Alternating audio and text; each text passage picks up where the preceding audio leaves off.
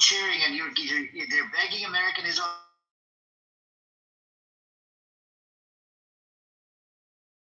to finish. Are you going to allow me to finish? Such an idiot, man. I can't believe this. You see all these people, and you see them as traitors, because these are traitors. These are supposed to be your Iranian brothers and sisters, but they're siding with the enemy to attack your country, which ended up killing about, let's say, God forbid, about 10,000 people. All right, and you lost your dad, like the leader of Iran was assassinated, whatever. And you lost your family members, the members that were assassinated as well with the leader of Iran. And now you survived, right? Basically after. Now my question to you, and you made the deal with America, with the enemy. Okay, no more sanctions. What would you do with these people? Would they be allowed back into Iran? These people that are cheering on and that are that want to Reza Pahlavi and all of these. It's just just give me a simple answer. 20 seconds, bro.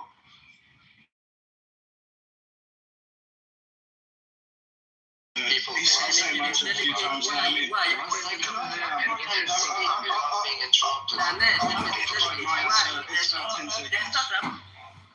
My answer is about 10 seconds, okay?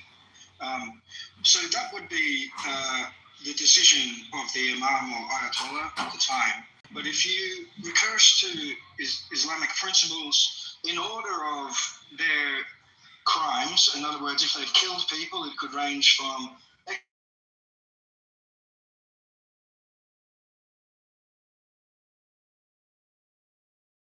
over in the United States, theoretically, well, technically they're already in a state of exile. Maybe their passports rescinded, they can't return to Iran. That, I would think, would be... What about the family, Precious? Well, if there's no killing, if the family, pursuing the family, I think would be... See, this is why this would be...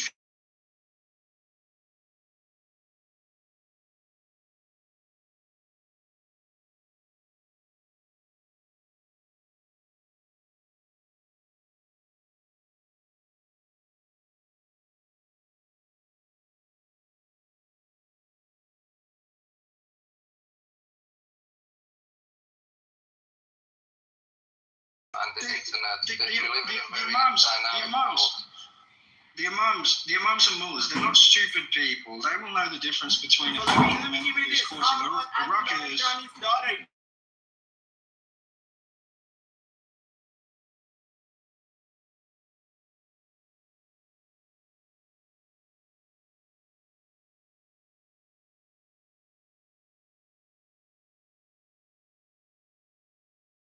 The Islamic scholars who will be making decisions. I mean, that's the way the Constitution is. Every single person that the parents or the dad were working at RGC, or somehow they were related with RGC, they followed them and they chased them, and then they got expelled from the university or schools. They got kicked out of their jobs. So if that's worked for them, how about this? I think. Am I even audible? Currently, it's very, just in colloquial discussions, we're talking about the IRGC as being the primary decision maker. Islamic Republic, the whole government, the whole entity. That's right. Sarai. That's right. Yeah, that's right. So it's not just an IRGC concern. Don't forget, the IRGC is the Revolutionary Guard.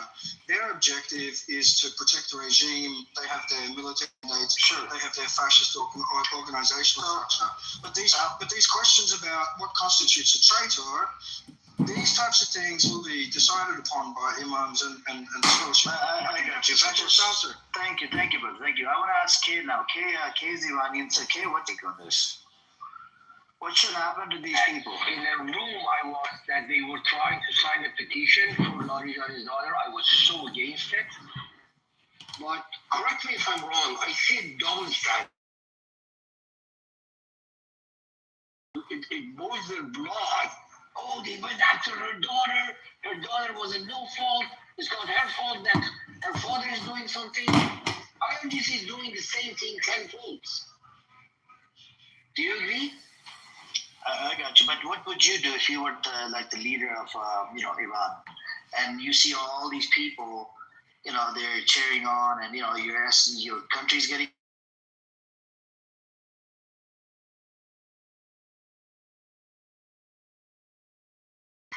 The same way that people here and in other rooms that cheer on is the IRGC. If the regime gets to be toppled, you are not at fault.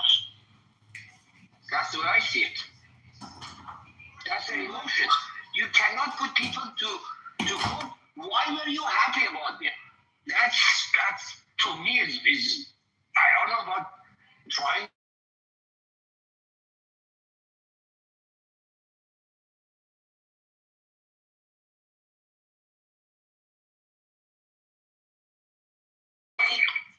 The same way that if the regime gets toppled, I don't think people who were verbally supporting IRGC should not be touched. There was this, who's this lady who won the Peace Nobel Prize? I forgot the name. That in case that the regime gets toppled, you're only dealing with people that have their hands in the bloodshed. Everybody else. Okay, you're not getting the point. You're not getting the point. So at this moment, the Islamic Republic of Iran is in power, correct? Yes. So it's actually a government of Iran, correct? Yes. Okay. Now it's a government of Iran. You're a government of Iran. Nothing, you lost people, you lost your family members, and you lost about 10,000 civilians, okay? Of Iran that just survived this attack by America and Israel, what would you do to these disgusting animals that were siding with the enemy to attack your country that ended up killing about 10,000 civilians? Okay, if they actively did something to help, they should be brought to justice. What if they just went life?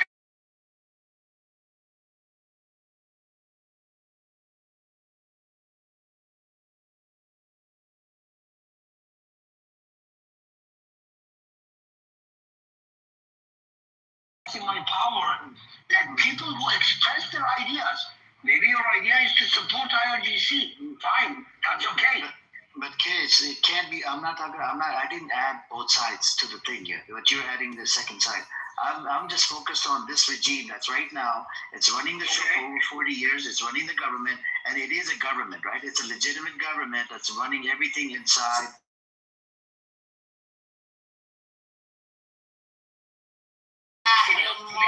It is legitimate. It is not even legitimate. Where does their legitimacy come from? Where does their legitimacy come from? Please, Everything is totally different in the West. like Hardy and Arash and Mo, I disagree with them. And in many cases, I don't think what you're saying makes sense, but you're expressing what they think. There is nothing wrong with that. Okay. All right. So I'm not focused on the other party. I want to give it to you people as well. Precious, hang on. Okay, can you hang on, Pallavi? You get a chance to speak. Just hang on. Yeah, go on. Okay. That's what I'm saying. That's the difference between people like me and them. It's a legitimate government, right? I'm No, focused on a legitimate. but people like Mo and Arash would love to kill me and have my kids grow up without a You cannot father. say, I want to kill you. Okay, hold on a second. You said people. Hold on, Arash. You said people who cheered should be executed. Execution is when you kill someone. Whoever is a traitor to country, look, any country around the world during the wartime, if they help the enemy, Hold on a second. Hold on. Where do you draw the line for the traitor? I don't know. To be I'm not executed. consistent. I'm not working at the Jewish shop. In your mind. Every In your mind. country around the world, if they work with the enemy during war and they traitors to the country, they're gonna get sentenced up to 10 years behind the bars. Arash, hold your horses. Don't get I emotional. don't have any horse. I'm asking you. I have. So hold on. If I go on and like every page that is so happy that Laurie Johnny got killed, and I'm so happy that her daughter got killed, am I a traitor? No.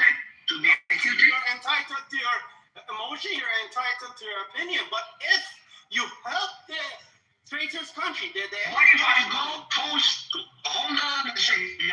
I want to see what if I go on Instagram and post and express my happiness for this? My daughter got killed. Am I a traitor? freedom of speech, you're entitled to your opinion. At what point do I become a traitor? What should I be doing to be called a traitor? When you're assisting in the killing. Sending letters to Congressman, listen, sending letters to What is the conclusion you're trying to draw? to bomb your country, and these are you take actions against your country, but only if you are presenting your opinion. You're entitled to your opinion. But if you are doing something and taking action against your country during war, you're a traitor to your country. That's the definition of Okay, alright. So do you condemn the fact that they said in Iran national TV that we are gonna seize your asset if you said anything in support of Israel and America? Do you condemn it? support is support defines supporting. Like I said, if you're selling information, if you're selling the whereabouts of the No. Listening? right now, as we are speaking in Bahrain, they're telling people up to 10 You're not listening. videos from the places.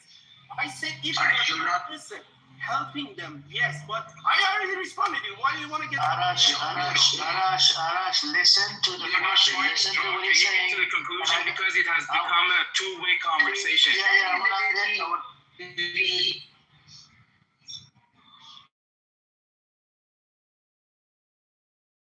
Wrap it up and quickly. So, Arash, they said it in national TV, if I remember it correctly. People who did anything. If I liked a video of Laurie Johnny getting killed, if I posted something on Instagram saying I'm so happy. If you like a video, if you go on YouTube, like So what did they say? on Instagram, What did they say? your property Arash. will never get taken from you. That's completely Okay, Arash, maybe I don't. Based on what you heard, under what conditions my assets get seized? Based on what they said on national TV.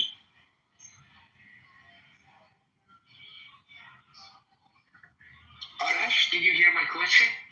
I think Arash is not with us. I think he left. Anyways, let's stay with.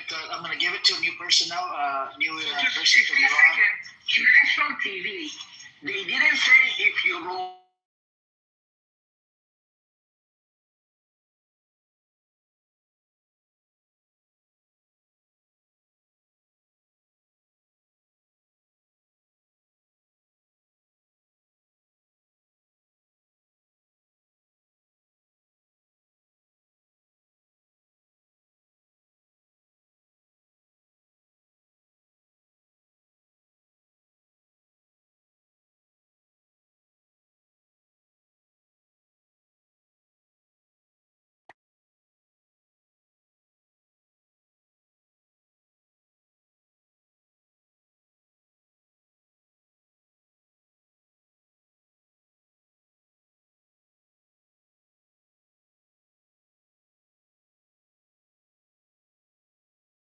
Say on national TV, that's my question. What I'm saying, if you're complicit and helping your enemy during war, sending the whereabouts of your top general, sending videos, or helping them in any way that attack your own country, you're a traitor, and you should be treated as a traitor, and they should sentence you and send you behind the bars.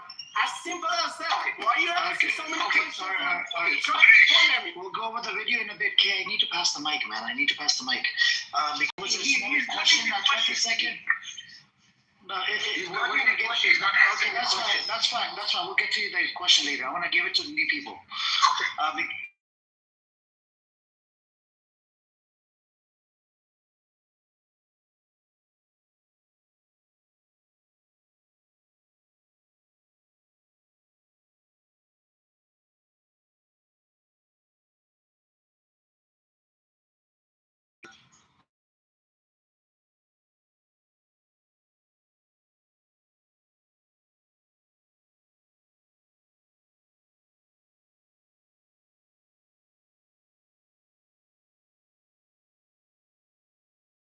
survives all these attacks by Israel and America, and you are the leader of Iran, okay?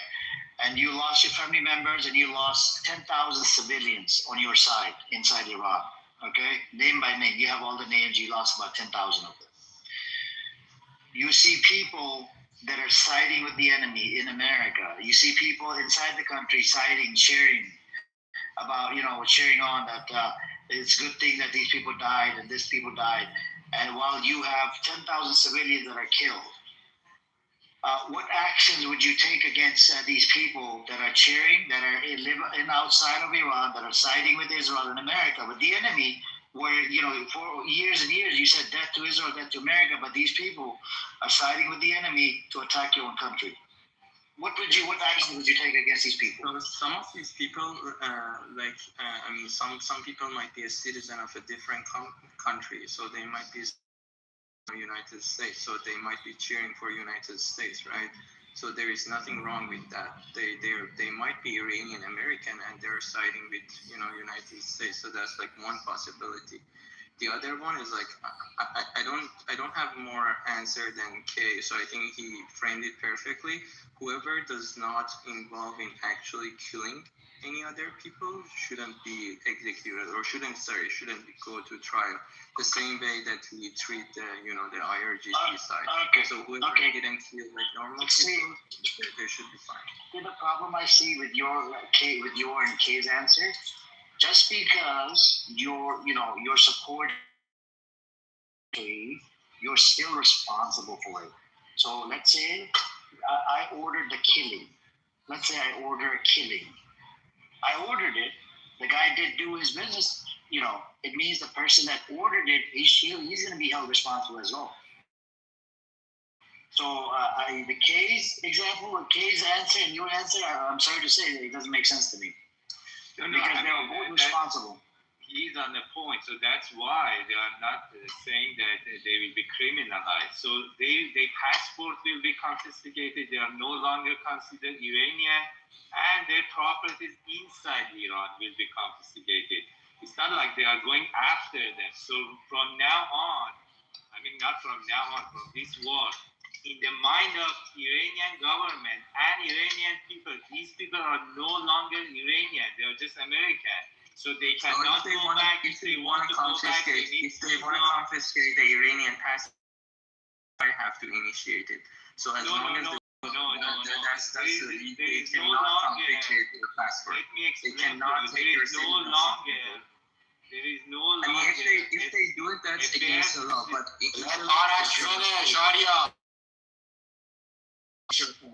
But he's saying wrong things. So he's let Arash finish, and then he can speak. The laws are changed. There is no longer bare right citizenship. Your citizenship is done. You are not Iranian. You cannot go back. It's finished. End of story. You only talk Farsi. You are not Iranian in the eye of Iranian. Done. Who is the Iranian? Like who is the Islamic Republic of Iran, and all Iranians are supporting me and there's no such a thing as taking. Okay, hold on a second. Hold on. You guys are gonna get into this fighting match. I'm trying to avoid all these fights right now. Yeah. So I'm gonna ask.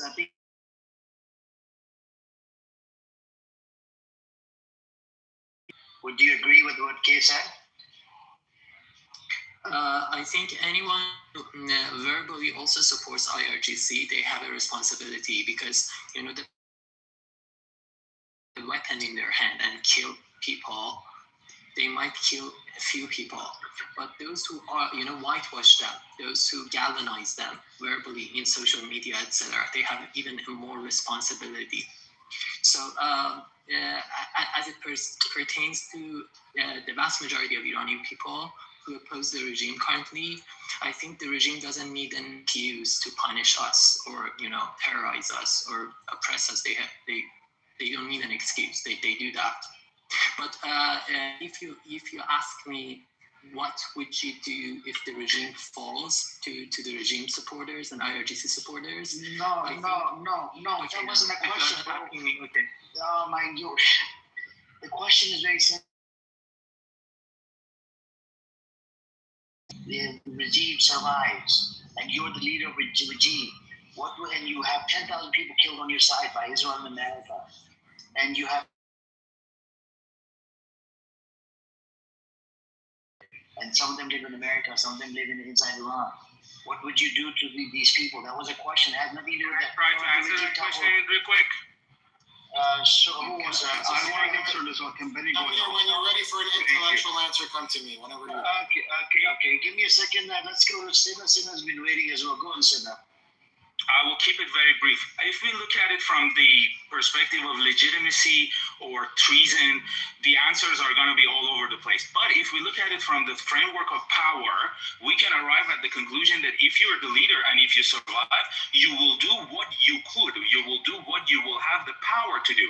And one of the most important things we're seeing is that Iranians, not only they're rising up because they wanted to displace the power that is being used without any restraint, but also the Americans and Israelis are looking at destroying the seats of power. The whole game has become who has the power to displace another power. If we look at Gulf countries, for example, they don't have the power to either kick the Americans out of their country. They also don't have the power to engage Iran militarily.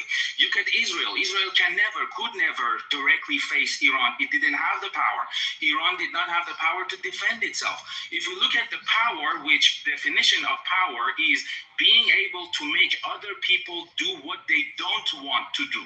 If we look at it that way, then we will see that Americans will do what they could in their power. Now, unfortunately, because there is no foresight, there is no plan, there has not been a defined goal, we don't know how America is going to appear. Israel is a nuclear power. We don't know how they're going to react. But that is the only thing I wanted to add. Let's look at it from the framework of power. Then it might make more sense. But I think, Sina, so I didn't get the answer, to be honest. So what's your opinion?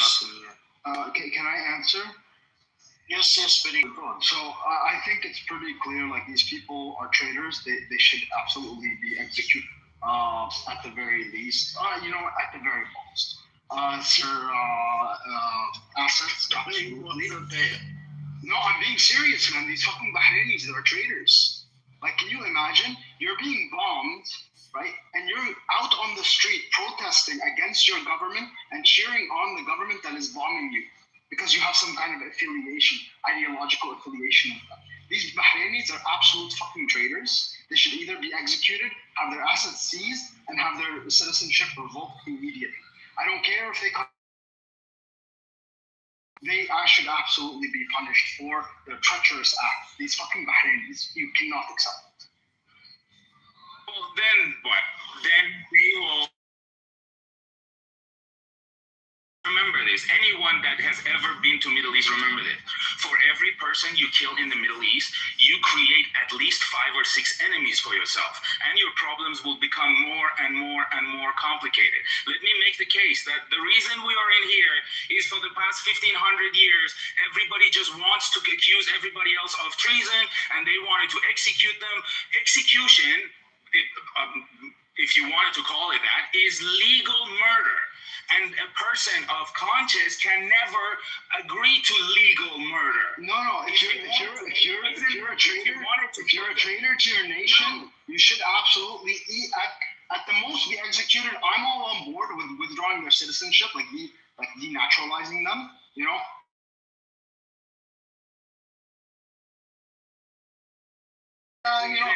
Disproportionately Shia Bahrainis are absolutely disloyal to their state, right? And it's very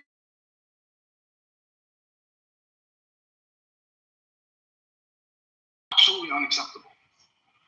Treason is a legal term. If we use it as an emotional or just a characteristic and just point at people and say this is treason, that is treason. Nobody is cheering on, the execution of traitors when the traitors are on their side. Guys, have some humanity. Dude, Sina, you don't understand. I'm trolling. You don't understand, Sina. I'm trolling. Oh. I'm putting the tables on the other side. I'm saying the Bahraini Shia that are out there cheering on the bombing of their nation are the exact equivalent those Iranians that are against the government out there cheering on the bombing of their citizens. I'm turning the tables to show you all that when you have decent, a modicum of empathy, you would not be advocating for the fucking execution of people who want to change their society for the better.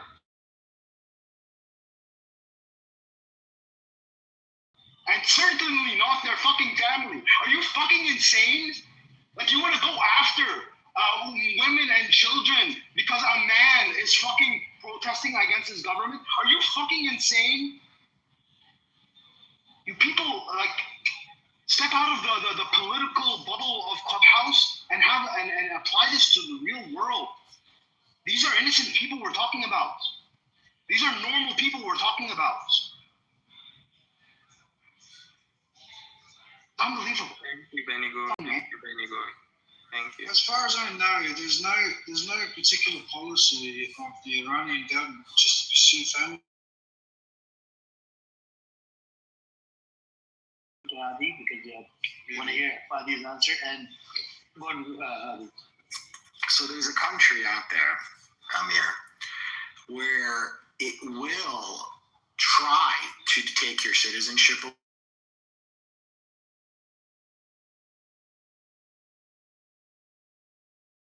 Try to kill you and make it look like a suicide. When you do this, not to the country that you're living in, but to a foreign country. Do you guys know which country that is?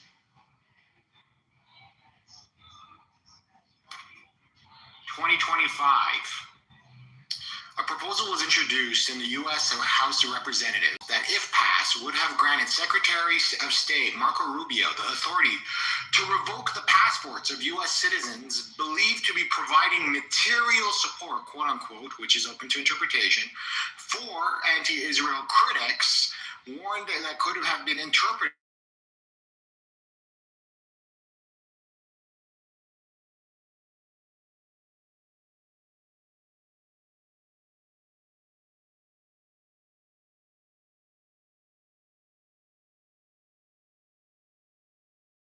that monitor your behavior just based on your level of hate.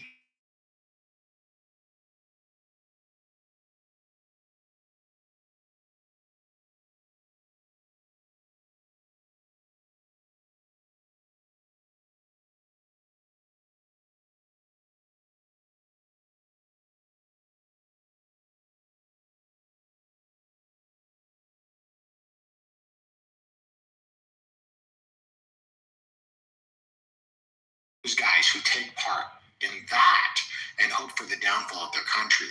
Now, let me put this differently. If Mohammad Reza Shah was still the Shah of Iran, and the same bastards that wanted to ruin his country, that have ruined several other countries in the Middle East, were trying to overthrow that Shah by bombing him, I would be on Mohammad Reza Shah's side. Not because I like the guy, not because he serves my needs.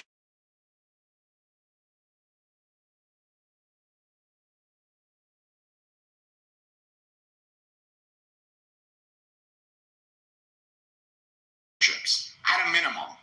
And that's Islam is an evidence-based system. Thank God we have an evidence-based system. Meaning if we can incriminate one of them with video footage of them dancing in LA with Israel flags, saying, woohoo, you killed our leader. If we can show Twitter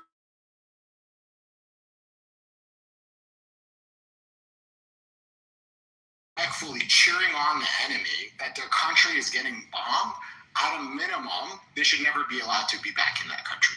And that's just loyalists. America was trying to do that for you criticizing Israel, not for you criticizing America.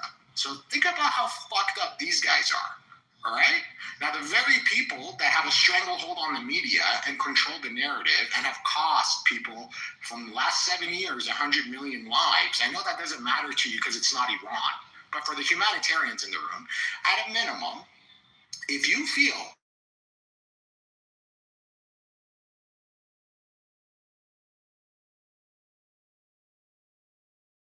it's your fucking country.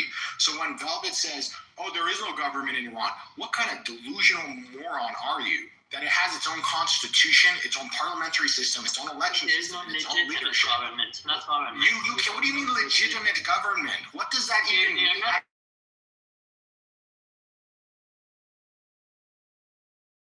Like, you are in a parallel reality to us, Velvet. You're not here.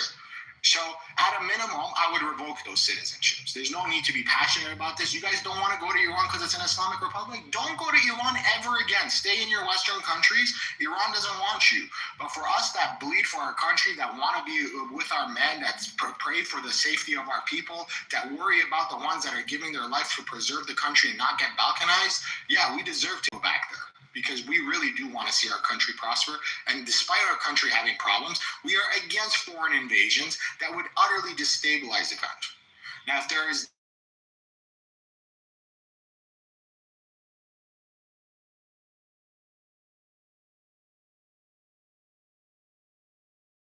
what we can do is then see the different degrees of punishment. If they're providing more than material support, if they're trying to give up locations for the $10 million reward they put out, if there's evidence of this level of treason, then of course.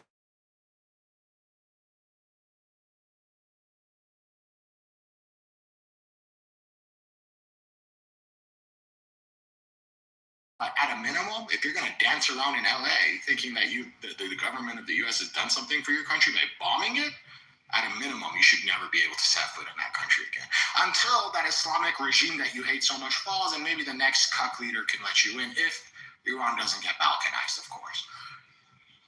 There's I heard also so one much point gibberish in my life. I love you, Hadi. Wallah, I love Thank you. you, Hadi. That Hadi beast. yeah. So Muslims do not believe in blood. Amazing That's a gibberish I've ever heard in my life. Okay, These these guys are like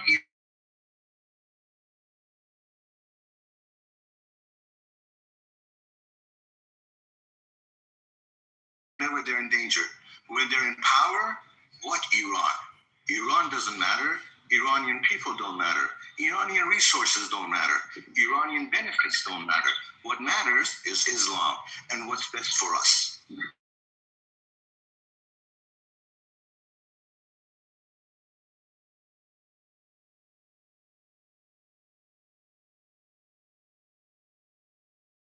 Its own.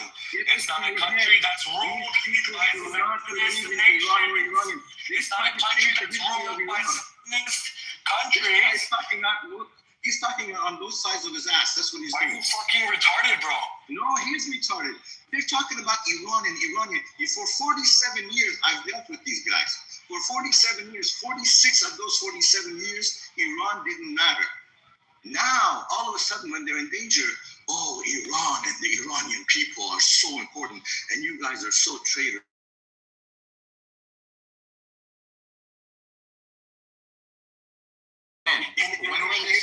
When were they supporters of the status quo? The Epstein quo. When were they supporters of that? Who's talking about Epstein? Yeah, I'm talking about Epstein. That's who is against us. When were they supporters of that? Look how quiet it is. Well, I love quietness. When did Iran support? What are you talking about, bro? You're saying that. I'm not talking about Epstein. Okay, fine. The status quo, America, you don't even know the truth. Fair enough. Do you The even status know what the quo. status When was quo Iran is? for it? Question very quickly. Hadi, just for the sake of argument, let's say Islamic Republic tomorrow decides to kill 10 million people in terror and kill them all. Good. And then you're against it. You're No, we're for. Actually, I don't understand. When did I say 10 million people in Tehran should be killed? Like, when I said at a minimum, the passports need to be revoked.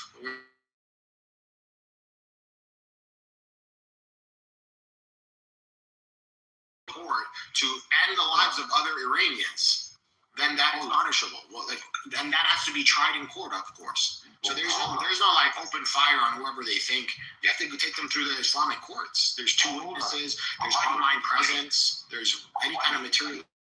Hadi, just for the sake of I'm argument. not. No, okay. You do the sake of argument shit to demoralize what I said. I stand by what I said. You don't have an answer, that's why. No, I do have an answer, but you're like, how do you grade Iran based on prosperity? I can grade Iran 100 based on prosperity, given that it's been functioning with one leg for the last 47 years. See, you're not letting me talk because you're cornered. I'm not. Okay, you're not intimidating, dude. None of your questions ever go on. Okay, So I'm not even going to. Okay, none of your questions ever lead anywhere. Like, you know that? Okay, hold on a It second. doesn't change anybody's mind. Like, it's just hypothetical. Running away and not answering. Okay, what if Israel killed all of Palestine? What do you want to do? I already think that you're a genocidal. Genocidal? Wow, what a claim. What a claim. Okay, hold on. I'm saying, at what point, if I go against my Go against your government, you're not a traitor. Are we good? No, I said there's different degrees of being a traitor. Okay, I said that right off the bat. At a minimum, if someone is cheering on a foreign invasion, that means they don't want to be part of the Islamic Republic on their passport, right? Their passport has the Islamic Republic of Iran on it. You don't want that? Don't go back. That's it. You're clearly a member of the Zionist entity. I mean, this is. You're saying K is, right? Well, yeah, I mean, this is his position. It's been this way. I have a question, though. And this question is to everybody. Maybe you can all take turns answering it. But I want Amir to start, if possible, answering this. Authority over a country, like in an ideal government framework, with Islamic authority, doesn't matter which country. It could be the United States. It could be any country around the world. Does he agree with the idea of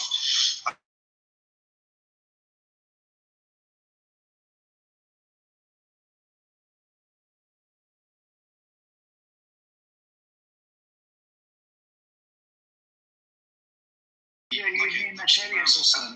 The Sharia system. Look, I'm for the Sharia system, but at the same time, we don't have a just leader. You can go any part of the world.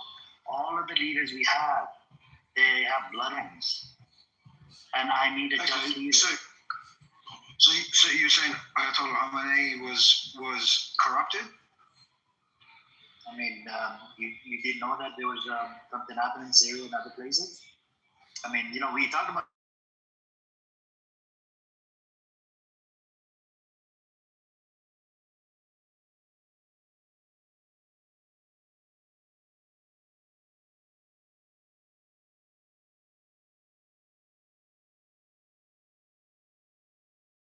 Okay. See, to some degree, I agree with this. For instance, Saddam Hussein, I don't think he was a good Islamic leader.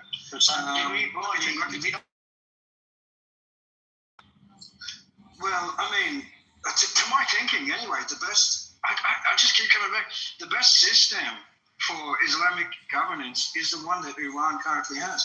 If this gets destroyed, it's the best foot forward in the entire Islamic world. It's the best organizational structure in the entire Islamic world. They have the authority of the Imam scholarship, deciding what is and what is not in accordance with Quran in terms of government policy. I'm just asking, do you agree with this structure? Do you agree with it being taken down? Do you agree? Are you talking about theory or you're talking about practicality? Do you agree with Wilayat al-Faqih?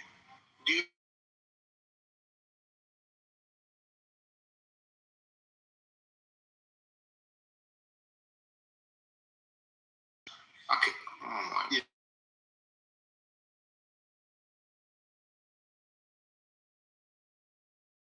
Sunni stuff into it, but do you agree that Sunni countries thus far, they seem to really like Western money, and they put these principles before Quranic principles in their government structure? Saudi Arabia constitution is literally the Quran Kareem. Yikes. Hold on a second. But I don't know the shit that they're doing in Saudi Arabia. I don't agree with it. Let's say it goes against Islam. Oh yeah, I mean, what's your solution? This is why I told you guys. This is why I'm telling you, everybody. that we don't have a just leader. You can make any type of argument in whichever shape or form. We don't have a just leader. If we had a just leader, then we can have that, the Sharia system. No, I think we're not talking about the leader. We're talking about the system itself, right? Yeah, we're talking about the system itself. But what charges would you like? Okay, here's a question for Amir. What if you were gonna trial? Let's supposing he was still alive. What charges would you bring against him? I'll let the people decide, the victims decide, the families decide. Because according to the Sharia, it's up to the families. You would leave it to popularism and groupthink. It's up to the family. It's up to the family victims, and just like in Saudi Arabia, it's up to the families. A Sharia system is all about. There's no prison term according to Sharia. That's why Okay. Hang on a second. I'll try to describe this another way. Supposing you go into any country in the world and you pick out some prisoners from prison. Let's say rapists, murderers, and things like this, and then you let their families decide what they should do with the government. Let the families of the criminals decide what to do with the government. Is this your suggestion? We need talking about, man. Seriously, let's get new voices in here. I want to hop the mic. I want other voices in here. But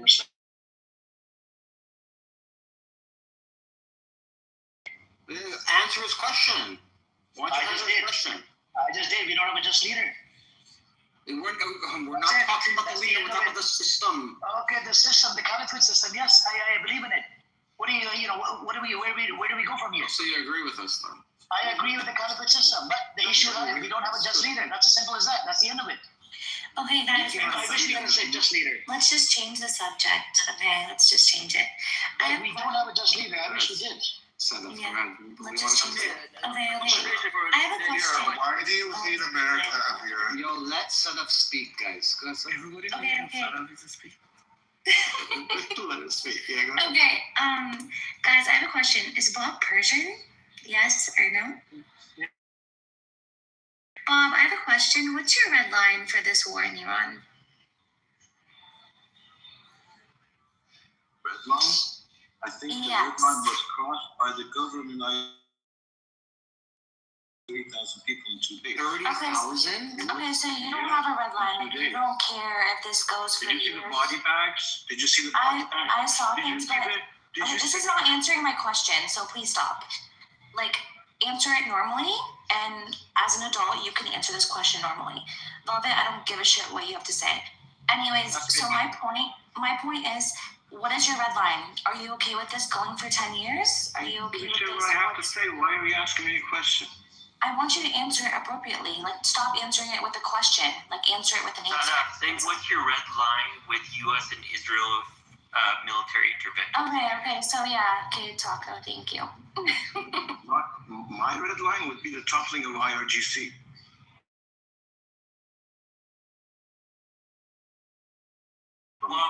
Bob, let me give you an example. I think what she's trying to ask you is, like, if Israel nuked terror, make an omelet.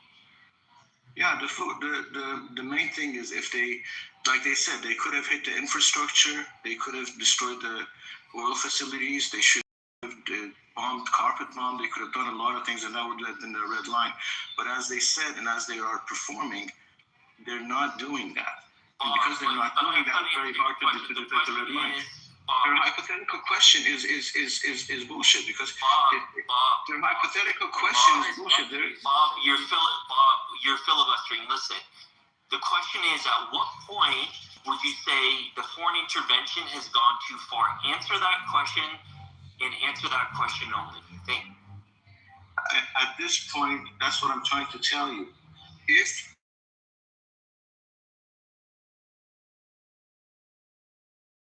bombed Mashhad and 100,000 people died, and they had to pull out.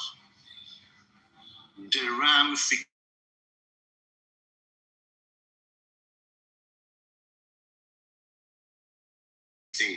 to Iran and the Iranian people that it's extremely difficult to put a red line on. He is answering. He's answering. He's How saying many? more than 100,000.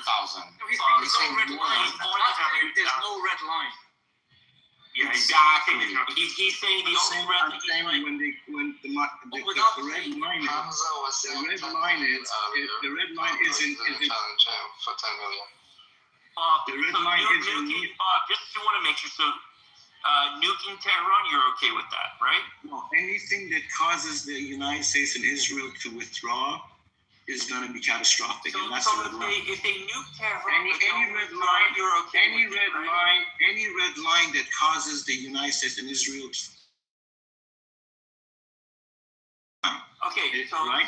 so let me, okay, so then if But for me, withdrawn, Jesus motherfucking Christ, shut the fuck up and let me talk to Bob. So Bob, respectfully, so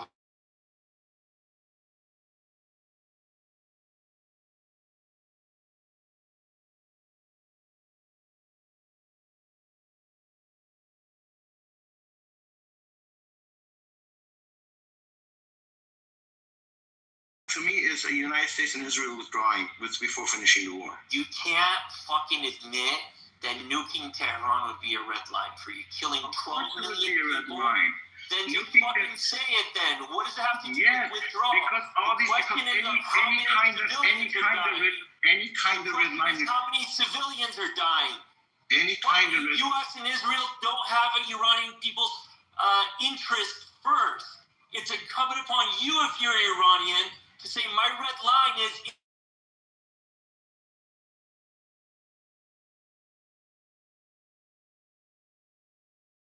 from the country. That's a different question.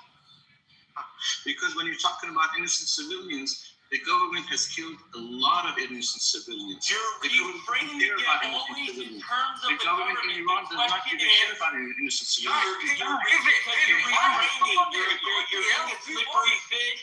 You want to get out of the question.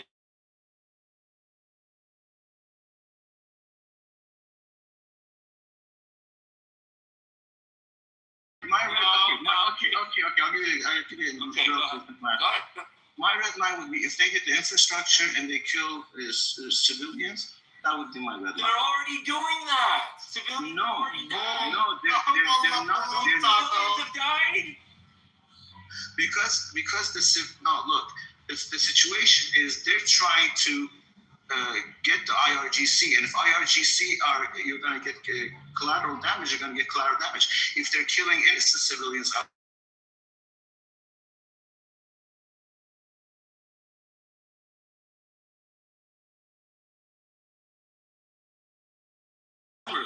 Let's ask him this question. Hold on a second. Let's ask him this question. In relation to the civilians, what about the school that was bombed? Do you condemn America for it, Bob? I do condemn America, but I do not think that's a red line. It's an unfortunate event, but I don't think it's a red line because here you go.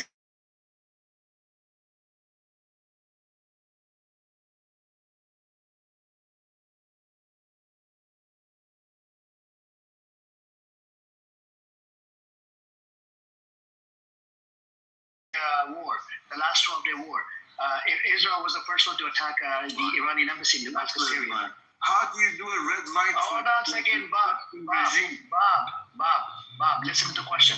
The first attack that happened was an Iranian embassy in Damascus, Syria.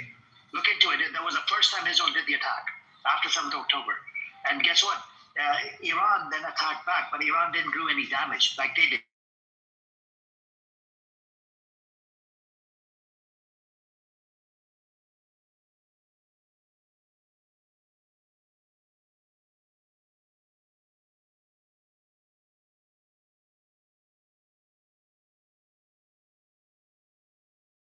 The war. Fine. Hold on a second. Hold on, Bob. How many people were killed? About 1,000 and some change. There was about 30 children. You justify the children that were killed? No, I do not. I do not justify Gaza. Okay, I do not justify Syria. I do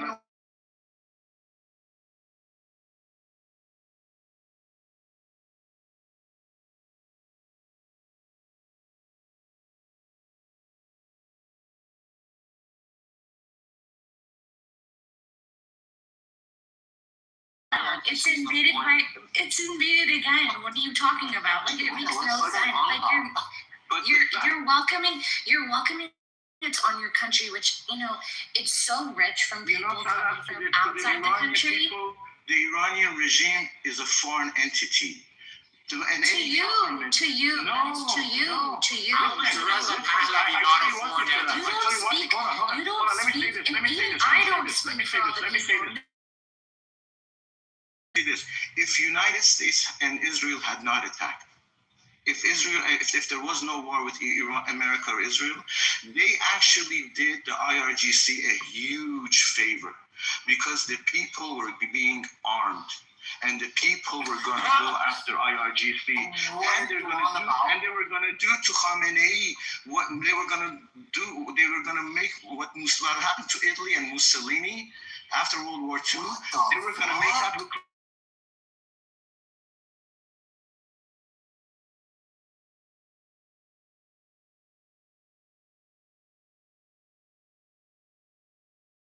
Sense. Like, come on now. Because to you, it's not a foreign entity. To the Iranian people, it is a foreign entity. You just don't understand because you haven't lived under them. Rescue operation. Under them for a month as a woman, and somebody comes in machete and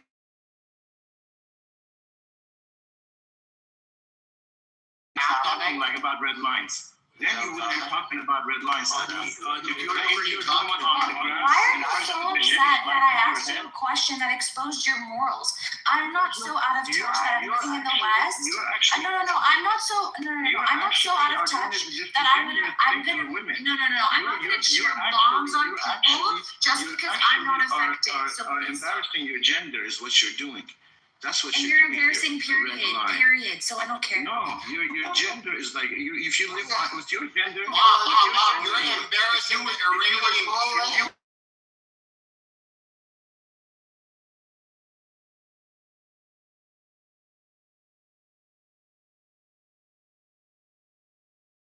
Virgin before being executed, you wouldn't be talking to me about red lines to that. I think you're embarrassing all men with your soy boy fucking commentary, bro. Yeah, Bob, exactly. Bob, the thing is, look, when you actually tell another entity, right? Hold on a second, Bob, calm down. I agree. Many women who have their eyes taken out. You know how I told you. We're not talking about you. You know how women have their eyes shut up? You know how Bob, stop using emotional argument. Stop using emotional argument. Can you stop coming off the mic? I'll move it down. I don't care. If you guys shut up, I'll move it down. Okay, she has no clue what the fuck she's talking about. Red line. Provide that. Can you mute up?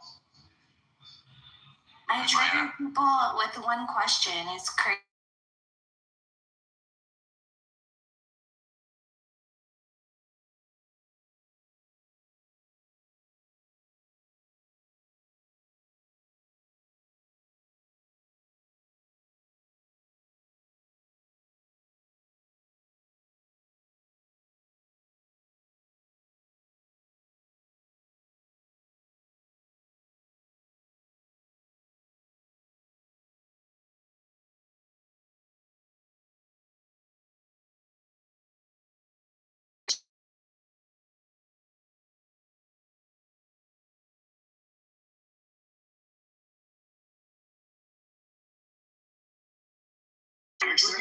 Amir. You know, she was living there and studied. I'm gonna have to move it down, okay? No, bring them up. That's what we're discussing. Bob, if you're asking America to do the attack on your nation, that entails you are going to justify the killing of innocent children, innocent people that are going to die. All those people in Munich, all those people in Toronto, all those people in all those people marching for somebody to help the Iranian people. What is that bad? Is that treacherous? I'm talking about the the attack and the civilians that are good. I'm talking about if the people in Munich and Toronto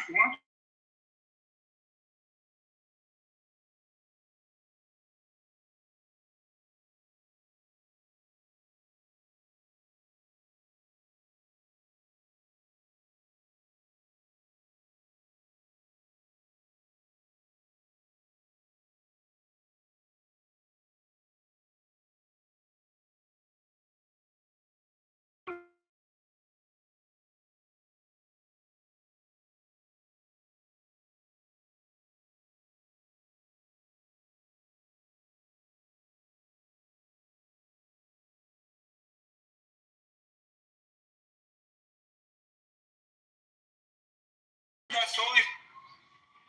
I don't support what happened in Gaza, but your hatred towards Israel should not blind you to the Your hatred towards Iran shouldn't blind you from what's happening. It's completely negating the idea of the Iranian people, and that's what's bothering you.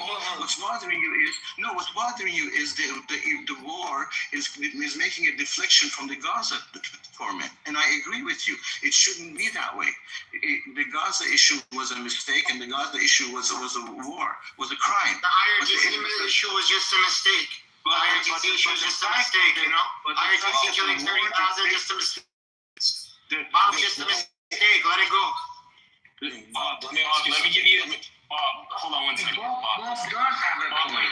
One second. I know Bob does have a point, but Bob, listen. You said don't let the hatred for Israel blind you to see that they're helping the Iranian people because they don't have another choice, right? What I'm trying to tell you is don't let your hatred for the IRGC allow someone who just genocided a whole other group of people that you believe in think now they're going to somehow come and fucking save us. They're not. They see us as fucking goy. They see us as goy. I just want them to take away the regime. That's all I want. And you think that's going to happen with an aerial attack? And you think that's going to happen with an aerial attack? You're okay. Well, you know how they're going to do it. No, that it's not. Bob, are you okay with that happening? Israel balkanizes us, they'll be just happy. Do you understand, Bob? Israel balkanizes us, they'll be just happy. Iran falls into failed nation, they'll be just happy because they're.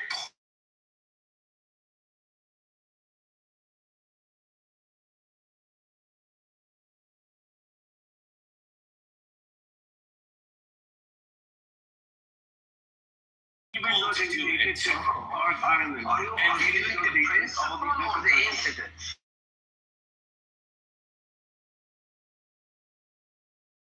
I'm saying if a surgeon just fucking had 20 failed surgeries, I'm not going to try to do surgery on my people. Sure, I see your point. But if people in Syria ask NATO for foreign intervention with armed forces, would you call them traitors? I'm sorry, you're cutting out for me. Are you talking to me or are you talking to Bob? Okay. No, are you talking to me or Bob? Okay, go ahead. Okay, if people in Syria, after 500,000 of their people were killed by Bashar al-Assad, they asked NATO for foreign intervention with armed forces to remove Assad, would you call them traitors? Okay, I will tell you this. I don't know that. No, listen, I'm giving you. The reason 500,000 people lost their lives is because of foreign intervention. What do you want about? No, hold on. And I'm going to ask you.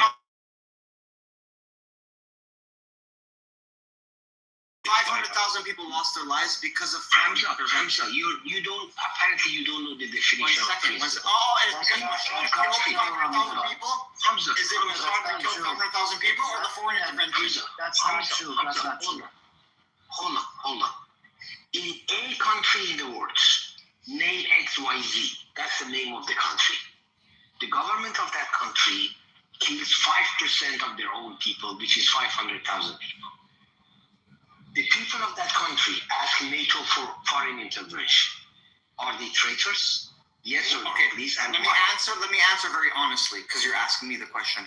In your example, no. Okay, in your example, no, it wouldn't be a traitor because they're. You said killed 5%, which is 500,000 people. Is that the case with Syria? Hold on. No, it is not. So good. So then, you're equivocating. One second, dog. You're equivocating wrong things. Then you call me dog. 500. Let me finish my statement. You call me dog? I didn't say dog. I'm westernized. I mean dog, like my friend. Don't take offense, cat. D-A-W-G. Yeah, D-A-W-G.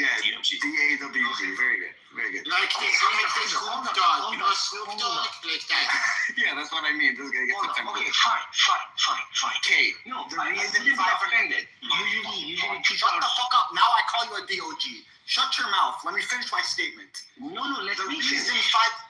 If you want me to continue. Shut the fuck up if you don't mind. Hold on. No. I'm saying, how's that country that killed 500,000 of people. I disagree with your first premise.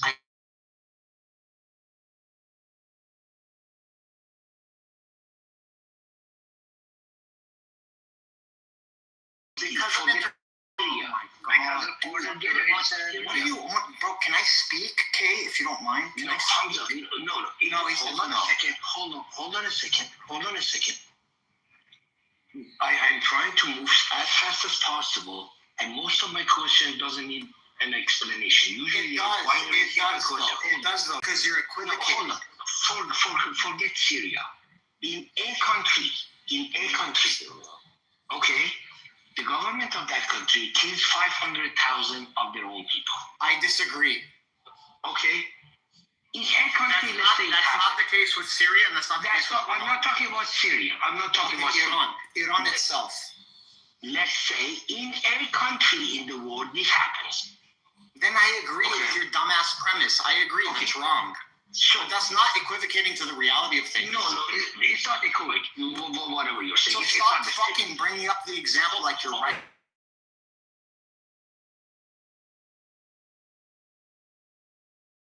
Like your equivocation. If a dictator kills 500,000 people, is that wrong? Yeah, it's wrong, but that's not what we're talking about.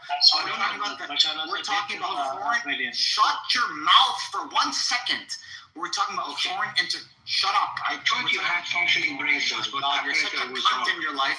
Well, you're a cunt for interrupting me. Yeah, they had harmony. Shut the fuck up. Okay, let him respond, and then you can respond. Thank you. Finally, fucking Amir, the best one is too brief. He keeps interrupting. Okay, go on. Who, me or him? I don't know, because the cunt keeps interrupting. Fine. You stop equivocating. Stop giving me this false example. A dictator kills 500,000 people. Is that wrong? Obviously wrong. But we're not talking about that. We're talking about foreign intervention. CIA agents come into these protests and they kill 700 officials, policemen.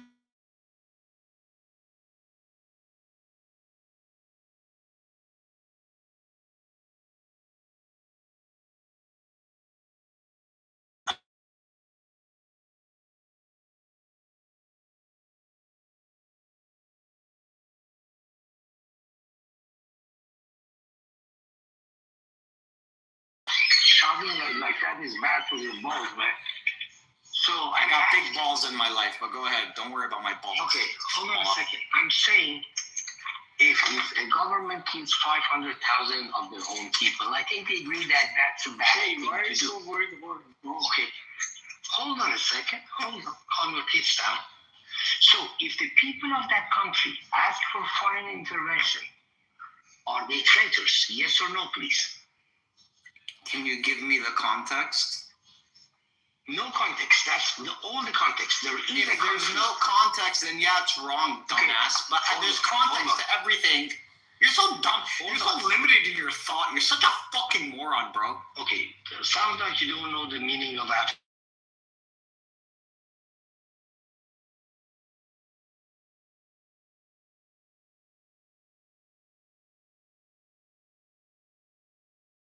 People right 500,000 of their own people. I agree. Very good.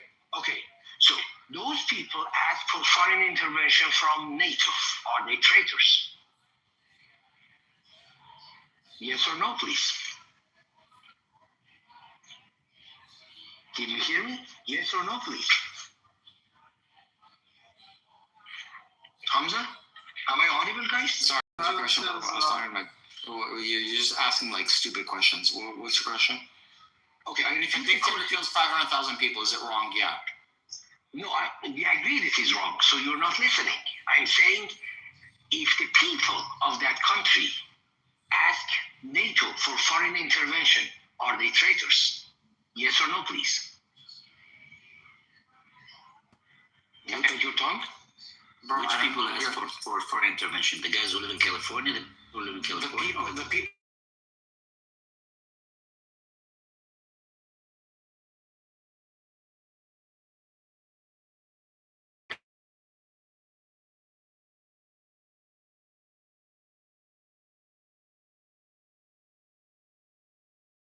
Thousands of people. Okay, if that dictator kills 50,000 of people, then what? Even then, they're still right. They're still right. So what's your point? Okay. If it is proven that the IRGC did that, if it is proven beyond reasonable that IRGC killed 50,000 of Iranians, and Iranians asked for foreign intervention. Watch how I boom. Watch how I boom. Now give me the fucking evidence. Bro, but it's not fucking No, stop. That's the problem. No, stop. I'm not proving. Give me the fucking evidence. Hamza. No, stop talking. Stop. Now I understand your It's point. the exact opposite of your brain. No, hold on. Okay. Now, hold on. Okay, you keep talking. When you're not talking, let me speak. Hamza, I said, assuming it is proven. Assumption is true, then yes. Okay, that's it. So if tomorrow. Hold on. Are you equivocating to the reality that the assumption is true? Okay, so that's my point. Look how I fucking boom on this Hamar. Give me the evidence. 50,000. Stop. Why does he go? And no moderator wants to kick in. The guy keeps interrupting me. And he's interrupting me right now. Stop interrupting. I think I made my point. Okay, I won't curse. Because you don't have respect, Hamza. You're crashing out like a little child. I cried that I don't know if you know that. You're such a rude Wallahi, I interrupt. Okay, wallahi, I crash out. But don't interrupt me. He's not interrupting me, by the way. Just to let you guys know. He's still interrupting me. He's interrupting. Let's have some order in the room. Hamza, go and speak. I know.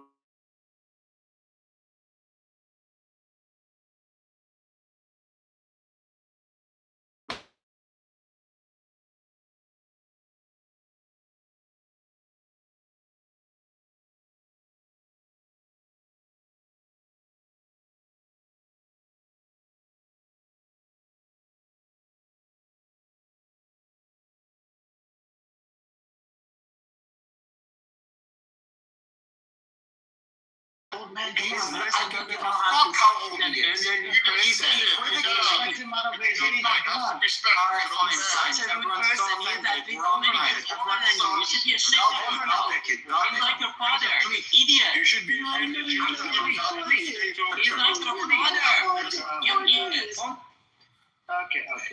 So everybody was saying, you know, Less than 30 seconds ago, hold on. 30 seconds ago, everybody heard him that he said, I'm not going to curse if he doesn't interrupt me. I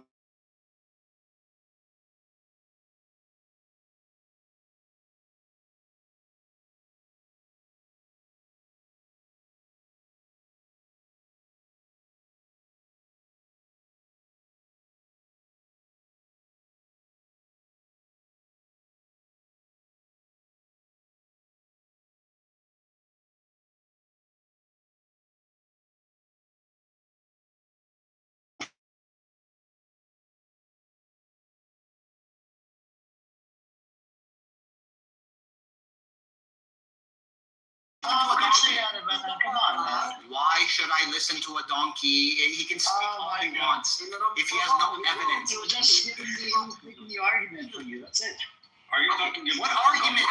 His argument is contingent on the evidence. He said 50,000. This is not your room. This is Amir's room. So Amir decides. Okay? Yeah, suck his dick more. Suck his dick more. Suck his dick more. Oh my God, Hamza, I will have to move you down, bro. You crashed out really badly. Go drink some water. I know you're hungry, you're thirsty. Are you still fasting? Did you break your fast?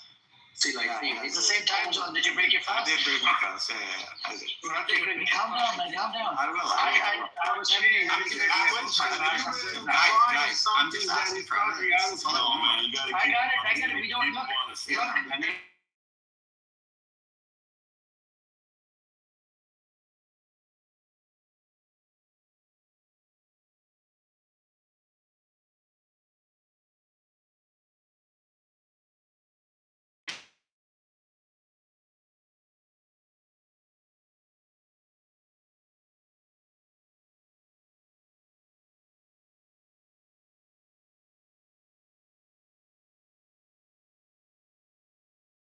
when beyond reasonable doubt. Fair enough. Has it been proven? Okay, I'm not saying Not yet. if. Not yet. If The possibility is there, but we haven't. We're sure. Yeah, but he's using the term if. That's it. He's saying that if. Okay.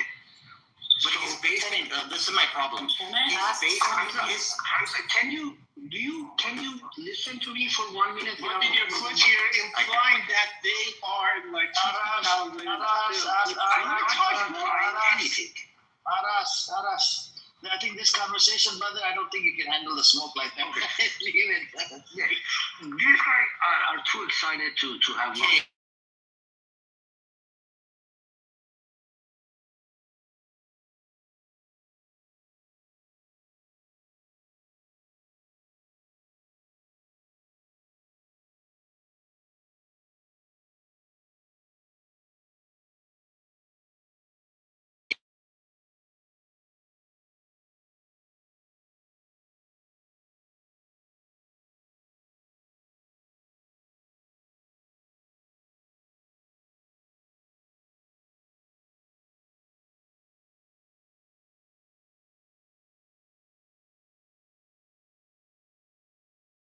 Usually this is the sign I use. When you challenge people with a question and they are cornered and they have nothing to say, they resort to cursing.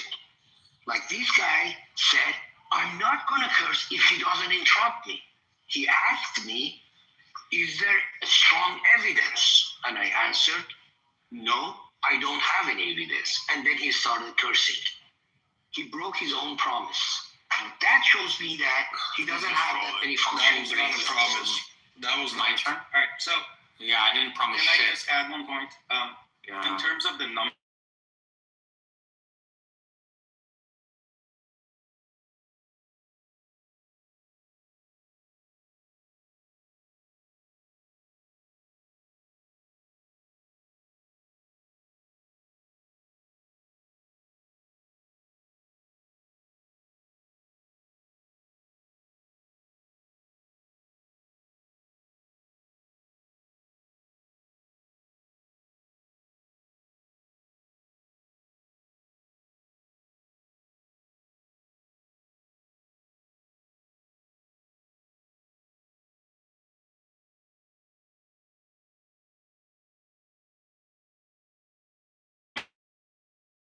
That you gave me 50,000 were unalived or were killed. Yet you don't have evidence for that. How am I supposed to deal with UK? What am I supposed to do? You tell me. Come for me, so I let you talk to other people. Amir has heard me. You see what I mean? You see what I mean? How am I supposed to deal with him, Amir? There are He's evidences literally a that they donkey. opened fire. Hold on a second. And they mentioned Amir on this stage has heard me that I challenged people who brought numbers like 50,000, 40,000, right, Amir? So it's not my problem that your brain is too small. You're not even addressing what I said. You're literally not even addressing what I said. Okay, can I ask you the same question? Can I ask you guys a question? Wait, can I ask you? Who was it? I think everyone's been waiting for the hold on a second. Iran, the moment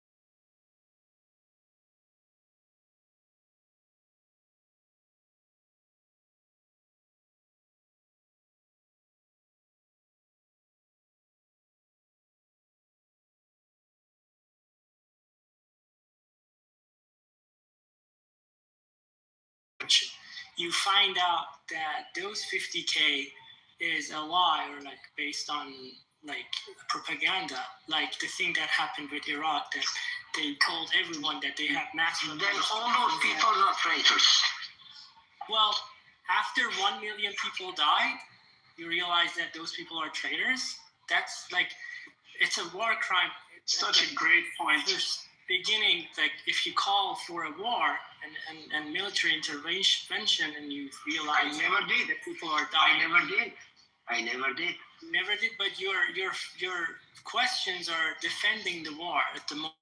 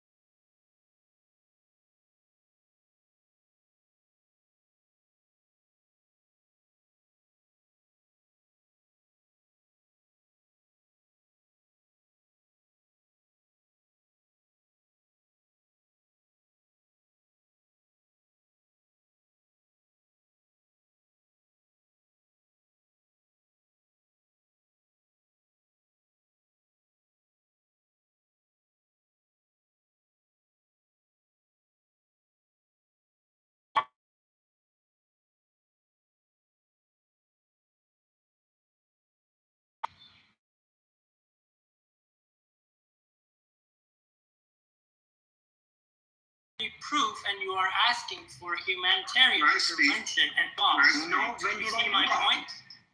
No, I don't see your point. I'm saying Then your if logic, it is then true your when logic is crippled. Okay, you okay, have to fix your logic. you're entitled to your opinion.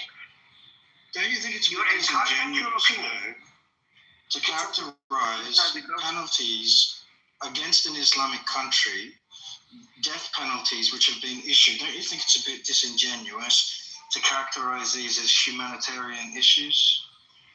Like, if death penalty is the law of the land and death penalty is what certain people...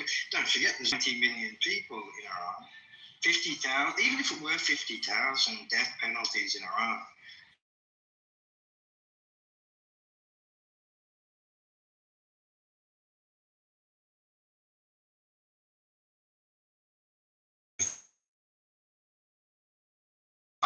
remember, in 2025, it's 1900. Amir, what the fuck is 1900. 1900. Is it the zoo or is it 1900 the huh? Hold on a second. right? Hold on a second. Hold on. Vashi's your brother. It was on Sayyid's turn. Arrow, were you done talking about the what you were talking about? Islamir, I've been waiting here 2 hours of. Sadiq, I'm gonna give you the turn as well. After, after, hold on a second. After Sayyid, it's gonna be on you. of me? Yes, I'm gonna. Okay. So Arrow, are you done?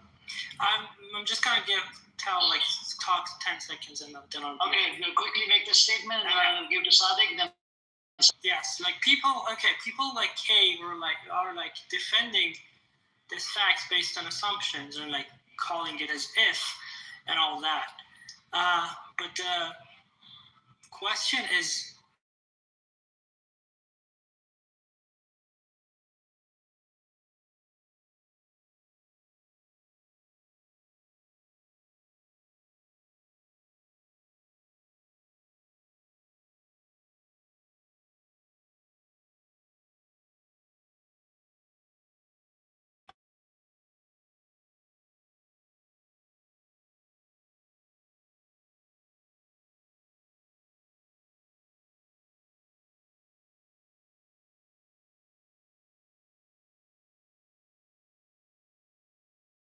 Questioning the narrative. Yeah, he was questioning the narrative. That's about it. Sadiq, go on. It's on you. Sadiq. I've just got a small comment. Isn't it interesting how some people are just focused on winning the argument and not understanding the problem? It just because in this conflict like this, the conflict is not just trying to win, is it? It's to understand what the war is going to bring to the people, what's happening in here. You support the war in the country? Well, nobody's supposed to.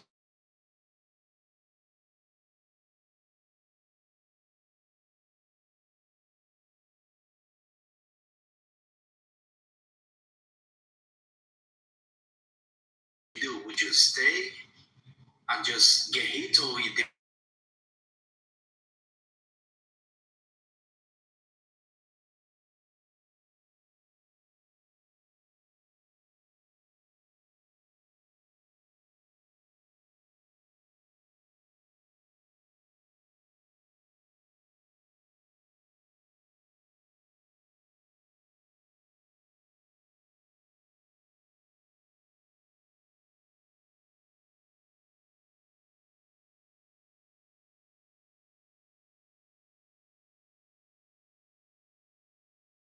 that's what the media say, propaganda say.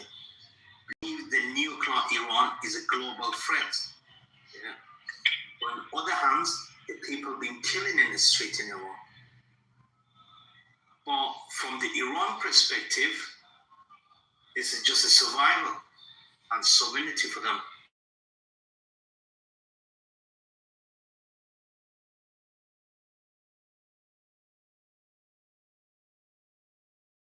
To multiple countries around them and everybody being affected.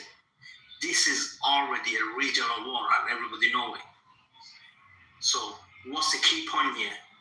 Both sides powerful, we know that, but they fight different. US use expensive high tech, everybody knows, so it's gonna cost them. What the Iran use cheaper drones, asymmetric tactics, everybody.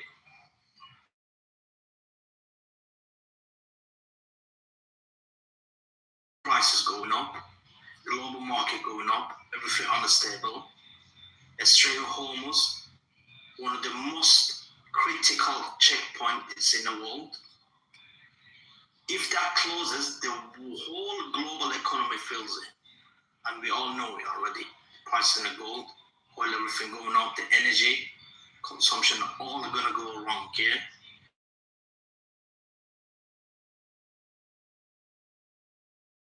Human cost, which is happening now. Civilians already dying, including children. All the infrastructures, like hospital, the schools been hit. This is not just a strategy, this is tragedy. So ask yourself, what is the end goal? Is the regime change? Is it difference?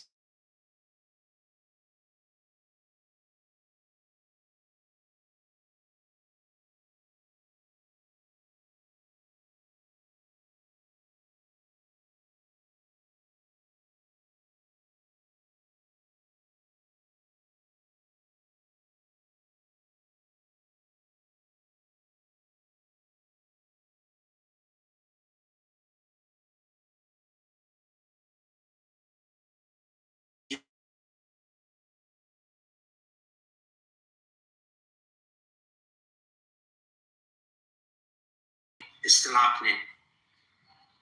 So what's going to happen? This is going to increase the risk of a much bigger war, and it's still happening. It's going to possibly involve in many countries. We all know, we don't know. So what's the dangerous part? Escalation. One mistake, one wrong strike can change everything and explode. We've already seen accidental death, miscalculation, right? So, real question again. It's not who is winning. The real question, who can control this escalation?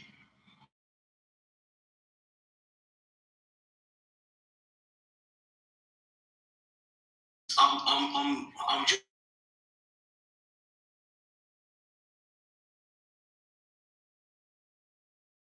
analyzing so far, that's what I'm thinking. The real question is who can control the escalation. In the modern war, we know it. In the modern war these days, the cost is global, economic, political, human. Yeah, this war shows fragile global stability. Really is. Now it's happening. Nobody can control it, can they? One region can affect the entire world. Okay?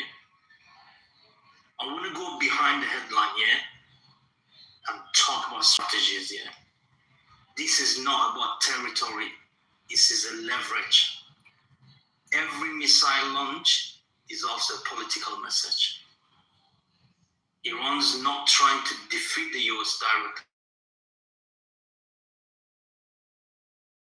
It's expensive to continue. Classic strategy. US and Israel, what they want to limit the capabilities of Iran, not necessarily to destroy the country, but weaken. We all know they want to get access. They want to have all the surveillance of the AI, the future. They want to have the natural resources. They want to get in a place, in a land, they can get 24/7 of the sun and using all the natural resources in there. They can't do it in Europe. They can't do it anywhere else. It's already so expensive in America and other places. Now, think about this. Wars today, not just physical, is it? They're using all these cyber attacks. They are digital. They having war economy.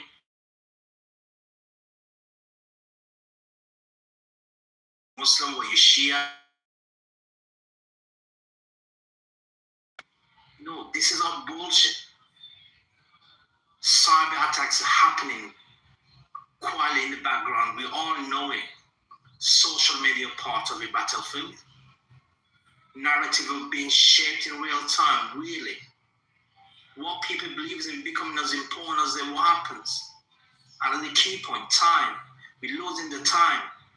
We're having argument in here. We don't understand each other. We're just trying to win the argument. We're just not listening to each other. We're just having our own opinion, narrow-minded. We're just thinking, okay, if I win that argument, I just feel better. That's your ego. Just see what's good for the people. Just see if the guy's supporting somebody doesn't mean that he actually mean it, because we change the mind. We might support someone today, but we change our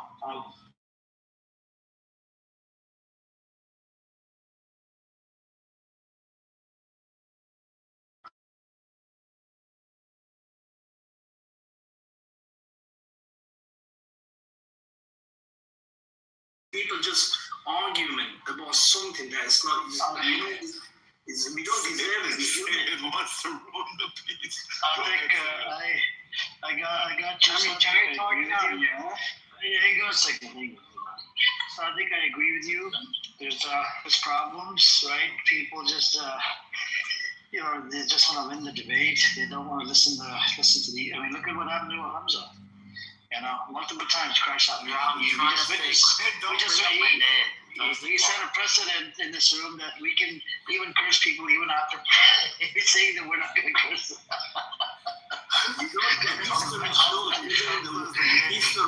The history shows even the worst conflict comes to the negotiation. Even the worst conflict in the world, it still comes to negotiation.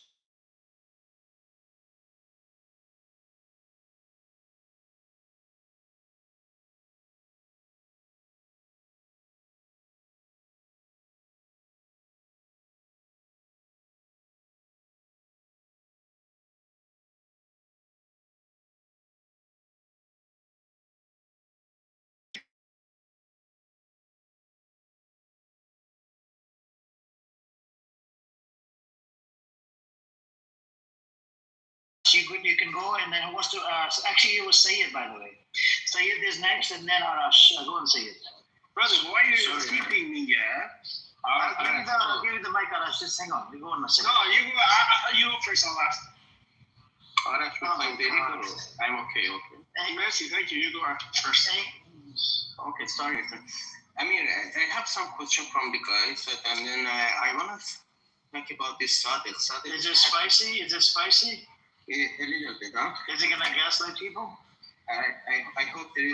Make sure you trigger people in here, okay? Make sure. Don't worry about it. I'm gonna do it. So the Sadek had the question about who can control the escalation of the war, right? So the answer is who can control the Hormuz Strait.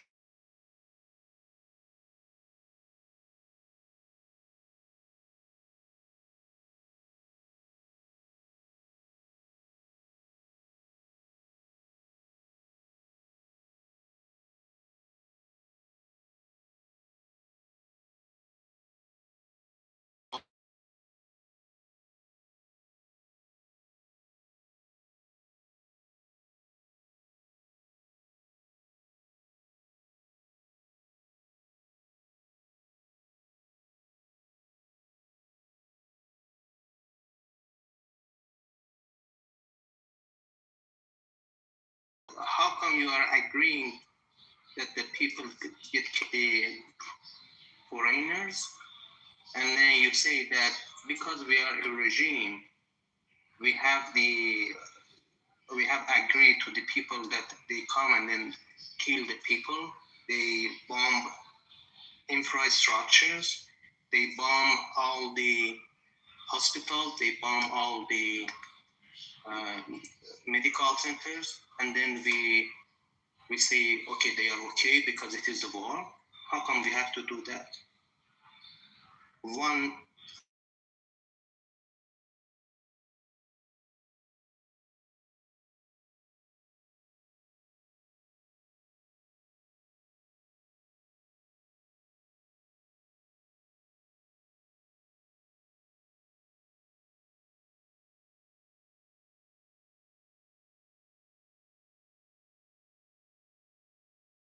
initiate, there is no turning back. Because what's going to happen is if you turn back, the blood that's going to be running within Iran is going to be tremendous. So I agree, the killing of civilians is wrong and there should be a red line, but I really, really, really don't know what we mean by the red line, because the ramifications of a withdrawal by the United States and Israel would be detrimental to the Iranian people. So it's very difficult to answer that question. It's a no-win question, really. Oh, I have one question from the Iranian peoples or the other guys. I was in the street that days. It was some people from the other. They take in the Iranian government. They say that they are terrorists. It was fire.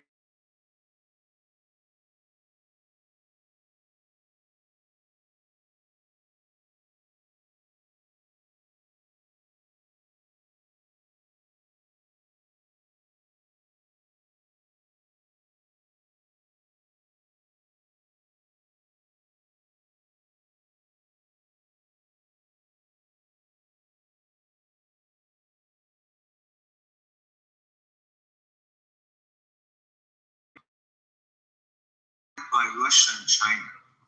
Those are not Iranian, those are foreign entities. It is extremely difficult for Iranians to fight the IRGC when they're supported by Russia and China. And in terms of, this goes to Sadiq's narrative too, the Supreme Court turned down the tariffs, which meant that the United States and China have reached an agreement. And then the United States has turned the sanctions from the Russian oil as well. So that means they reached an agreement with Russia as well. Iranian people could not do that. So this is very important what's happening behind the scenes. So you think they are from the Russia and China? I think the United States has reached an agreement with Russia and China, particularly because the Supreme Court turned to Iran. I'm sorry? Do you remember the revolution? What about it? Who brought these guys to Iran, and then after that mullahs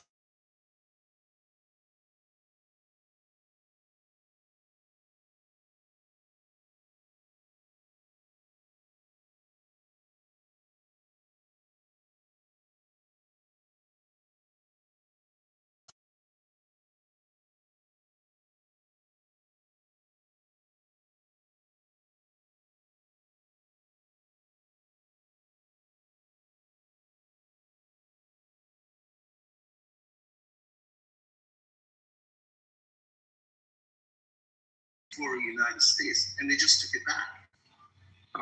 So now you are agreed to get occupied with the USA and then Israel, right? Yeah, at least with them, the economy was good. That's what the Iranian people say. At least there was a future. With these Don't talk on behalf of me. I'm Iranian. I never said that. Wait. Well, you have a Mercedes. You don't matter. And then to get that. Last question. And then to get that kind of the merciful, you think they should kill the people? Because you want to kill the people. There's no choice. I'm saying there's no choice. What choice do they have?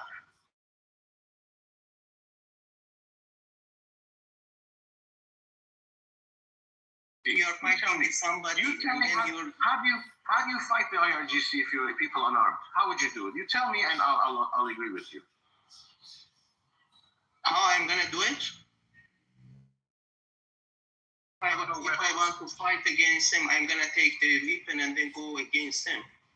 I should do man by man. I should do one-on-one, not asking the friend. So hang on a second. Can we do a 2-second commercial break? Can we all get together and say meow? Can we say it really quick? Meow. Or continue saying it. Thank you so much. On the pancake.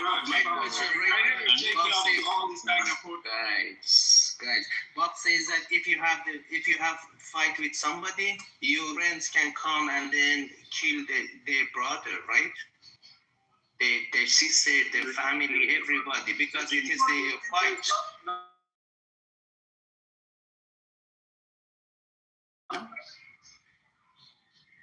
Can you repeat it? You know that in Iran, there is not one family that hasn't been affected by the killing. Who says that? I live in Iran. I am Iranian too. And then you see what you want. Look, I think Sayed, brother, hold on a second. You're putting everybody to sleep, Sayed. You have to end, brother. You're going on a monologue. Sure, I'll give it to Arash really quick. Arash has been waiting. What about Arash? Some diaper rashes. I'll put you in the queue. Kay is here. I have one question because he was talking about the 50,000 got killed. He did not make the claim. Hold on. He did not make the claim. He was just questioning the narrative. That's about it. I know. And then he was talking about the Syria after 500. Yeah, half million people were killed. Yes. Right. And then.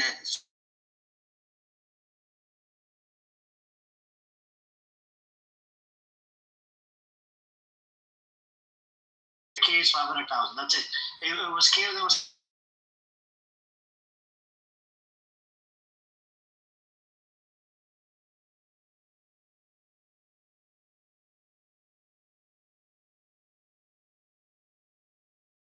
And then maybe we can talk about something interesting. I want to piggyback to Kay's question. Piggy, bro, it's haram. You have to keep it kosher, okay? Okay, come back to Kay's question about like 500. He had started with 500,000. With his question, he was in play. I understand he's gonna right now unmute. I said F. But when your question is dead on arrival and you cannot back your question with evidence, why would you even ask the question? It's dead on arrival. When you say 500,000, if they were killed, I understand if and conditional part, and then you lowered the number to 50,000, the numbers that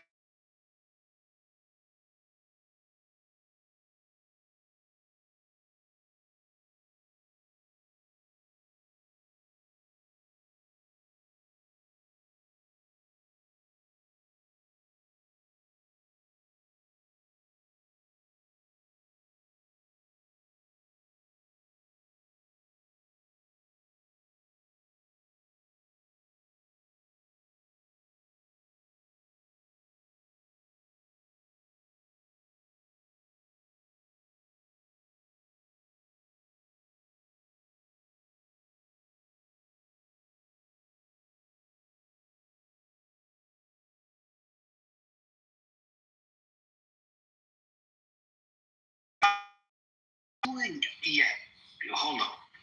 Otherwise, you would know that questioning something does not mean that you're taking a side necessarily. why would you even ask a question? Like, everybody listen to the professional over here. The professional speaking. I patiently listen to you, okay? But apparently you don't have the patience. Do you have the patience to listen to me? Oh yeah, Yes you're or no? patiently retarded. Do you have the patience to listen to me? Yes or no, please? The answer is no. Just Okay, listen to then- it, Arash. No, those people are so I don't waste my time talking to these dumb people.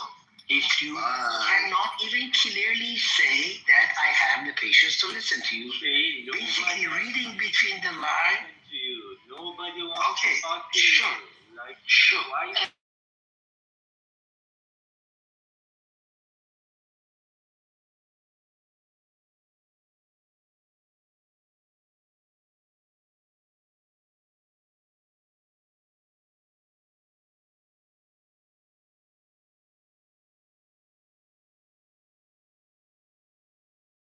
Narrative, and we do have the right to question the narrative. That's about it.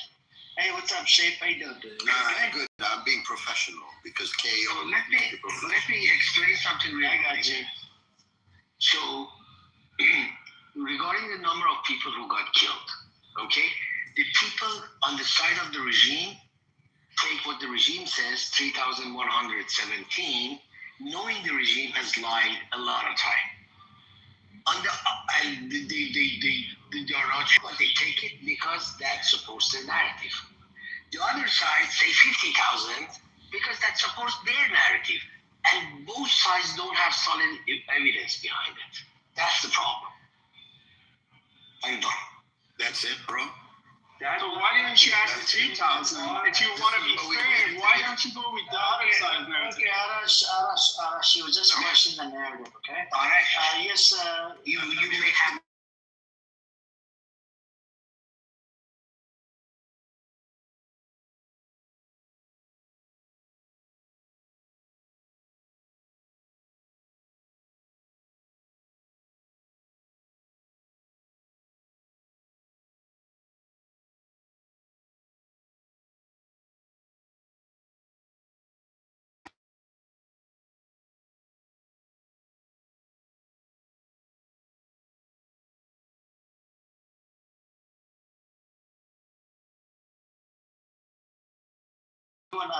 there's no point of going back and forth. Arash, this is what I tell you. The conversation in this room is, look, no offense to you, no disrespect to you, is above your pay grade or above your IQ, man, for real. Amir, I have a very quick comment. You have a quick comment? Yes. Okay, go ahead, quick comment, go. Okay. Is it spicy? Yes. Is it going to trigger people? Yes. Okay, let's do this. We have a saying where I'm from. Beware of the man who takes you to the well and brings you back thirsty. Okay? With your statement here, you took me to the well and you brought me back thirsty, bro. You just wasted all our time. Thank you. Well, but hold on a second. Oh my, I don't want to make it. I'm going to keep it halal. And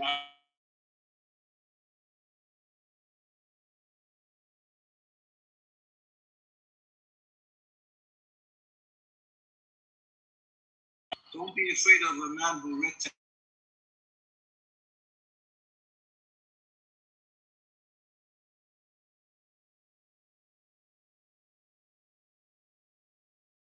Do we cheer for this U.S. and Israeli bombs?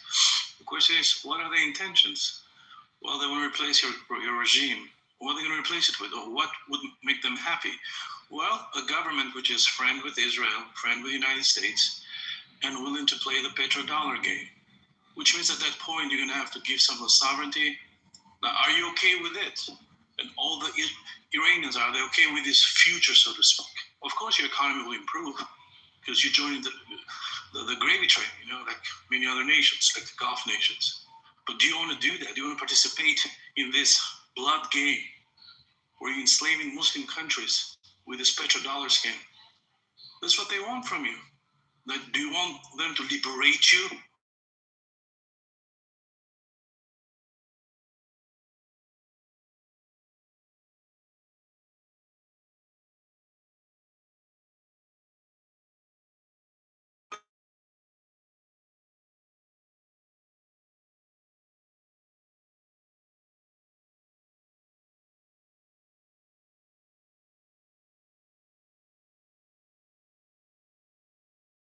All you have to do is make it dangerous for any insurance company to insure any of those ships. You don't have to control it. All you gotta do is make it dangerous. So as long as the state of war, how come it should be dangerous if it's not controlled? You can shoot any rockets from any points of Iran on that strait. And that's all It's not that easy. They got part of the island already. So if you shoot, they're gonna take over the island, and good luck with trading. What, Arman, if I'm understanding you correctly, even if they succeed, you're giving them a gun, hoping that they don't shoot, right? What? Someone who has a track record of shooting. I'm agreeing with you.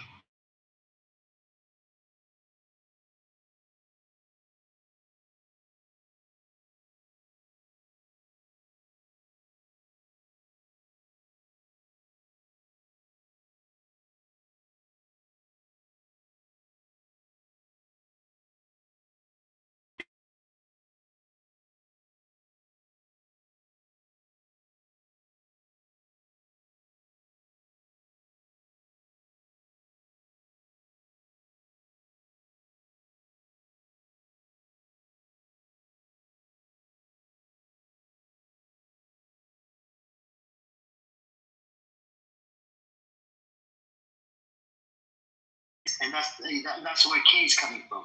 So either you go from one devil to another. Which one? We don't, K is making the argument there's no one lesser evil. Is that the argument?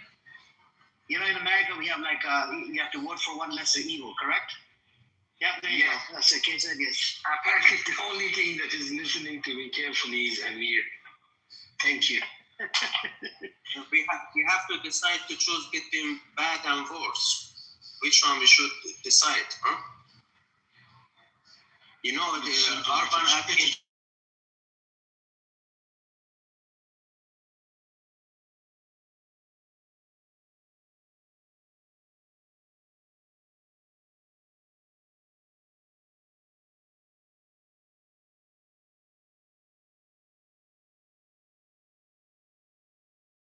But the people, they are not Muslim. Well, the U.S. and Israel is the devil, man. You have to understand this.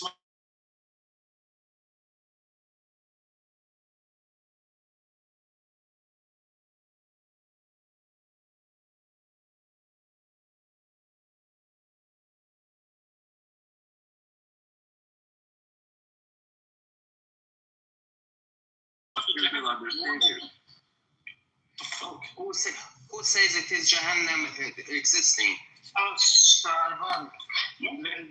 Look, according there's a Jahannam is this dunya. Hold on a second, say it. Hold on.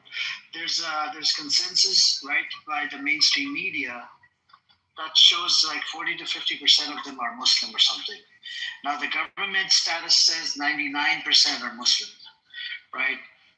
Now when you do a deep dive, the leader that got assassinated by Israel, he was 2 in 1. He was a religious leader and a country leader, right? And the people were having problems with the country leader, like Iranians. Not all of them. I mean, there's still support for it. I think I would say, if I look at the mainstream media source, which I hate, the Zionist source is called Iran International, supported IRGC. And it even has another survey that says more than 70 or 80% of them, they don't stand with their government. So you have a pretty good amount of people in there. They don't stand with it, but we don't have like the stats on the inside. We only have from the outside. So the Reza Pahlavi supporters always bring this up. The big question is, which evil should you fight with? Or would you fight with the IRGC to, not kill our own people? That's a big question to ask. I mean, Amir, you clearly have beef with this. You're calling IRGC evil. I'm really right now challenging anybody in this room. Mm-hmm. Why Iranian? I'm not talking about Syria. Why IRGC devil to Iranian? Can anybody engage in a discussion respectful, I promise? Why? Okay, let's do it respectful. Let's bring up from Iranian point of view. Sure. Let's bring up the stats. Arash, I'm gonna pull up the stats. How many people has IRGC killed since the revolutions in 1979? All right. Let's do that. Sure, let's do that. Okay. I think that would be a good conversation. Yes, please do. Are they death penalties? No. Not to one. Amir, please bring this. You are the one who are claiming IRGC is debit. Bring this that I and you prove to me IRGC is debit. Okay. And if Look, I prove to you they are not, please from now on avoid calling them debit. Use. Can I speak? Arash, I was going based off case statement early on, okay? Yeah, no. IRGC is not debit. Bring the stat, please. Okay, let's see. Can I speak to Who wants to speak? Who wants to speak next? I do. Hang on a second. I think we have Paul here. You want to say something? Okay. Go on. Yeah, say something, and then Paul, and then Reza. I'll give you the chances, bro. Just hang in there. Yeah, go on. Yeah.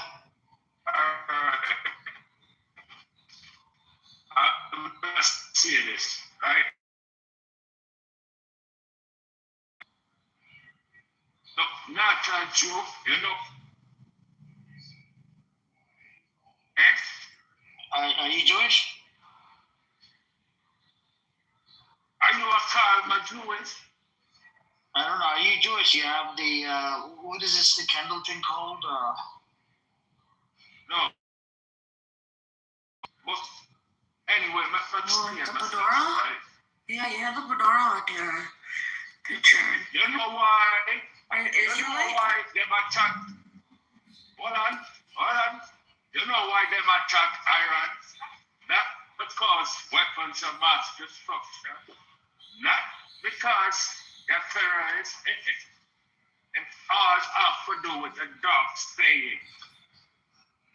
Right?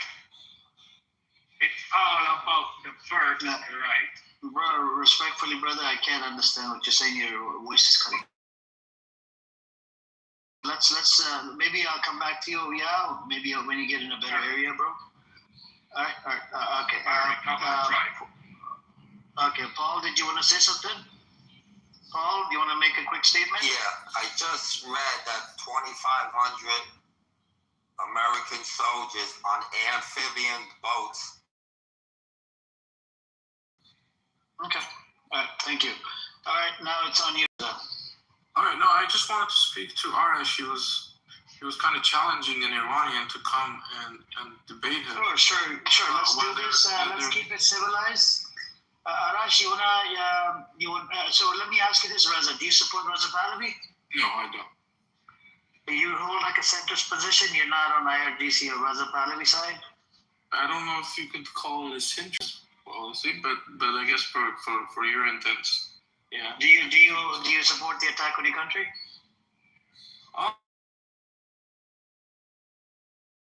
For all the targets they're attacking, but I did celebrate the killing of Khamenei, and it's a complicated question, but I guess you could say yes. So in other words, you condemn the killing of the innocent children, right? The school. Right, of course. Okay, all right. So Arash, you want to debate him while I look up the numbers? I am targeting your opinion. So I debate him and you listen carefully. But get convinced, I hope, that IRGC are not the bad people. And from now on, please avoid that. Yeah, go ahead, start, Reza. What's your No, but the thing is, I don't support IRGC, especially what has happened in Syria. No, but what they have done in Syria, I do look at as bad. Okay? Because to me, bad. They were part of it. Now you are talking about something else. We are talking about from an Iranian.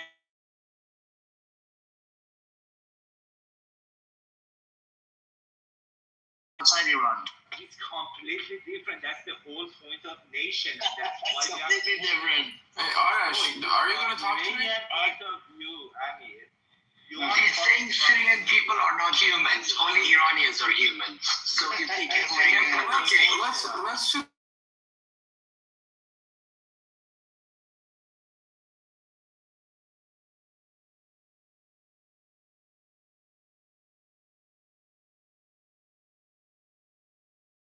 I just want to know your position first. So I'm supporting IRGC. I say they are very good people and they are all for Iranian people and national interest. You proved me wrong. we Oh, so do you work for the IRGC? Who are you, Arish? I'm just, do you know how the system functions? I have a guys. Can I? No. Arash, it's not on you. Raza,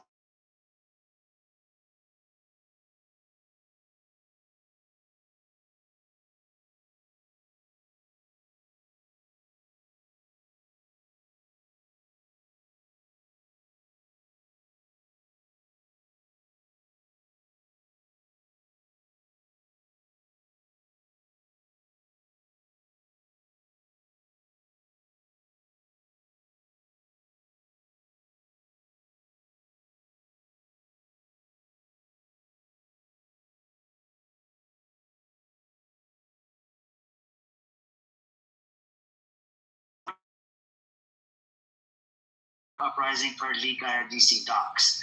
This was reported in Iran International. Now, let's go over the key events. 1980 executions. IRGC besieged executed 5,000 to 30,000 political prisoners. Mujahideen Khalq. Protests 2019, 1,500. 2022 to 5. It was at 500 people. 2025. There's making a claim 36,500. Repression ongoing versus dissidents, ethnic minorities, Kurds, Baloch, IRGC leads the besieging militias. Precise aggregate unavailable due to state secrecy, external killings, proxies abroad exceed 1,000 Americans alone. So now let me ask you this: which source do you want? Do you want all of these sources that I just mentioned, Arash? No, I want to go one to one. So let's start with one.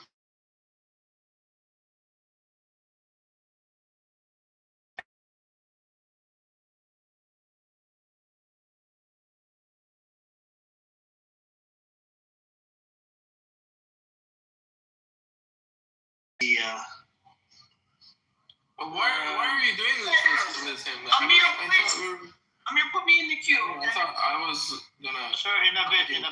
Arash, I want to give Raza a chance because I promised him. Okay. So, hold on, Reverend. I'll get to you. Just hang on. Hang in. You just came in. Just hang on. Go on, Raza.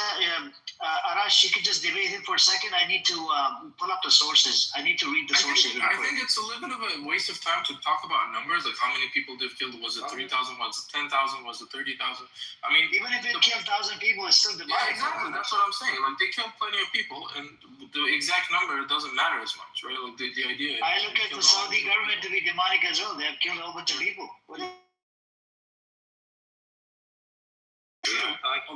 What is undoubtedly true is that IRGC and other security.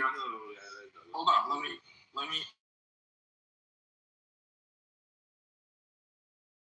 A lot of Iranians recently in the last 2 months, but also before in other incidents, as Amir pointed out. But so I don't think there's any question about this, and I don't want to argue numbers. I think that's a waste of time.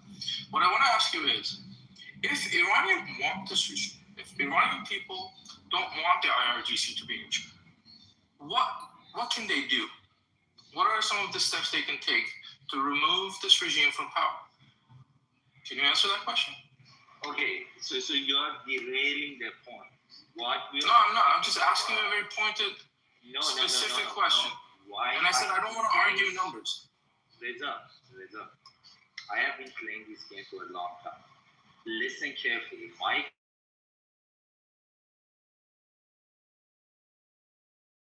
What Iranian option is, should they go with American and Israeli devil or IRGC devil? I can IRGC the same devil as IDF. IRGC is not devil, they are good guys. And I will challenge you, prove to me that IRGC is the bad guys. This is the discussion we have. Again, we just pointed out that they've killed thousands of their own people. So that's pretty established. Why did they kill What I'm saying is that do people have an option? Do you think Iranian people should have the option to remove IRGC from power? No, but the question, Raza, the question is, Arash is coming from internal Iran. I'm coming from outside. I'm looking at it from Syria. I am Iranian, and I'm sorry that IRGC facilitated the killing of thousands of Syrians.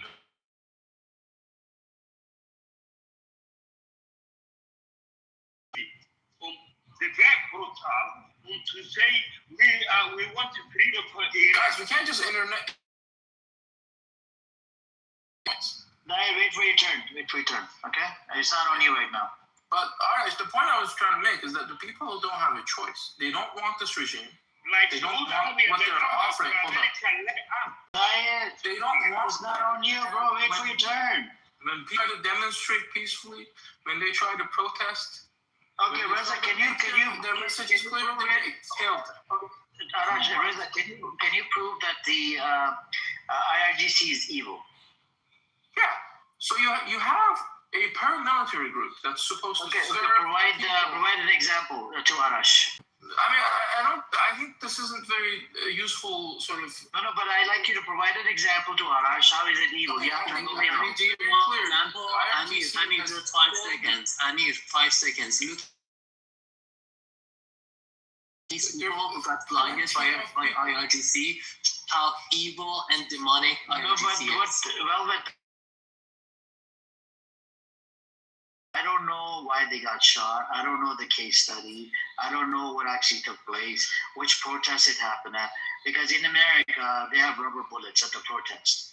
And sometimes it does, you might get attacked on the eye. When the protests, they go out of freaking, they go crazy, they'll start shooting rubber bullets at the protesters. Could you give me 20 seconds, please? I've been waiting for so long. Just 20 seconds. I know I interrupted Reza, but Annie, do you know what your problem is? When it comes to our misery, our experience under Islamic regime, you come to doubtful. It's not about that. No. Let me just point. You become very concerned about the verification, right? But you are people. Mossadegh was this, Mossadegh was that. When anything fits your narrative,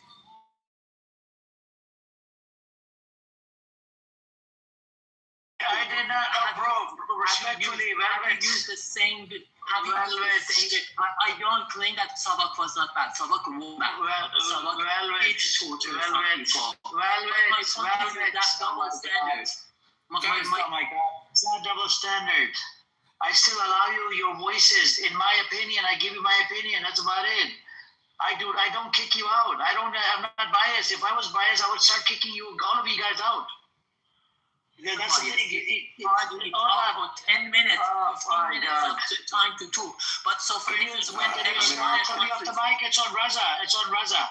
Raza was speaking until he got really interrupted by you. Go on. Yeah. So I just want to finish my point, which is the Iranian people don't want this regime. Right? No, but you need to provide, you need to provide argument, Raza, that why is it evil? Again. Oh my God, go ahead. Sit in the audience. I want you to give me an example. Why don't you give me an example? The abundance of, what do you want? You want me to tell you? I need some example of the evil behavior. Evil behavior. 2 months ago. 2 months ago, in early January, killed thousands of their own people. There are videos of bodies. There are videos of shootings. There's just so much evidence that I just start laughing when people ask for evidence. This is just abundant. Okay. I don't think. 2 months ago. Okay. 2 months ago, what happened? Can we go step by step?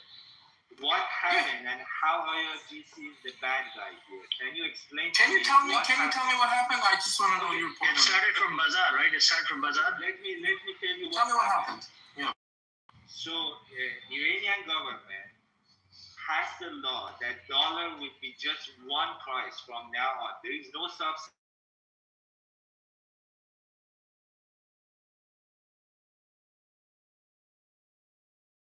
And for 10 days continued. IRGC at this time started protecting the protesters. On day 10. And they killed 30 people in the process. They killed 30 people in the process. Hold on, Arya. They Hold on. killed 30 people during 10 days. Okay. They killed 30 people. Hold on, Arya. Stop coming up the fucking mic, man. The first time, dude. Shut up. Yeah, go on, Arya. On the day 10, and it is from like close sources, in the morning, everybody knew at night there will be riots. There will be riot. My brother was working. They will go say, go home. And people told everybody, tonight, do not come out. Tonight, do not come out. We have information that tonight is riot. So the IRGC shut down the country in the afternoon, knowing there will be riot, announced on TV, do not come out tonight. 8 p.m. People came out. Rioters start killing IRGC members, messages, burning mosques, burning buildings, and IRGC started shooting back, and many people died. So IRGC wrapped up a riot which was planned by Mossad and CIA in 2 days. The country was safe. Nothing happened. My brother safely went back to work. My mother is safe. So this makes for me. You prove to me that IRGC is bad guy. Based on my information, which part of my information is wrong, and what the lie. So if my information proves to me that IRGCs are good guys, if you want to say they are bad guys, either you know how logic goes. All right. So here's the thing. Here are the things that are wrong with your argument. One, you said the first 10 days IRGC protected the protesters. Well, the evidence shows that plenty of people were arrested during those first 10 days. A few dozen people were killed. I think the official number was 41. It wasn't 30. So it was actually 41 people were killed in those first 10 days. On the afternoon of that 10th day or 11th day, whatever it was, the TV started saying that you can't come out today. If you catch a bullet, that's on you. Don't come out. Don't let your children come out. So they were already threatening the people not to come out. You said they started killing IRGC members and then IRGC started shooting back. This is just blatant lie, right? Why would people go to armed people and start killing them and they start shooting back? This is right. What you had IRGC opening fire on people, attacking people, right? And then people sometimes were able to defend themselves, very rarely, usually, because it's really hard to defend against bullets. There were some IRGC members who were killed, I think less than 100, I'm sure, but thousands of people were killed, right? So it's not comparable. And if you have any evidence that shows that people attacked IRGC first, before IRGC attacking people, I would love to see that. I don't think you have any evidence for that. So I think that's just very stupid. That's a very stupid claim. Sorry the language here. So, and then the next day they come out and threaten again, and they say anybody who came out that day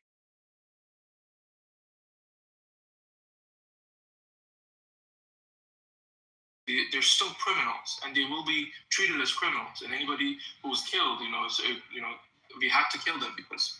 Here's the thing. Here's the bottom line. I mean, we can argue about the details. What's clear is that you have a bunch of people who don't approve of the job their government is doing, and they want the government to change. They want the regime to change, right? You can do this a few ways. Hold on. Let me finish, please. Please let me finish. Please let me finish. No. You can respond after I'm done. All right, please. People don't want this regime. Now, if you let them choose, I'm sorry. This is the problem with people cannot stay focused on the point. I understand. Can I ask Arash a question? Let me say something really quick here. During the Mahsa movement, which was 6 months over.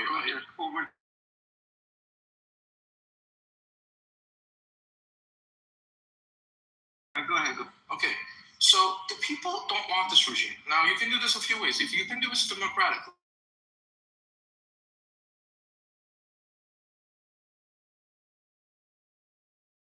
riots, you're going to have people protesting, because what else can they do? And when they protest, when they riot, you start killing them and say that they're the good guys? Please tell me what the people can do. And this is a very specific question.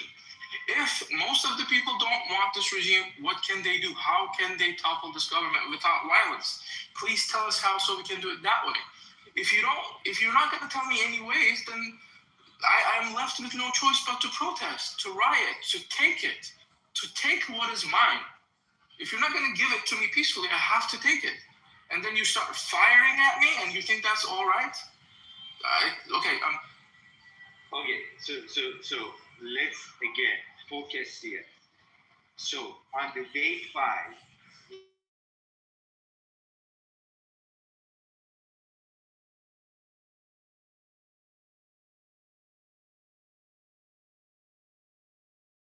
at these protests,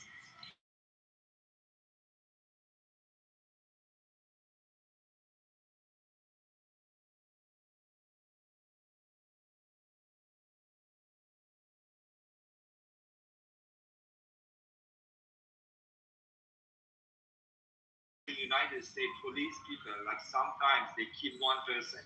This doesn't make the police force a devil entity. There is one bad actor goes crazy and kills somebody. I'm not defending every single member of IRGC and they are holy. No, they are very illiterate. They are from lowest part of the society. I'm talking about the system. Their job is to keep the society of Iran safe for my family, which is living there, my brother, which goes to work every day, come back home, my mother, which is retired. They keep the society safe, and they are doing pretty damn.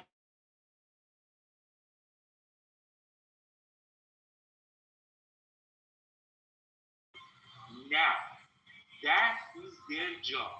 They are doing a good job. You are making another question. What if people don't want this government? What if people don't want this? I can tell you about that.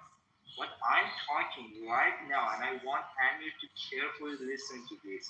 IRGC's job is Revolutionary Guard, is to keep Iranian society safe for Iranian people. The name of Iran on their title. Don't lie. You are lying. They don't even have the name of Iran in their title. It is Islamic Revolutionary Guard Force. If you go back when IRGC was formed, historically, after revolution, there was an election, and one party, which is actually the party of Imam Khamenei, won the election. The other party, which was MLK, lost the election. And it's actually everybody. So the attack of IRGC does not exist. So they kill civilians, they kill politicians, party, they kill prime minister, they kill so many people. At that time, IRGC was formed with this task to keep the Iranian society safe, to stop the civil war. So their job literally, except the Quds branch, which is in charge of what happened in Syria and was added later, which I'm not talking about that, but any other branch is designed to keep the internal affair of Iran safe.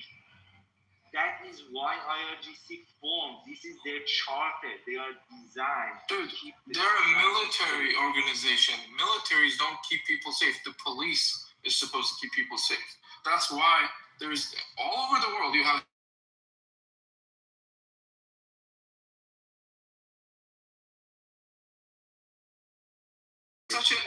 So there's no need for an IRGC. You don't understand. You are here.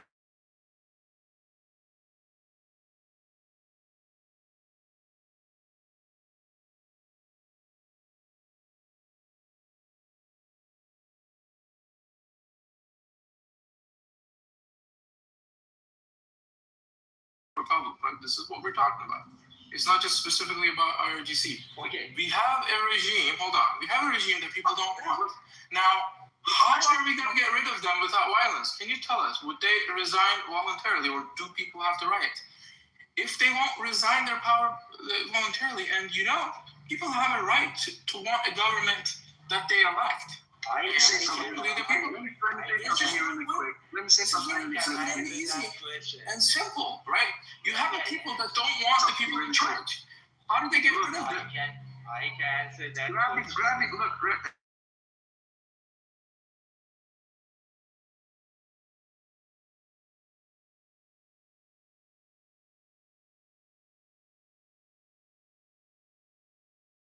IRGC, that's another. No, it doesn't matter. They're supporting the regime. Everything is They're supporting them. More so than All of them are garbages. That's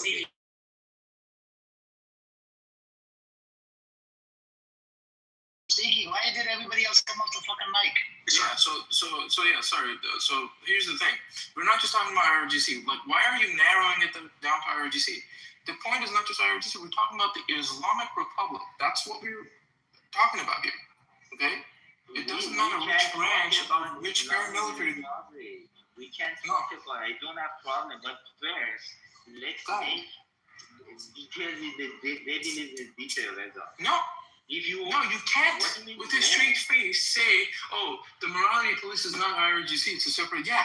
Why? What's your point? It's not morality. Of course, it's not, but it doesn't matter because we're talking about the Islamic Republic. Do you understand it? We can talk about that. What if?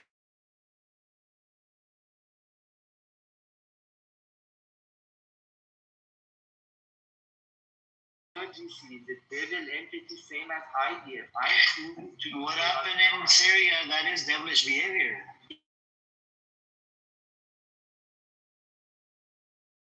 But the Iranian point of view are divided. Iranian point of view is divided, Arash. Talking about that. Alright, here's the red herring you're doing. The charter of IRGC is not the separate independent group. Job of doing that. That makes Alright, IRGC is not a separate political entity. Okay? IRGC is not this independent, separate political entity. It's part of the Islamic Republic. Alright? You can't discuss it separately from the Islamic Republic. Okay, so you want to so stop doing that. Of course, it's already about the Islamic Republic, guy. What are you talking about, right? Okay, what are you talking about? IRGC. Again, IRGC is not an independent organization. It is part and part.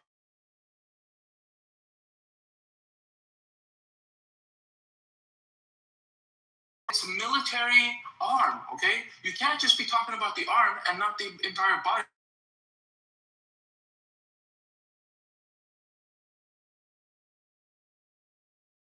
Right. In United States, there are U.S. Army. I'm very proud of. There are police force. I'm very proud of. There is FBI. I'm very proud of. But there are entities like, for example, banks and like Federal Reserve and like a lot of these Democratic and Republican parties. Okay, I don't want to get into that. That's the. I'm not concerned about that in this argument, in this discussion. No, there is no detail here. We have to separate these things from each other. The point is clear. All right. And what we have problem with. The repression of the people. The repression of the people that was done 2 months ago wasn't just IRGC. It was the entire security apparatus of the commander, all military commanders, Basij, Morality, Police, IRGs, Army, all of them are being appointed.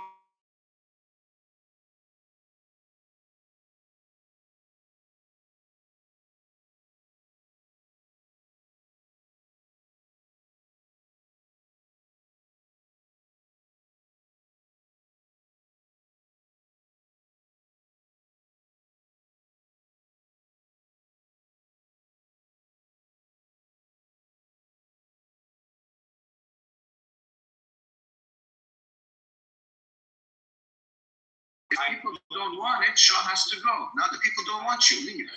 No. I don't want. That's stupid. That's why revolution happened. I'm sorry, but you are. This is. Revolution becomes wonderful and wants benefit for the That's hilarious. Okay.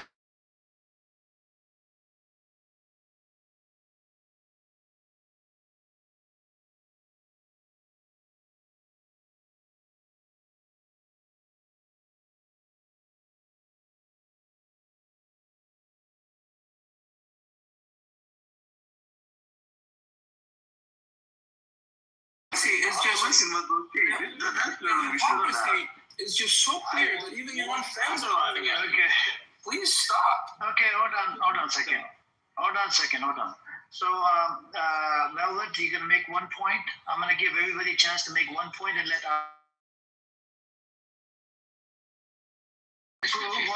Hold on a second. We have to prove to Arash that what is it called? IRGC is evil, right? So you're gonna have to bring up some examples. So, Velvet, first example, I'll give you 20 seconds. You need to just provide one example. We'll start with you. First, all commanders of IRGC, Army, Police, Morality, all of them are being appointed by the Supreme Leader, so there's no difference between them. That's stupid. Second, our fight with this regime and the atrocities IRGC has conducted, that didn't start in January. Even if one person for the past 26 years, they have butchered many people. You look at Harmanesk and they cut her breast. They literally did that. They cut off the left hand of Shabu Bakhtiyar. They beheaded Faridun Farrokhzad. They stabbed 40 times Dariush Muruhat. This whitewashing IRGC comes here and tries to justify and whitewash what IRGC did during the January protests. This is just stupid. With that, when they killed Basquiat, the French court let them go, and his daughter. And Basquiat fought for the French as he was a freedom fighter against World War II against Germany. He was studying in Sorbonne, and when they killed Basquiat, they welcomed him. They welcomed the assassin as a hero. Kashqari was just a one example. Kashqari was a deputy of the prime minister. Oh my God. And his daughter. What part of that don't you guys understand? I told you only 20 seconds. One example, 20 seconds. That was it. Oh my God, bro, these people. Because I want you to prove to Arash that it's evil. How is it an evil entity? One person at a time. Was you 20 seconds? Present your freaking argument. Go on, 20 seconds, Robert. Should I?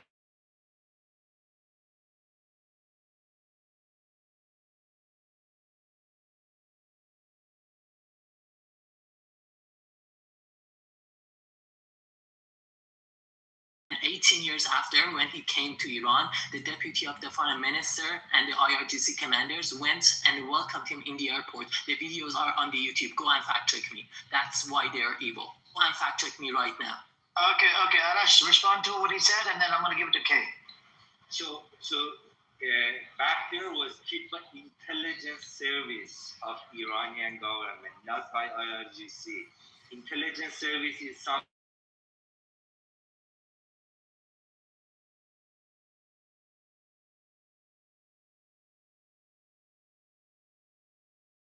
IRGC is a militia, not militia. It's an army. It's a branch. So there is a army, and these are like intelligence service is a different thing. Back there was killed by intelligence service by the spies, Iranian spies in Europe.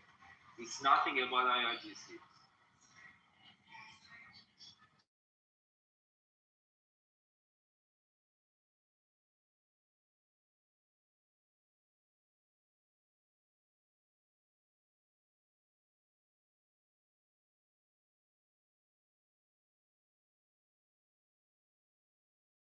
On carpet bombing in Syria, and I do have one quick yes/no question. Iran is the only country in the world that on their national flag you're written in some other language. Doesn't that fact bother you? That fact doesn't bother me because we are most.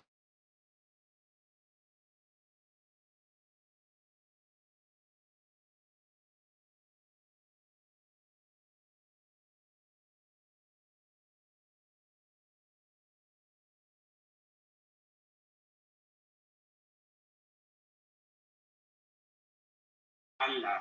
Okay. Don't even know Okay. the flag. Fine.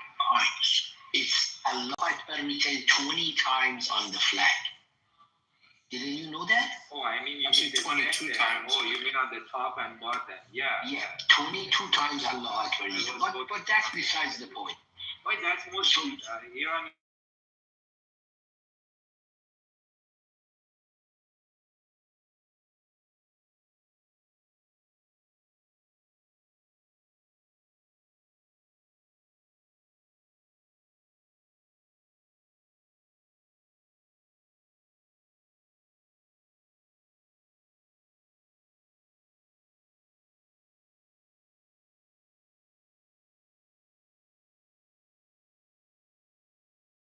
want to discuss? The Ukrainian. Okay. So, do you buy that? I'm the guy at the center.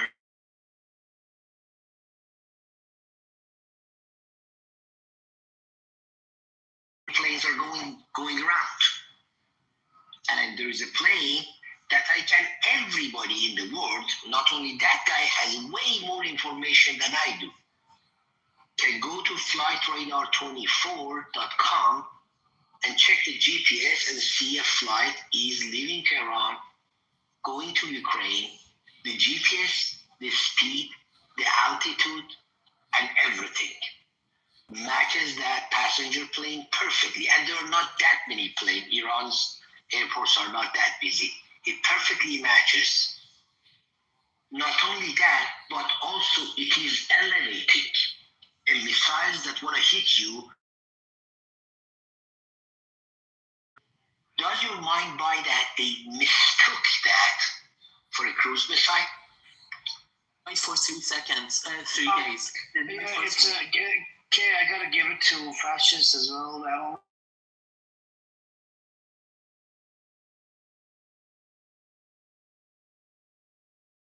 That they were part overseeing the assassination of all the people abroad. So don't tell me it wasn't IRGC, Arash.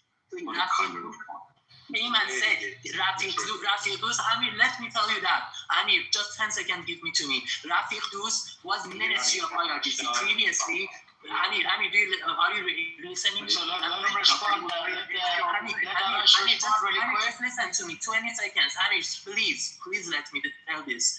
Previously, regime had Ministry of IRGC. The whole administration was different. They did not have a commander per se. They had ministry. Rafiq Dus was Minister of IRGC.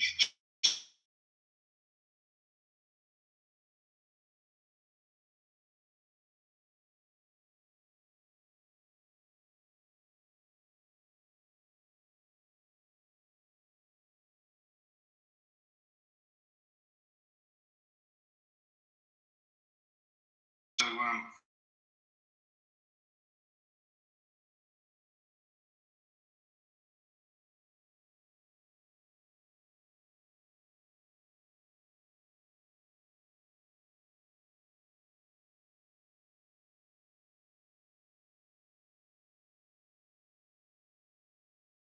discussion before. I and you had this discussion before. I proved to you that it was a mistake. No, you never did. It was IRGC. Arash, admit it. But just a second. So my question usually, Arash, hold on a second. Usually my question is, hold on a second. Are simple binary questions, and I do appreciate if you could respond by a yes or no. Does your logic buy the arguments?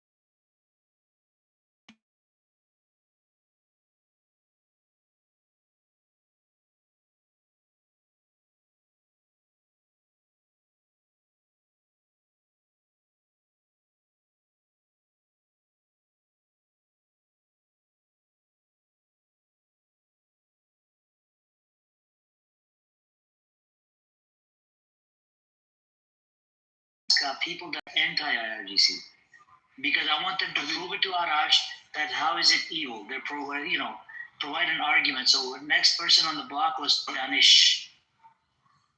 Just quickly, what I'll say, because I'll come back in half an hour, but just quickly, I'll just say, charging the IRGC with evil is kind of an unusual even line of questioning, because they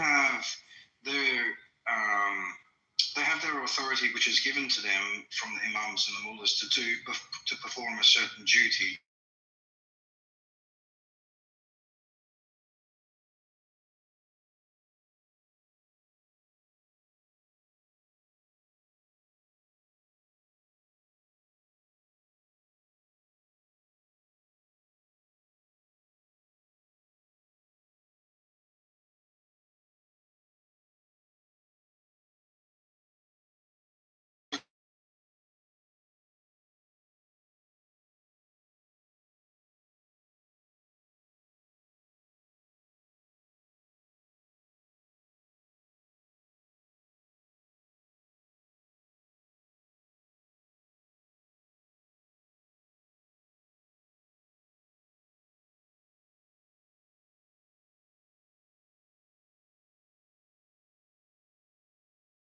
that's the first point. So don't try to shift the focus to IRGC crimes. Secondly, all right, if you look at the alleged killings that have occurred since 1979, I'm just going to say this quickly, and then I'm going to leave, and then I'll come back. You have to separate them between extrajudicial killings and judicial killings. The judicial killings are authorized by the Imam Scholarship. Extrajudicial killings are not authorized by the Imam.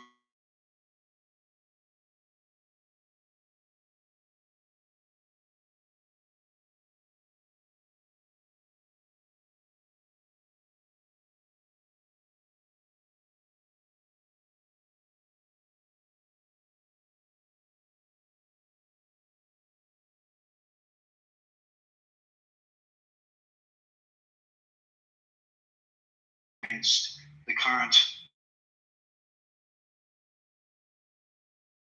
right? My question to Kay is if because you're part of the I'll come back in half an hour. I don't know. That was way below yourself. Yeah, it's not really fuck yourself. Hold on, okay. I want to give it to, hold on a second, Bob. I want to give it to Danish. Danish, are you there? Yeah, I'm here, yeah. Arash, are you there? You're on the phone call. Arash. Perfect timing for Arash. Perfect timing. Yeah, he's on a phone call, man. Can I speak anyway? I don't care if he's not here. No, because I want that the whole thing is around Arash. Because I brought up the argument.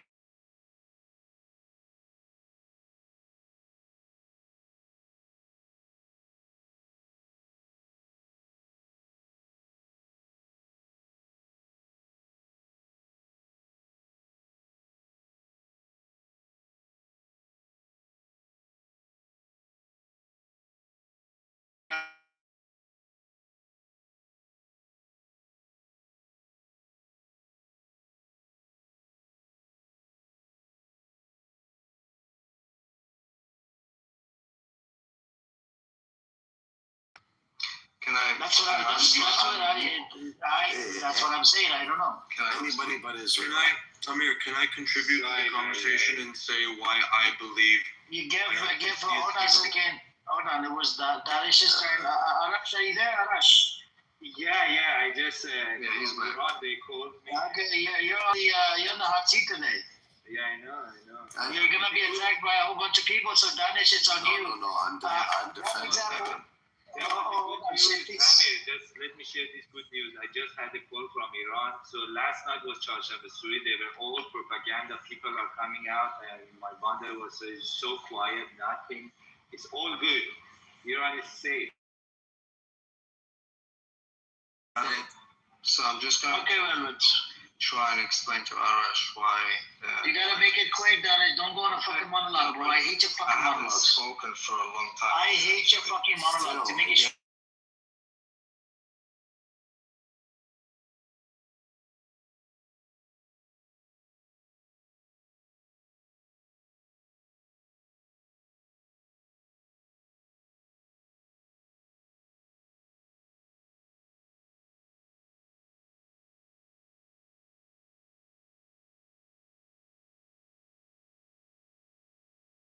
Do definitely check out that link, please. The first half of the video. I think it's an interesting perspective.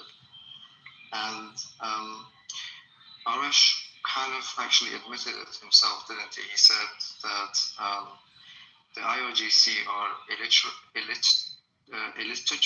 Sorry, is it people who are not educated?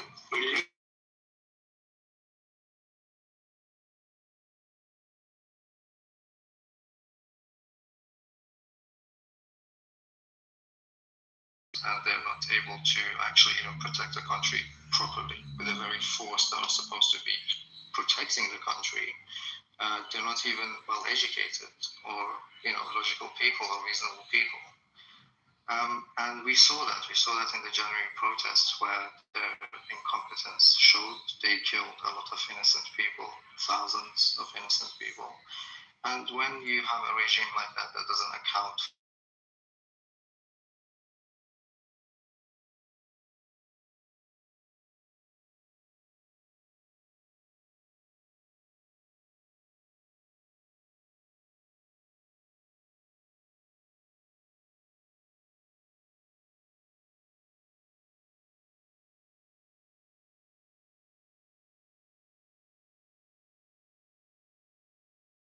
And bringing people who are incapable and illiterate, you are just mixing the pot.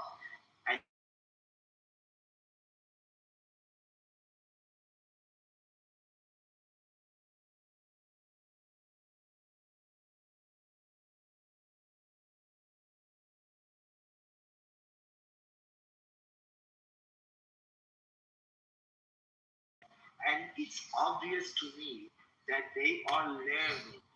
So, are they, David? And this guy is unreal. And Arash, Danish, did he respond to you?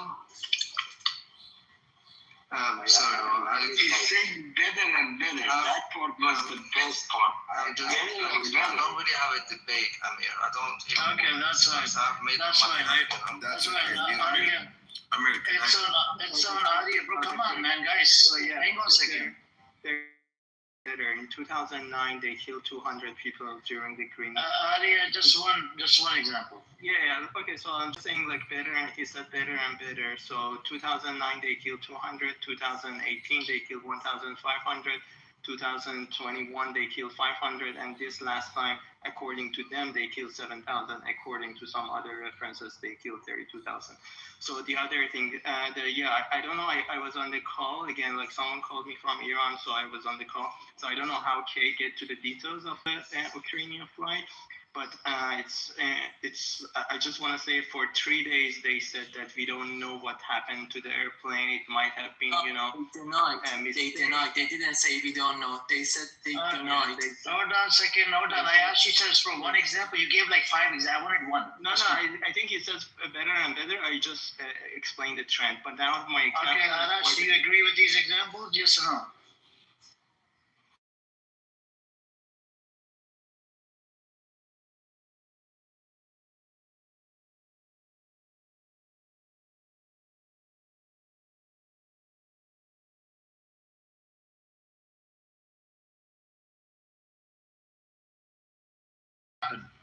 Okay, so my God, 6 people, Amir, 176 people. You always make the same argument about Mossad. Bro, the government made a mistake in America. Hold on, Velvet. In America, government makes mistakes. The Air Force control, they make mistakes sometimes. And it happens. It's a normal thing. Listen. Right, they shot two missiles and denied it 3 fucking days. They denied. America, when they make a mistake for 3 days, they don't run propaganda on the national TV. Yeah, I agree. This isn't a good example. I mean, do you really need more evidence than 14 years of civil war in Syria? And Iran was still backing the Syrian regime that was doing like atrocious things on a daily basis. Benny, we're talking about it from the inside, Iran, not outside. But does it matter though?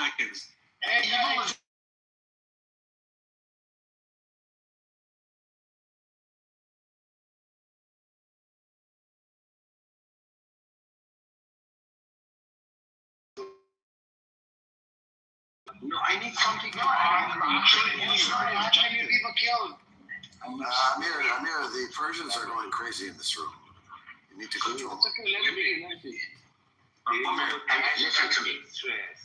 Hold on a second. I just need 10 fucking seconds. This guy wants 10. This guy keeps talking. This guy keeps bringing up the same examples. Halaktuna. Fuck, man. Amir, let's give you that. It's a mistake. They made a mistake by hitting that plane. After they shot the first missile, it wasn't enough to bring the plane down. The plane changed course and started to go back to the airport. They didn't know what happened to them. They just know that something blew up. They shot the second missile to make sure it comes down. Do you still buy that? What Oh my kind of God. cruise missile?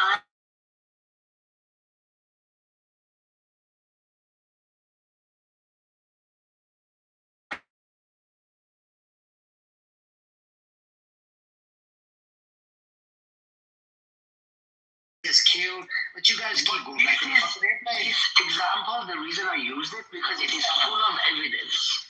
The other one, we don't have that much evidence. Okay, what's your take on the airplane? Intentional. I agree with you, Amir. I agree with you that. Hold on, Raza, I'm not talking to you. I'm talking to Arash. Arash, what is your take on this?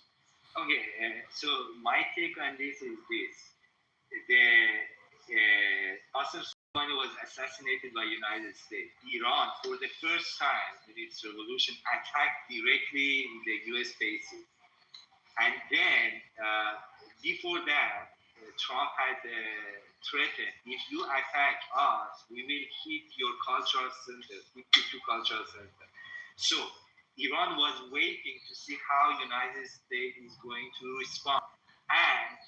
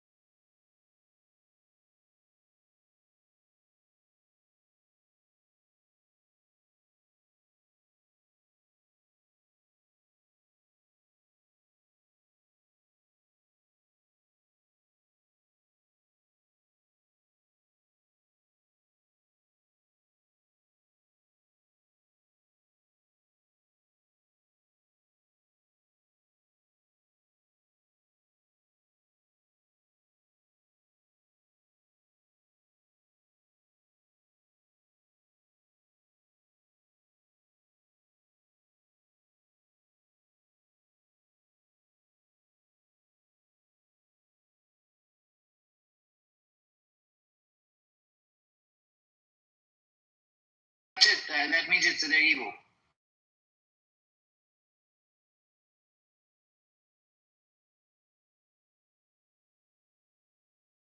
The most more. I asked you a question. Are they the most more armed in the world? You said no. so that makes them devil? Oh, you did. That makes them evil. No. Wait, hold on. They killed a lot of babies in Syria. I don't know, man. No. Or Syrian lives don't matter. Okay, I get it. Benny, go ahead. No. The IDF was what's it called? The IDF, the IRGC. They were directing a lot of this happening. Benny, go ahead. I have a question for you. Can I say why IRGC is most evil? It's just one thing, one sentence, please. The IRGC is the most evil regime in the entire world because it is not gay or trans enough. Okay? That's fair. That's cool. Okay, say what you want to say, and then I'll come. Okay. Yes. Benny Goy, I have a question for you. Are you there? Kill, marry, fuck. IRGC, ID.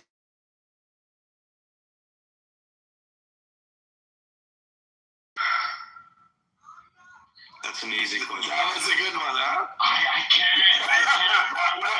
Honestly, I want to fuck them all and I want to kill them all. Like, I don't know what to. Okay, fair enough. Seriously, I wouldn't fuck the IRGC because too hairy for me. Plus, I don't like the accent. I don't know, Lebanese women and Jewish women, they both turn me on. I'm not gonna lie, bro. But there's more Jewish women. There's more women in the IDF than there is women in Hezbollah. So I'll go with fucking I'll go with fucking the IDF, right? You're a traitor. Marry Hezbollah, go ahead. Marry Hezbollah.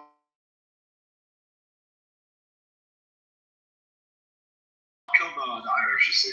Straight up. Why not? Amir, that was just a little commercial break. It was getting too serious. Sorry, Amir, back. No, that was good. I like that. It was very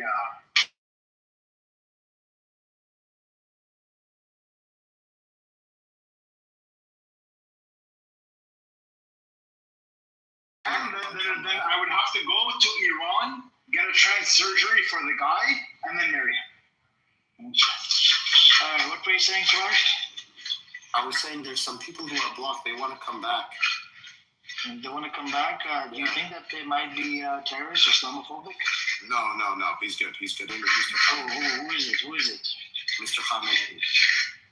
That's his username. Okay. Who is that? Is it a goof? No, he's not a goof. He just has a goofy name, but he's not a goof. Okay, is that a goof? Okay, cool. We're just going to keep it blocked. Thank you. It's one of my nemesis, probably. Anyways, there's too many. I have too many enemies in this country now. You're anti-Shia, man. You're not letting in Khamenei. Can I continue my questions, Amir? Yes, Kate, it's back to you, Kate. So,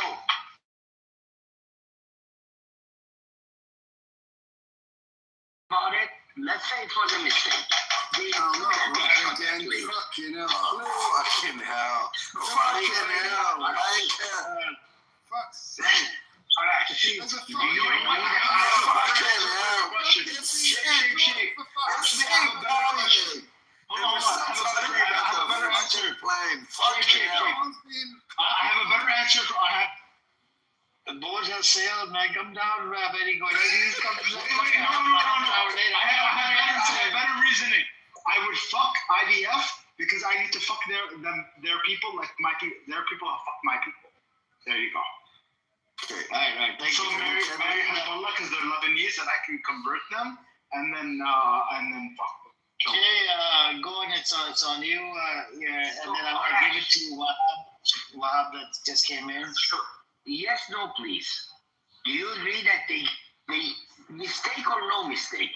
They knew that they shot the plane down and they lied about it. You agree with me? You can't honestly be talking about this again. He's not asking you. Shut up. Fucking hell. You know what? I should He's not asking you. fuck the He's asking us. Shut up. You still be going on about God, what the hell is fucking hell.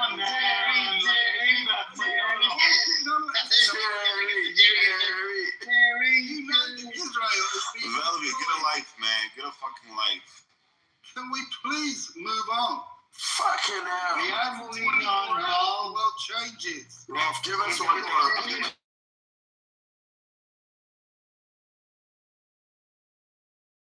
These topics not worth discussing. We're done with those topics. They're dead. They're gone. Fucking hell. Why are we talking about one point? Fucking wankers.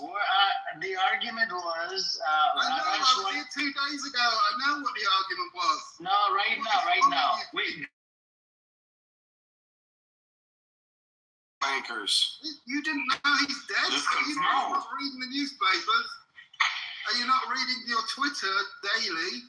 What's wrong with you people? Ben Gvir is dead. What is it confirmed? Yes. The only one that's not confirmed is Netanyahu. But Ben Gvir, send that link. I want to see it. No, dude, I just Googled it. It says that no, he's not that. I can't find half the Twitter sphere right now. No, I know. Ben Gvir is not dead. No. He's quiet. He's quiet now. At least this is working.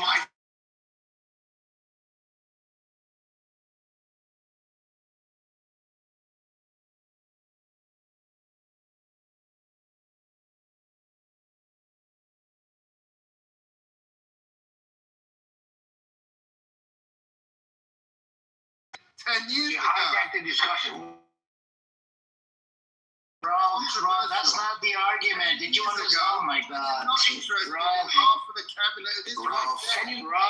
Rob, listen to what the argument was. The argument was, I made a claim. Which evil are you going to go with? Is it the Israeli evil or the IRGC evil? I was here 2 years. Hang on. Oh my God. You have to stop. Stop coming on mic. Let me just finish.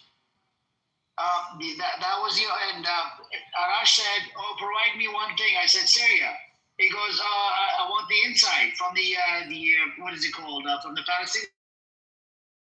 I told a whole bunch of Iranians, and then I brought up a whole bunch of examples. I wanted to give all the Iranians 1 point or 20 seconds, 50 seconds. Wait, why? Hold on. Why does Syria not count? I don't get it. Like, do Syrian lives don't matter? It's outside. That's why. So what? That's what Arash is saying.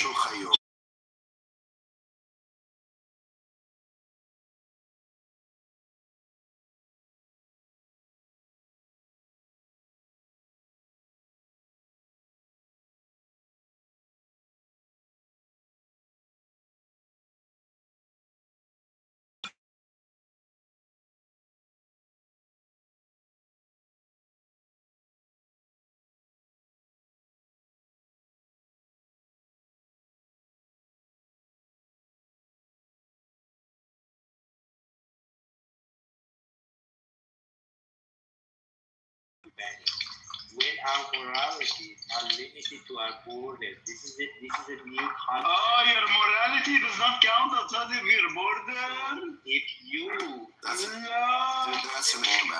What are you doing? That's terrible, man. Human morality. The human morality stops at your border? Yes, I dissent. Oh, really? Yes. That's an interesting concept. So America, so whatever America does outside of the United States of America, that's fine. They can go into Iraq, kill 1 million people. There's nothing wrong with that. Okay.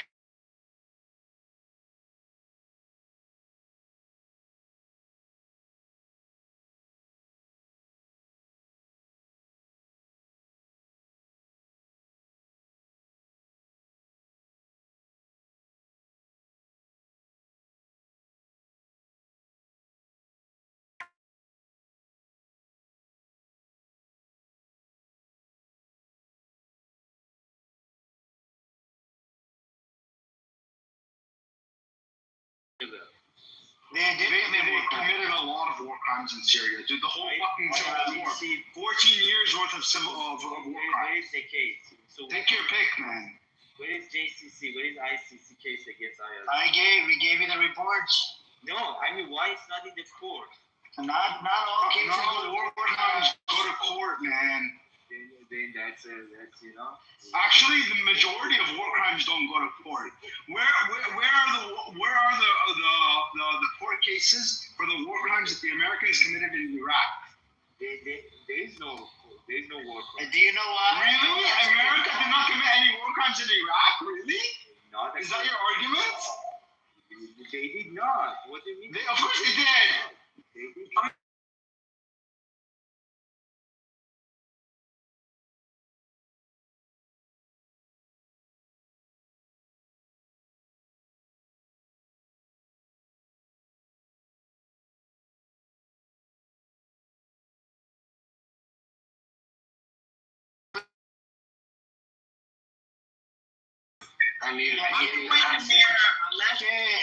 If you can hang on for a second, Reverend's been waiting for more than half an hour. If you don't mind, go on. I gotta go to sleep, so I catch you later. Can I get one mic, please? Okay. I'll tell you what, Kay, I promise you tomorrow you'll be the first one, okay? Yeah, bye, Kay. Yeah, it's okay.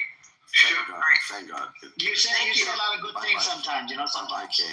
Sometimes, yeah. Bye. Take care. Can I say something to Rob? You're a comedian, Amir. Could you tell me, could you make a statement there? Hang on, Reverend. Hold on, Shay, please. Reverend, please hang on. Hold on. Okay. Oh my God. Rob, the way I see it, you and I are guests here. It is Amir's room. So if you don't like what is being discussed in this room, we can go to other rooms or open our own rooms.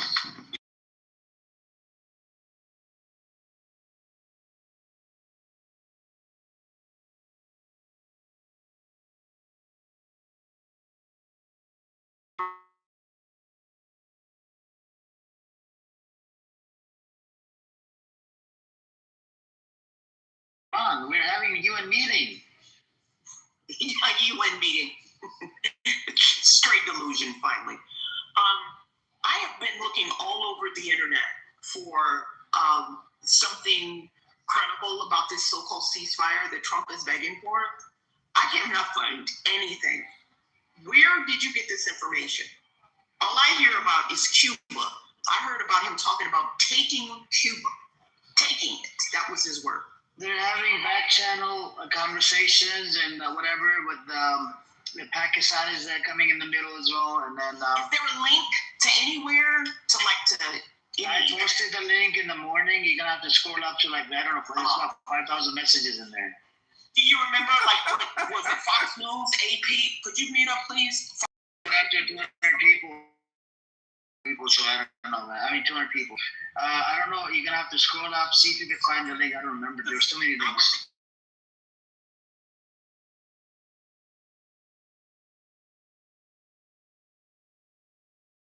Publicly and say what he said, he's putting the blame on Iran. He said Iran wants a ceasefire, but I'm gonna hold on to it.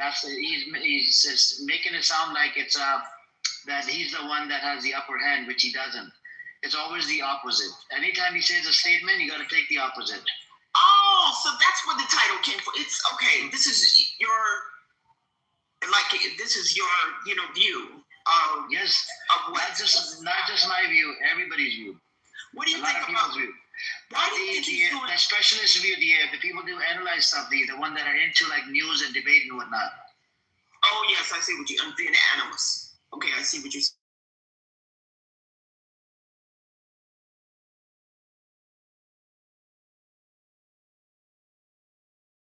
It's overextending the military. It's overextending resources. Like, you expect Cuba to not fight back, or any of its allies to fight with them? I mean, I thought Russia was one of their biggest allies, like long-term allies. I mean, Epstein is such a big deal. You know? It was World War III. Epstein is dead, sir. Did you heard? You know, he got it. Alive. His files are alive. What is he talking about? I can barely hear him.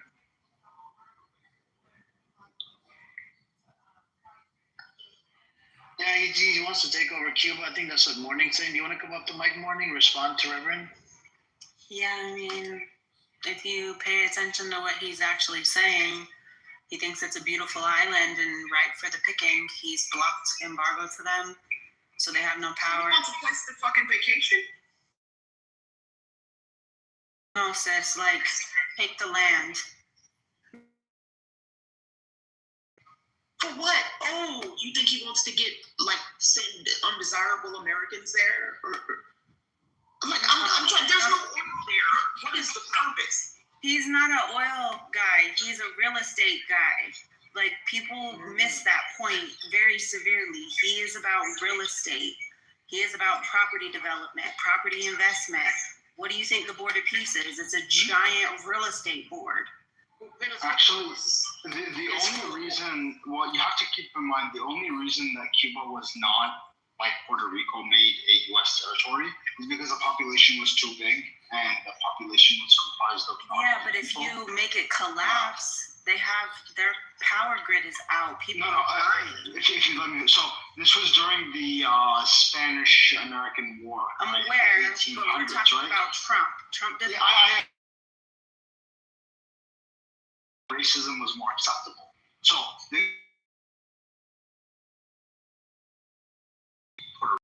it's because the population is too big. Nowadays, racism not as acceptable, and America is willing to integrate peoples or places in their land that have peoples that are non-white. So in a modern day context, you can integrate Cuba into the United States as a U.S. territory. You can't do that without the president. Can he do that without the president? I mean, listen. As a territory? Yeah, probably. Congress doesn't really matter anymore. I mean, technically it does, but like technically it doesn't. It does, but there's as long as we got things that Congress isn't doing right now, like holding people accountable for rape charges.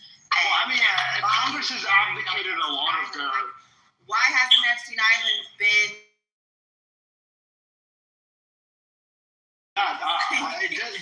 The thing is that powers, and so like practically technically speaking, Congress doesn't matter. Technically, it does, but like, there's a lot of loopholes that you can get around and do. And the thing is that eventually, like, the U.S. will hold Cuba as a de facto territory, although not technically, until you get a Congress to like approve it or something like that. You can Jew your way out. That's what I'm trying to say. Or Trump is just trying to do anything but be held accountable for his atrocities and wanting to pull the entire world into World War III. So there's a lot of things that people are not talking about that they need to be, like the Rockefeller Illusion Manifesto and Covenant. Like there's so many things coming to the forefront right now that Americans are not talking about because there's so many different distractions. Like, take your pick. Are we going to talk about Iran? Are we going to talk about Palestine? Are we going to talk about the Epstein file, Clinton's testimony? It doesn't want to get caught. Amir, what will it take for this to be officially illegal to World War III? Like, what are they? I mean, does that only require like European countries to be involved?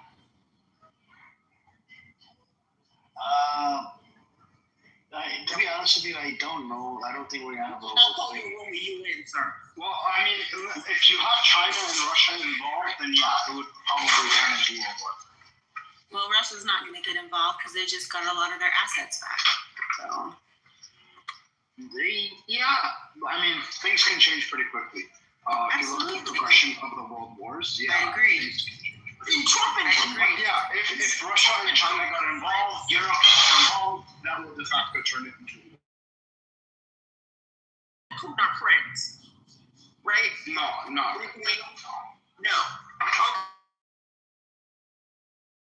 wouldn't say they're friends, but that doesn't necessarily mean that they're enemies. Look, in my opinion, Trump is handled by Russia.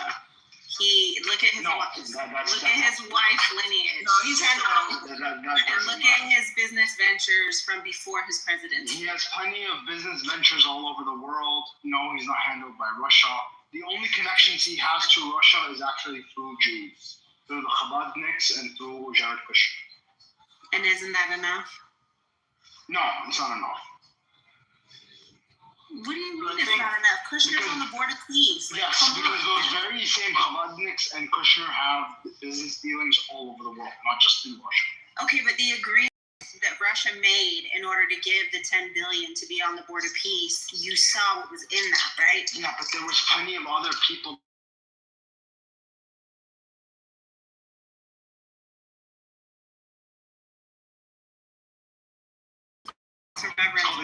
About House and Senate. How does he have authority? Yeah, but he's the commander-in-chief. I have problems with that. Like, there has to be checks and balances. It can't just be that he's not a king. Like, this is why but when it comes, the thing is that when it comes to foreign affairs, executive branch has a lot of discretion, and constitutionally as well as practically, because you have to think. You have to look at things both. Do you really just say constitutionally with as many infringements on our constitution that are happening right now? Yes. Like, this is crazy. That's why I said practically as well. Right? So like there's the technical constitutional approach, and then there's the Jewing your way into it, which is the practical, right? Where you can do a lot of things and not be held accountable for those things that you do.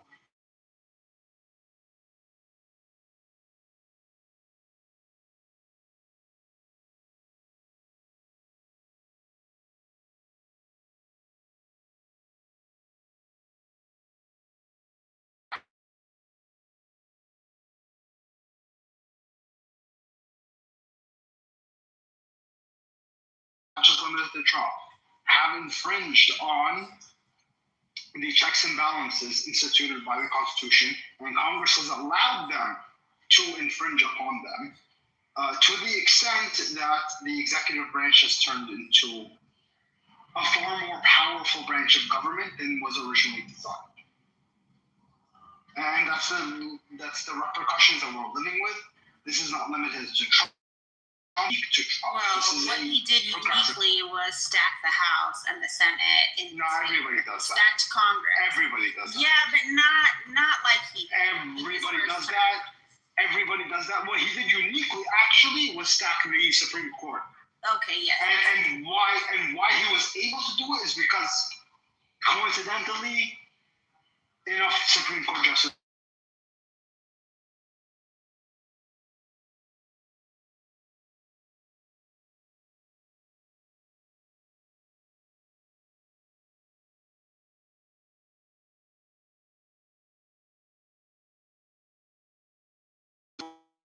Sick people right now that require dialysis, that require, medical equipment, and those people are the ones that are going to perish first. I mean, I agree. I was supposed to go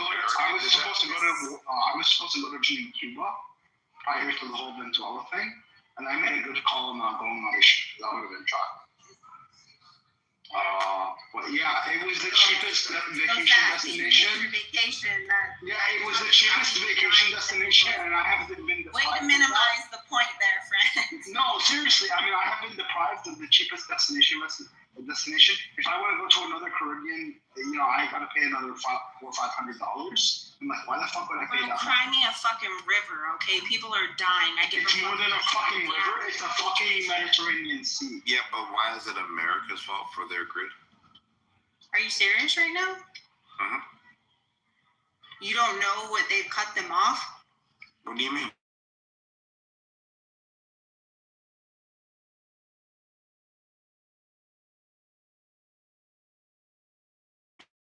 The grid go off now.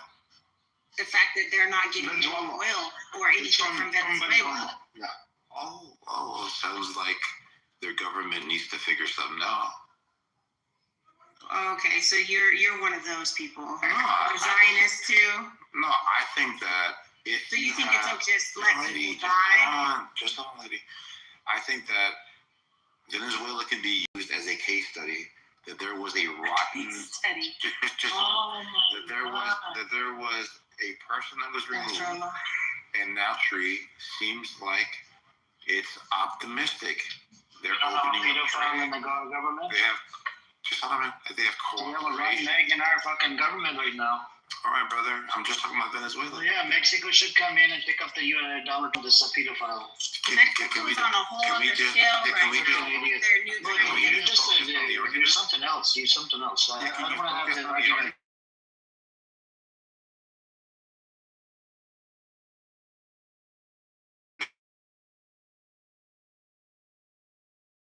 Let's go back to I'm from Cuba. You're the Cuban girlfriend. Yeah, so I don't think America. Cubans are pretty cheap. I smoke Cuban cigars. Yeah, but I don't think Cuban chicks. Honestly, they're pretty cheap. Like, I don't blame you. All right, so do you think?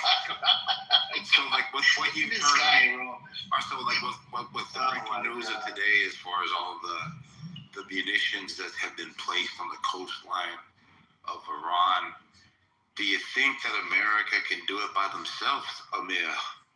Do they really need the NATO? Do you think do you think IRGC is evil? Some more. I don't think any of these people are good or bad. I think they're in their own views, and they believe that they're on the right side of it. That's kind of what counts. I'm asking you for your opinion as an American. As an American, is IRGC evil?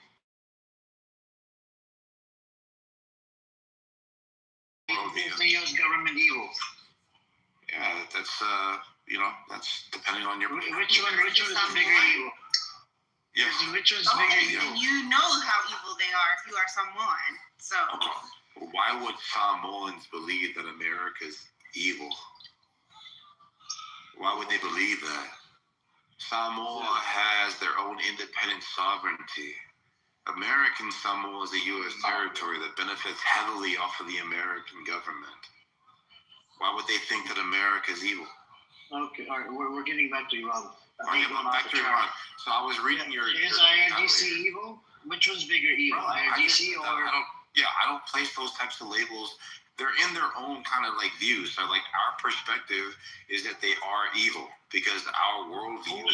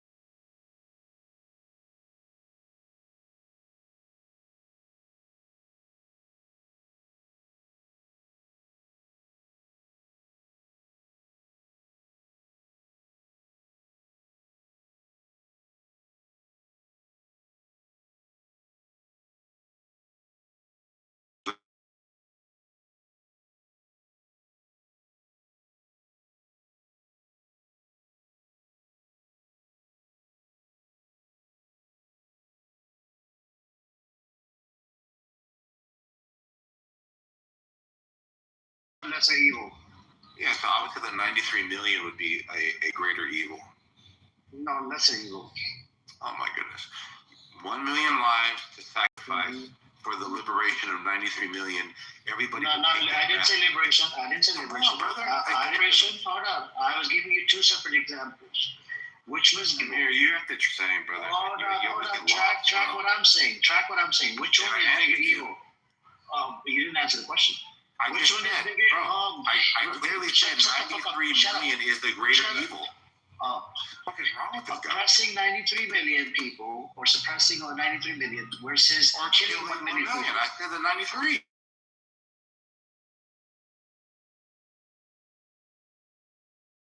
I'm a better ally than a fucking flow, bro. Come on, man. You're not an ally.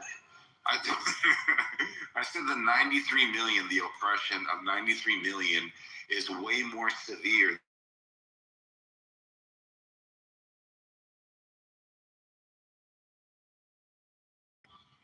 It's a mathematical game.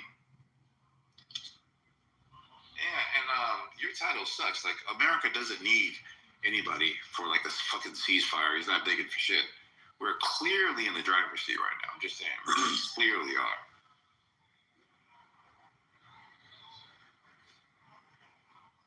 Do you disagree with that? That the 93 million is more of an evil? The oppression of 93 million people is more of an evil than the killing of 1 million? Amir? I believe both are evil, but obviously.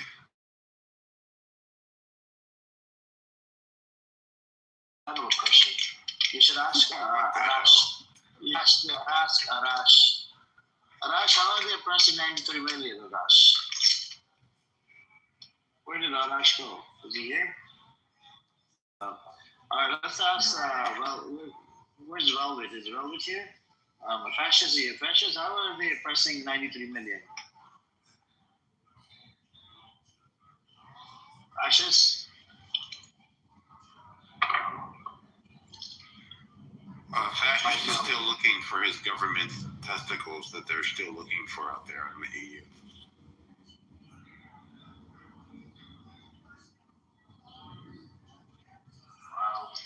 You know, a lot of like Donald Trump's opposition here think that the EU made a really big mistake because now it gives Donald Trump the ability of walking Ukraine. Hold on a second.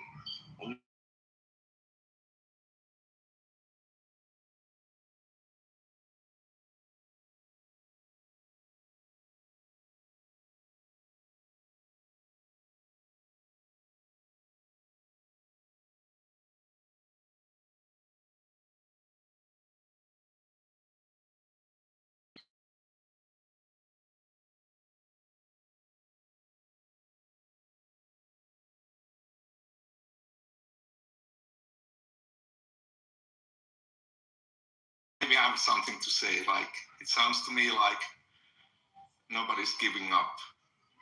Some people think that party A should rule, and some people think that party B or ideology B should rule, and they are prepared to kill each other to some extent or even more. And that's fair enough. If you believe in killing others, so do it. I think that the Israel and around like an Iran thing, right? But I think America with Trump at the helm, he's waiting to get the hell out. I think the longer he stays in, the worse it is for him. Yeah. Hey, welcome, Kai Tanzaba.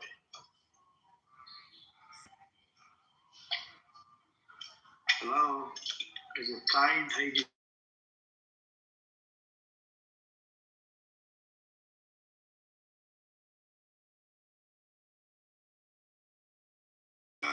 Amir, good for America, bad for on the shore to shoot. But they're claiming that you don't know if they even destroyed it. Oh, they showed the pictures of it. Central Command. They tend to lie a lot. I don't know, man. America's been on, bro. If you look at the people that Israel said that they killed them. Is the Iran state media? Is this working? Oh yeah, we can hear you now. We can hear you.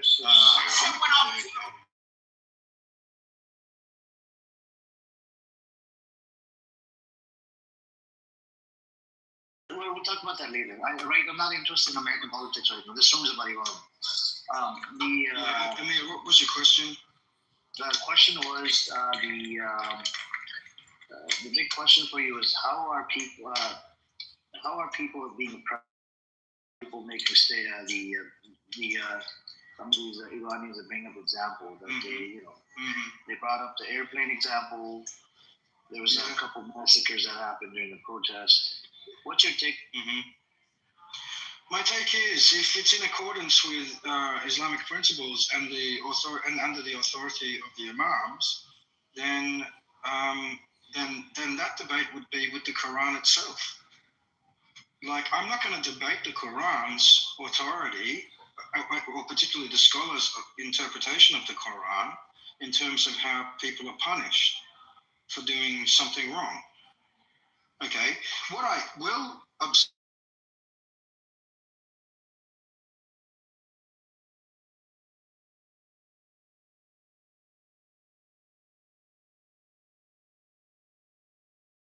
people in the West like freedom, because it's one step closer just to being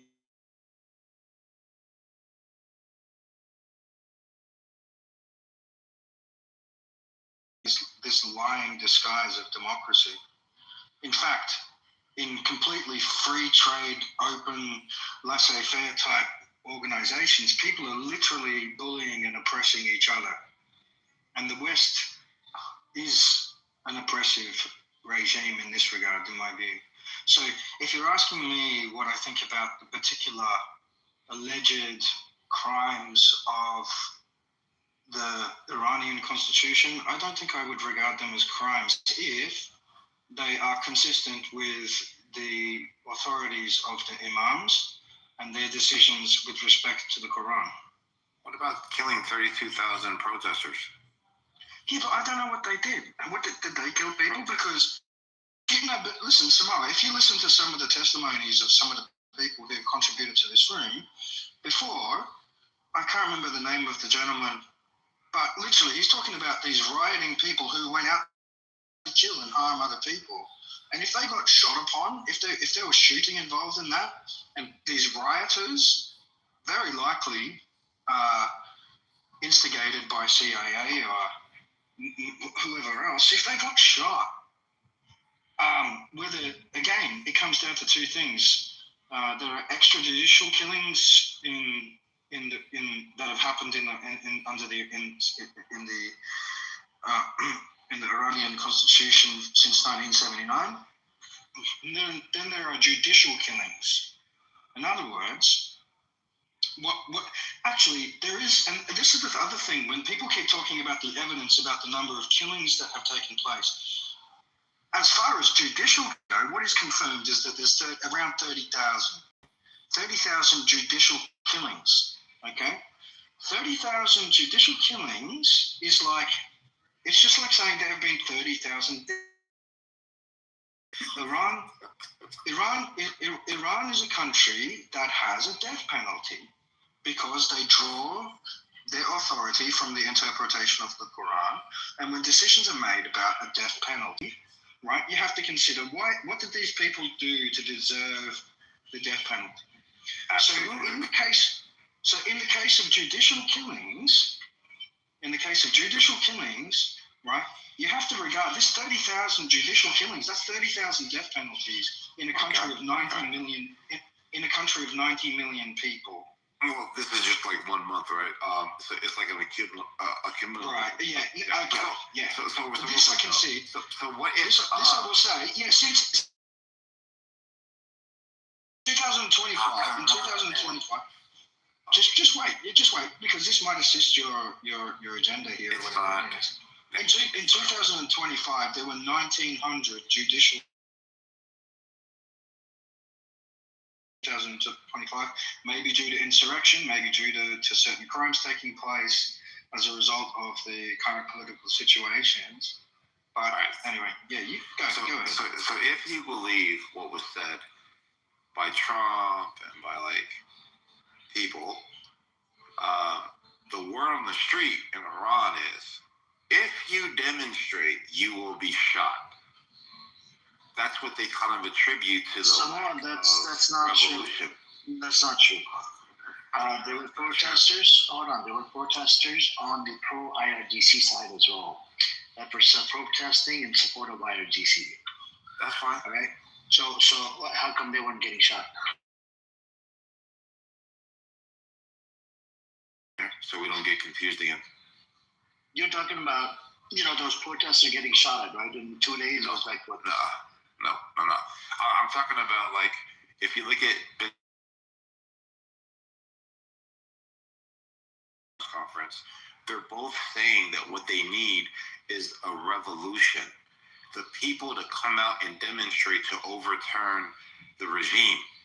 And they're saying, when asked the question, how come you don't see anybody out there?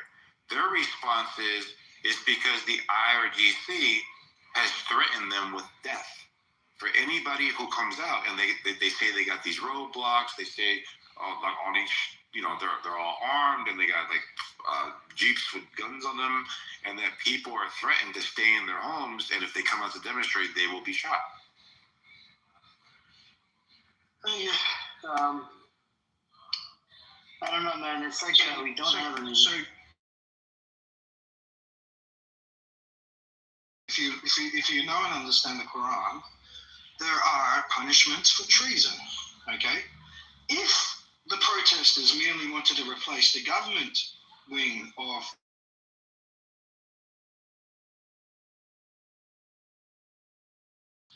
scholarship wing, which is the Imam spiritual leadership wing.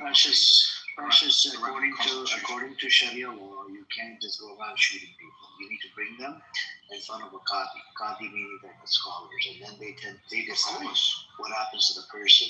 But the problem we're having is, the people that the claims are being made that they were just, randomly shooting at people. Now, I don't know how it worked out. The government says 3,000. So, and then you have the Syrian Right Organization saying 7,000. Which government? Right. Don't forget Amnesty International and other outlets like that. They regard legal state.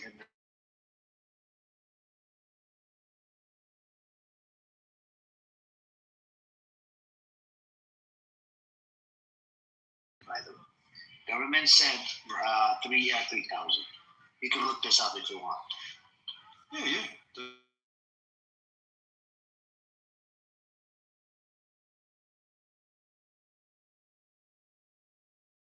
7,000, and it's backed up by NGOs, and they have verified the numbers and everything. Mm-hmm.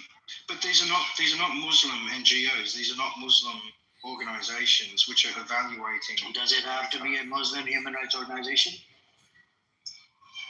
Well, I think so, because I think if you're going to determine, according to Sharia, that's not true.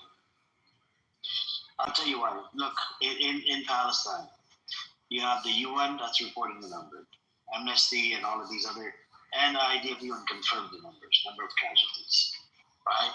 And that's what we use. That's our benchmark, the UN numbers and the Gaza Ministry, right?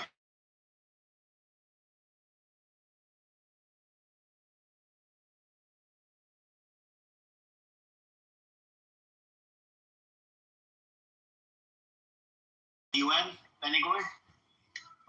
There are some.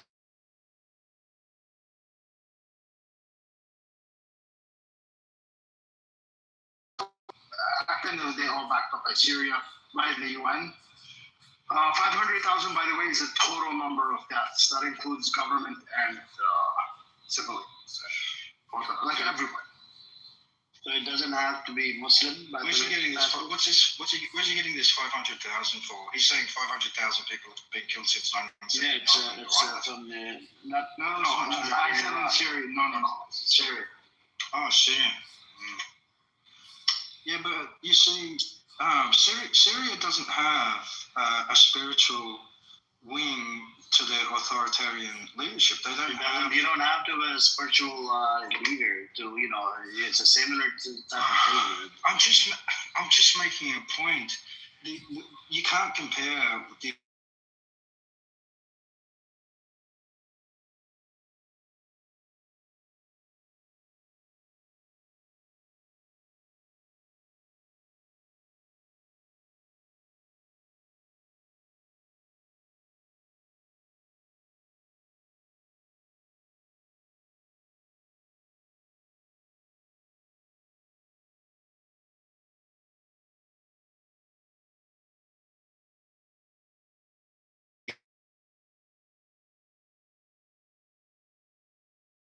or they bombed one of the villages. K was here. I wish K was here. K said on national television, the Qasim Soleimani's co-soldier. He came on TV and he said at one point there was some ISIS hiding in one of the villages, so they carpet bombed the whole village in Syria. You see what I'm saying? Now, so there was women and children in the village.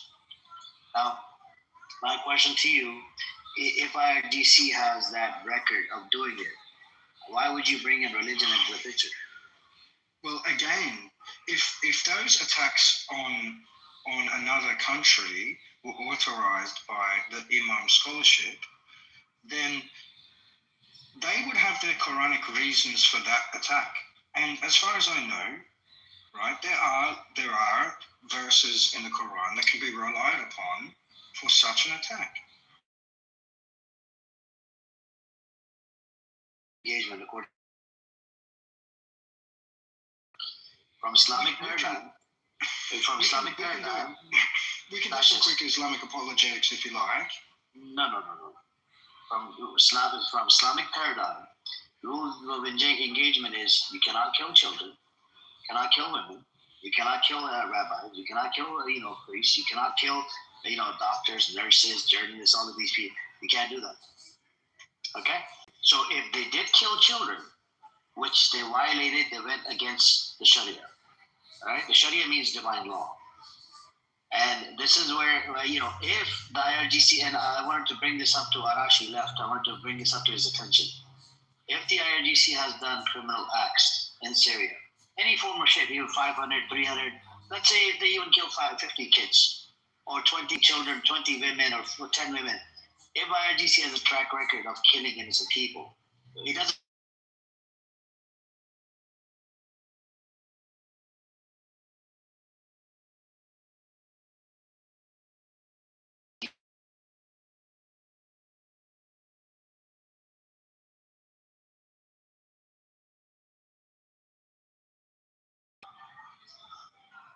And you can't bring the scripture into it. You see what I'm saying? Because they already went against the scripture. There's no more morality left in there. The moral code goes down the toilet. You would only bring up scripture if everything was done. This was my number one concern when I brought early on when I brought up the caliphate system that I believe in. We need a just leader. None of the leaders have clean hands. They're all bloody.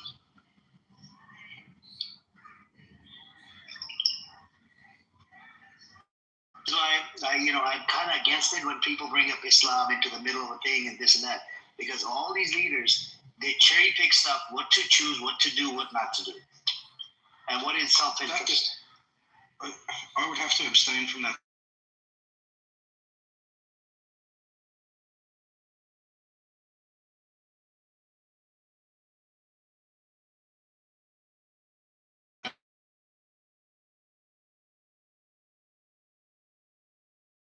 And open up. Do you have AI app, ChatGPT, Perplexity, whatever? Do you have it? I'm looking at that role. All I want you to do.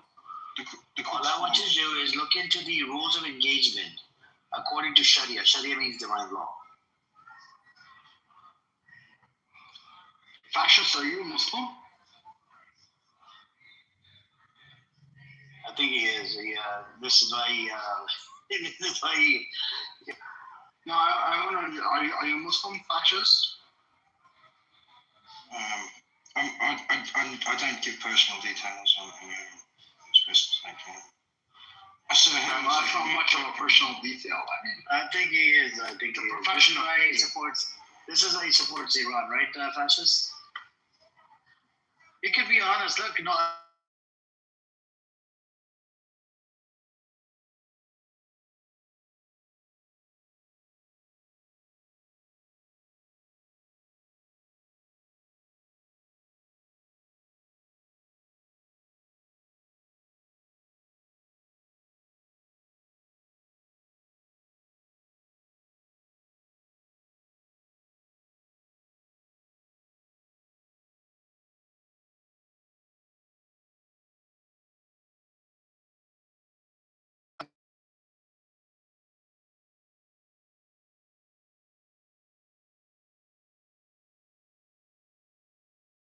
specified their details here in the app, so that's okay. Details like their name, their profession. Look at your name. You're a Jew.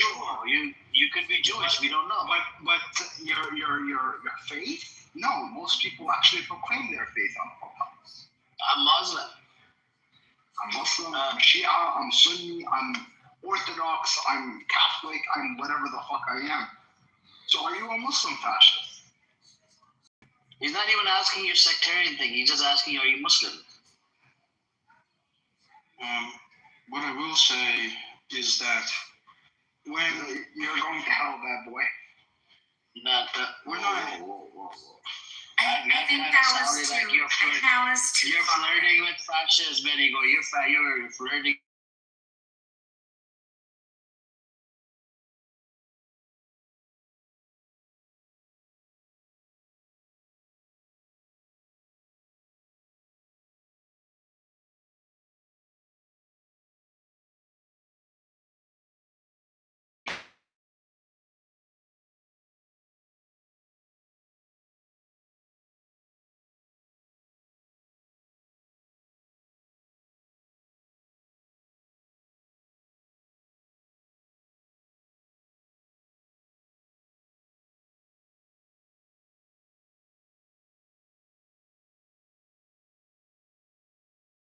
So if you're more fascist than you are Muslim or Christian, whatever the fuck, then why the fuck do you care about Sharia law or what the imams have to say, or the interpretations of the Quran? I don't think Mussolini, the starter, the member of fascism, gave a flying fuck about the imams.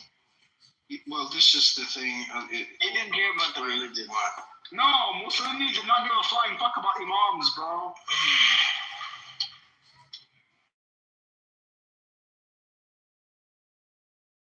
By starting by saying what your fucking religion is. The thing with fascism. And why you give a flying fuck about the imams? Maybe he's on a journey, so just leave it at that class, Look, I'm not gonna attack you. I'm not gonna we'll just leave it at that. It's between you and God. I don't mind. The thing.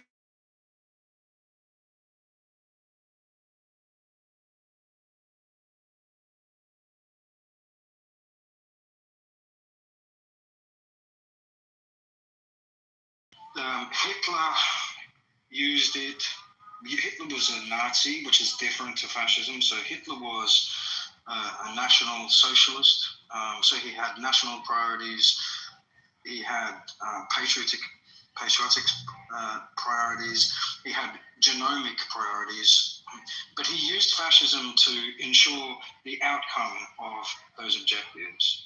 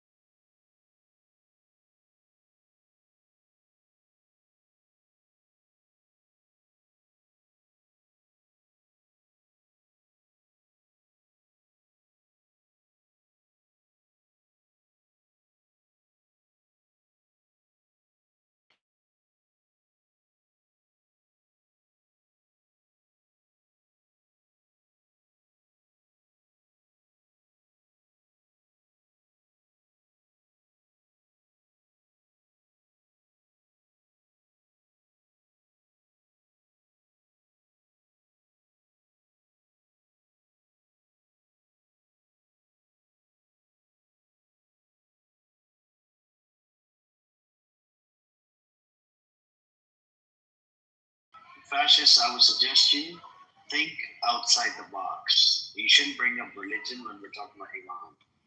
See what I'm saying? Well, I don't think you can separate them. I don't think you can separate them. Yes, you can, because there's a lot of people inside Iran that you've seen it. There's people that come into this room, they don't support Raza Pahlavi or the IRGC, but they just don't,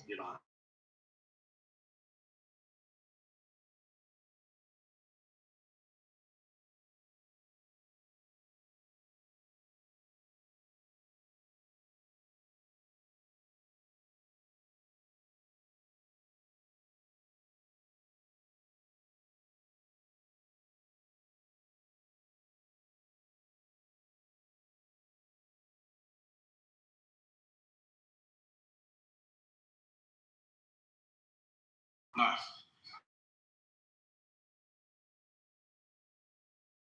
Run by Islam? Was it run by Sharia? Not a theocracy. No. The Sharia was part of the constitution in 1906. Yeah, but the grandfather literally passed a law where the woman allowed to wear hijab. That goes against Islam. We should look into it. Yeah, and then he wanted to modernize so the women can, maybe walk around in bikinis and, whatever, show cleavage and whatever. So that goes against Islam as well.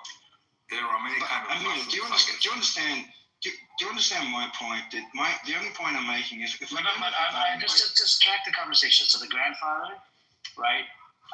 It's safe to say that it wasn't really Islamic. The people who lived on that land, they are Muslim. There are a lot of Muslims. But it wasn't really,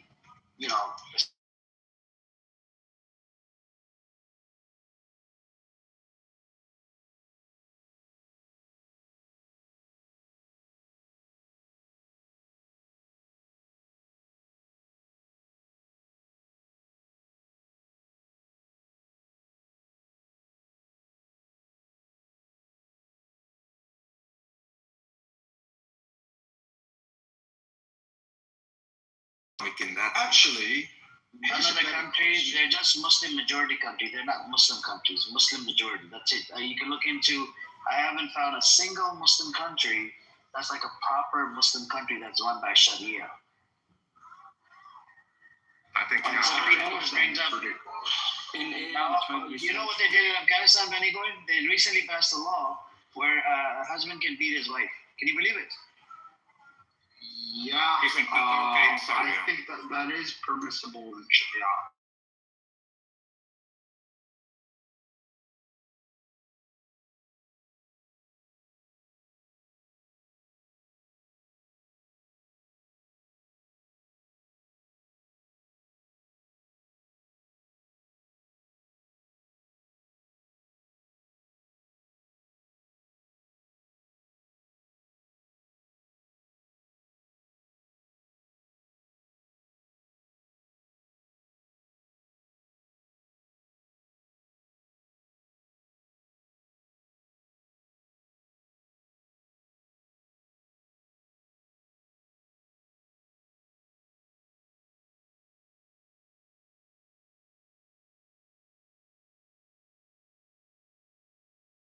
Actually made the constitution, shall I say, was it was supposed to tie in to Sharia.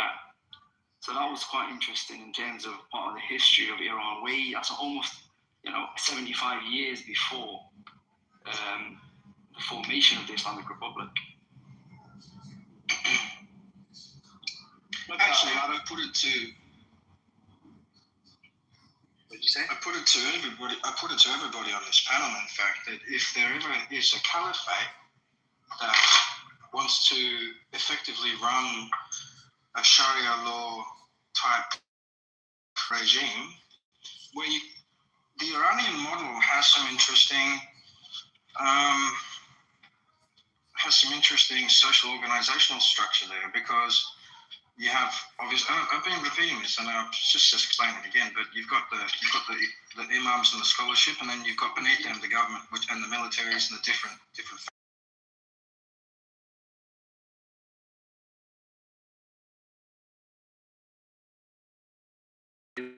people in Iran, you see a lot of these Iranians, they want secular system inside Iran. They don't want anything to do with religion. So, I mean, I'm not saying all of them, there's lots of them. And if you look at some of these surveys, the surveys are questionable. I'm going to give you that. But when you look at surveys, the surveys are saying something else as well. Like I brought in the Gaman, I gave it to Hamza earlier. If you scroll up on the chat, there's like 5,000 messages in there. You'll be able to find the Wikipedia link. And Wikipedia link has demographics, and it goes into all the surveys that were done. Do you derive your morality from the Quran or from your own objective experience? Yeah. And then you have to respect the laws of the land, fascists. If something that contradicts with the Holy Scripture, then yeah,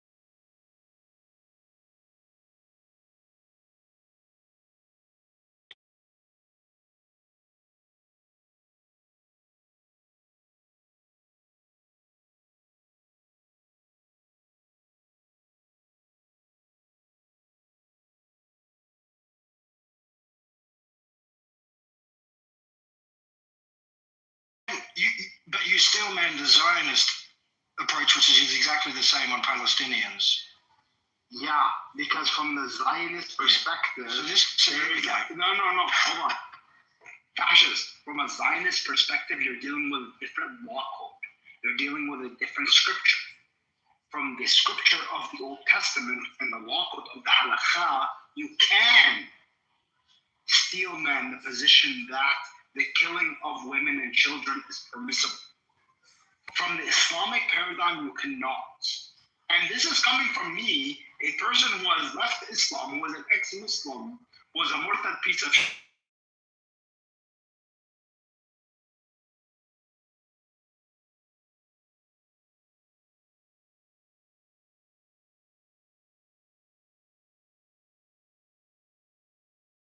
And children, including babies and sucklings and animals.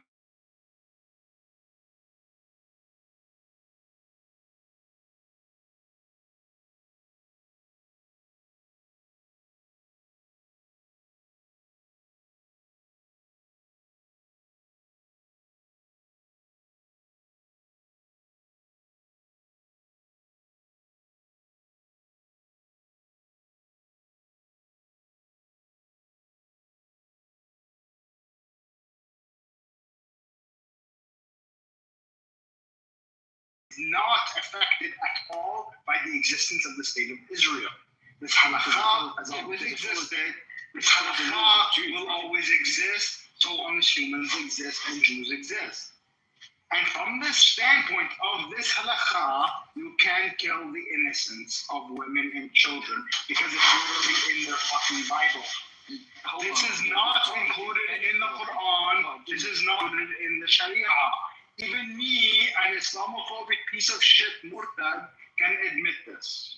My Jewish wall. So Amir, in the situation where Imam is considering this asymmetry between the Jewish rules of engagement and the Islamic rules of engagement, do you think the Imams of Iran were grappling with these asymmetries? Precious, can I tell you something?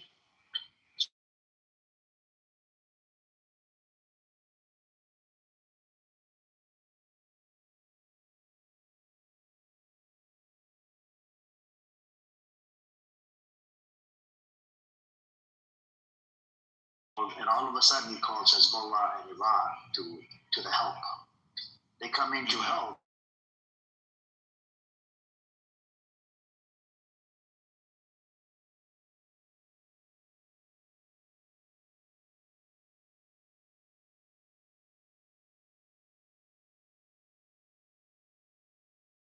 So do you think those IRGC members that went over there, they were actually believed in religion? Because as far as I know, a lot of them are not practicing. Is it true? But I will say, if they're not practicing, then why do you care about why do you keep bringing up Imam? I don't know. I'll bring a short story up. Actually, it's about Syria. So, in fact, because I have children that go to school, and there was a family there, a refugee family that had recently come from Syria. They actually came to my house. When I questioned them, I live in a Western country, by the way.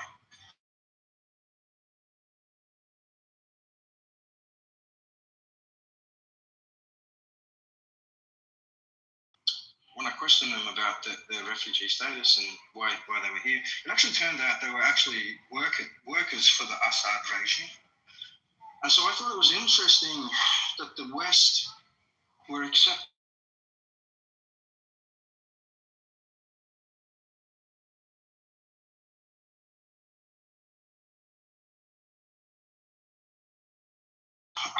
I don't think I know enough personally about the Assad regime, and it seems a very messy situation to me. It was very messy. I don't even know how reliable the charges are that IRGC is responsible for. I know you're going to hold to this. Don't start shouting at me because I know where this is going to go. No, nobody's shouting at you, Benny. You're fascist. Right. But I'm not even sure how reliable it is that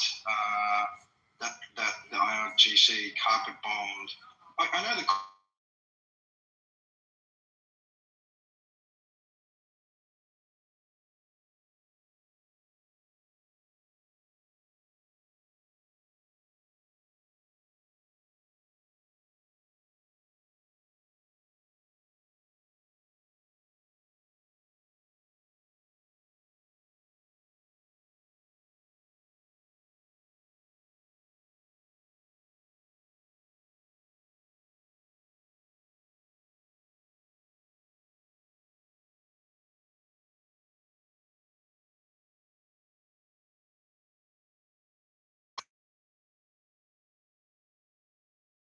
think they sanction the killing of all of these things. If you're telling me the imams sanction this, then I could give less of a shit about the imams. Just as I could give less of a shit about the rabbis or the priests or any other fucking people that sanction the killing of women and children. So take your imams and shove them up your fucking asshole. You were just saying before that you're supportive of the Zionist. No, I'm not lying. On the Torah. No, I'm not. Okay. I'm not supportive of it. I never said that I was in support of Zionism. Okay, because Zionists or the rabbis are anything. I'm saying that from their framework, they can justify these things. That does not make these things righteous. Yeah, but a lot of times you've referred to yourself as goyim, haven't you? So that's a fucking troll. You just means non-Jew, bro. Goyim actually literally means nation. Well, the non-Jewish nations. No, actually, even in the Bible, it says Goyim HaKodesh, meaning the righteous, the holy nation, referring to Israel. Goy just means fucking nation. That's it. That's all that it means. And I troll about it because they say, oh, the Goy, blah, blah, blah, blah, blah, referring to the non-Jews. I troll about it by calling myself Benny Goy. That doesn't actually mean I sanction Zionism or believe in it or think it's righteous or any of this shit. Listen, man, if your fucking religious figures are calling themselves righteous and sanctioning the killing of civilians, you and your religious figures can suck my balls, my hairy fucking balls, and I will not shave my balls for 2 years until you suck them. Okay, good. So, but my understanding is, like, if I were going to call myself, if I were going, let me finish it. If I were going to be calling myself a goy, I would be effectively saying that I'm a tool for the Zionist entity. No, I am trolling, you fucking idiot. Okay, right. So you are a goy or you're not a goy? Can we just get this straight? Everybody's a goy. So you're a tool to the Zionist entity? Everybody's a goy, you fucking idiot. Do you not know what goy means? I just explained it.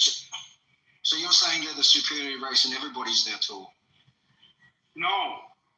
Goy literally means nation. Are you a part of a nation? They use it. Yes, I know how they use it, and I troll them by calling myself Benny Goy. I get that. That's not an issue. Okay, that's it. I get that. I'm just saying. It's a fucking troll, man. You're on Clubhouses. Gentiles and. Okay. How they use it. That's how. What about that? Yes, and that's how I am using it as a troll. Hold on a second. Benito, what can you tell us about the Yazidi genocide? The Yazidis?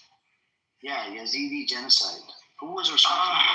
I mean, as far as I know, the Yazidis, a lot of them were killed by ISIS. Other people killed them. I'm not, but I know that ISIS killed a lot of them. Yes. That's crazy. Yeah. ISIS is disgusting. ISIS is Judaism for Muslims. Zionism for Muslims. It's pretty bad.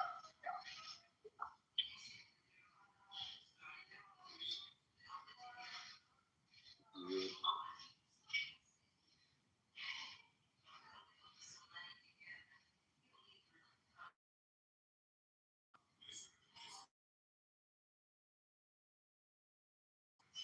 You really think I'm a fucking... Yeah, he just trolls, man. He's just a troll. Call myself Benny Goy. I'm a Zionist now. Oh, he's doing this. I'm just going off my interpretation. My interpretation is that... Your interpretation is shit, and now I understand how you interpret the Quran this way. You're like, hey, we'll just keep shouting over the top of each other. Yeah, that's how we get a conversation down. Yeah. Honestly, dude, I've heard you not just in this room, but in other rooms as well, and your position is shit. So the smartest person in your household was the loudest. Okay, we get that. So my interpretation of a goyim is it's a tool to a Jew. So if you're a person who... And that's why I troll with the name. Right, okay. So, but when you said I am a goyim, you were actually just joking. You were being sarcastic. I am trolling. Yes, that is correct. Okay, good. Now I understand. I'm also being literal because everybody is a goy.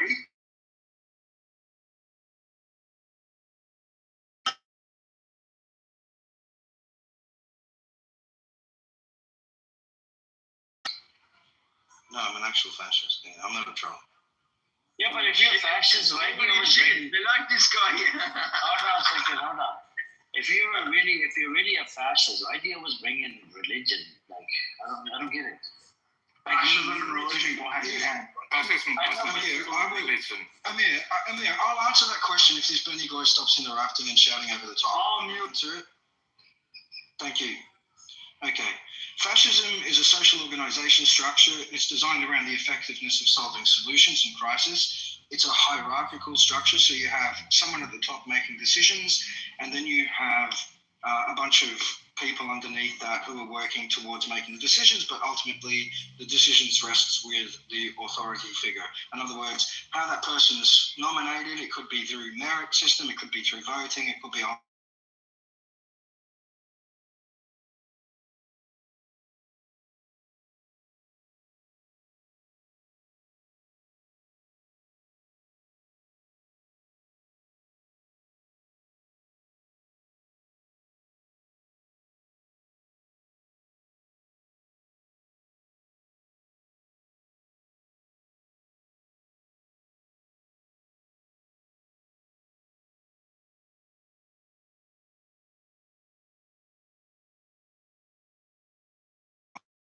day it is, what time of year it is. This is all because Julius Caesar spent a very short period taking control of the Roman Senate and putting solutions into place quickly and effectively, somewhat a little bit what like Trump is trying to do, but not quite the same. It's different. Trump is a different thing altogether. Okay. I'm good. I want to ask you some questions, man. Yeah. The thing is it built on racism? Is it built on racism? No, it's not. Says who? No. Well, says it believes in elite groups anyway, so not racism. It literally contradicts Sharia law in key theological, political, and ethical. No, it's not. It's not. Fascism is not. No, Nazism was racist. Fascism is not racist. Okay, sovereignty, Sharia holds. Academically, he is correct. Hold on. You should go read the fascism. Hold on a second. I asked my AI to compare the fact. Yeah, I mean, hold on, I'm going to read it out and then you can correct me, okay? Because core contradictions. Definitions. It's being rewritten. Core contradictions. I'm giving you core contradictions. You prove me wrong. Because why would you not prove me wrong? It's built on racism. No, it's not built on racism. Okay, then prove me. Let me read the shit and then you just let's go with the comparison. That's not how to do this. You keep bringing religion into the picture. I want to correct. I want to see where you're gonna go with this. And let me read it out. Okay, I'll answer. Hey, you're getting triggered, man. Sovereignty, core contradictions. Sovereignty. Sharia holds Allah as sole lawgiver. Quran 5:44, chapter 5, verse 44. Whoever does not judge by what Allah has revealed is a disbeliever. Fascism prioritizes human leader state. Which violating Tawheed, God's oneness.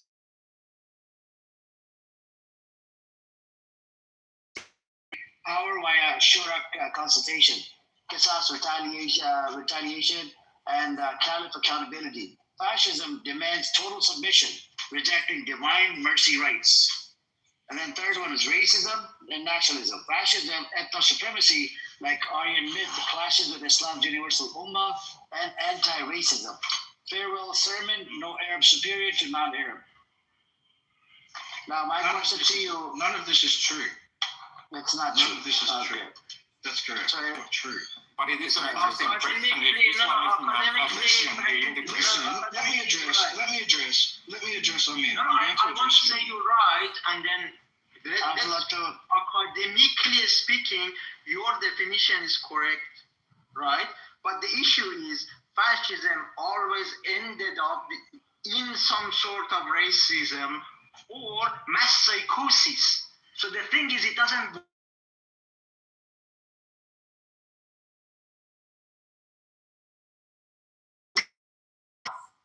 because you No, fucked that's up not the true. vote with it. No, you fucked up the vote once with it.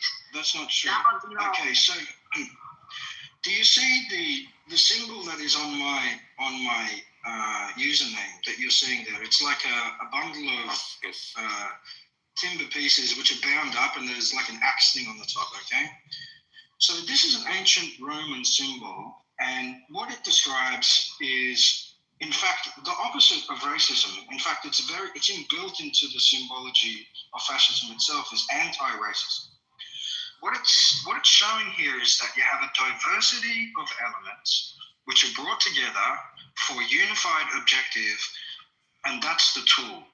Okay, so a little bit different to the Zionist idea where everybody's all underneath them and everybody else, aside from the Jews, are going. Okay, so the fascism brings everybody together to work. If you actually read even some of the recent fascist manifesto from Italy pre-Nazi Germany, it actually says Italians unite, the diversity of Italy unite. They brought voting for females. They did not have any persecution of. Can you address that question? Address the points that I gave you? Yeah, I'm addressing the points. Is that whoever's written. Was there description? Was there racism? Yes or no? There's no racism in fascism. Okay, there's no only racism. People who, no, nothing at all. If you can use fascism to exterminate the Jews, and then it becomes racist. Yes, you can use fascism. No. I'm talking about, is there racism under fascist system? It's just.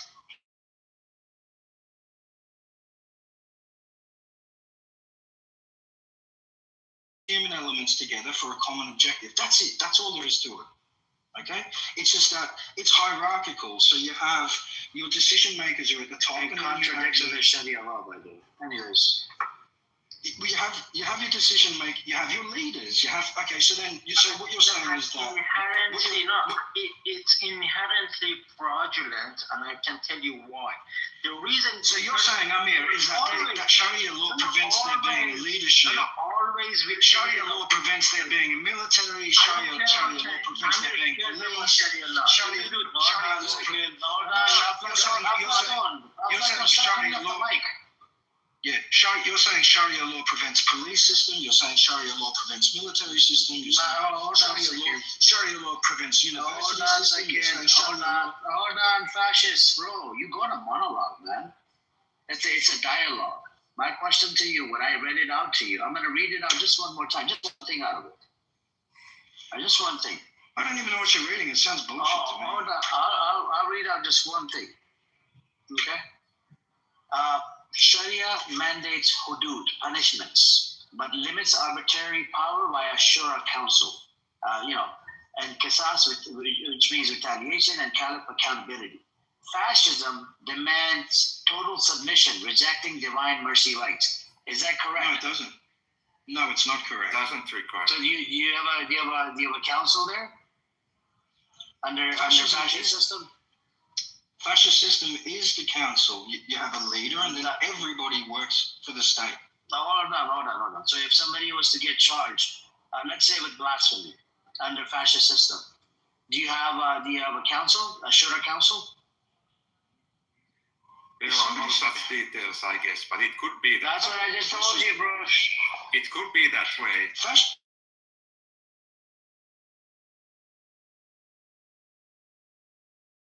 Fascism just means everybody works for the state under the leadership.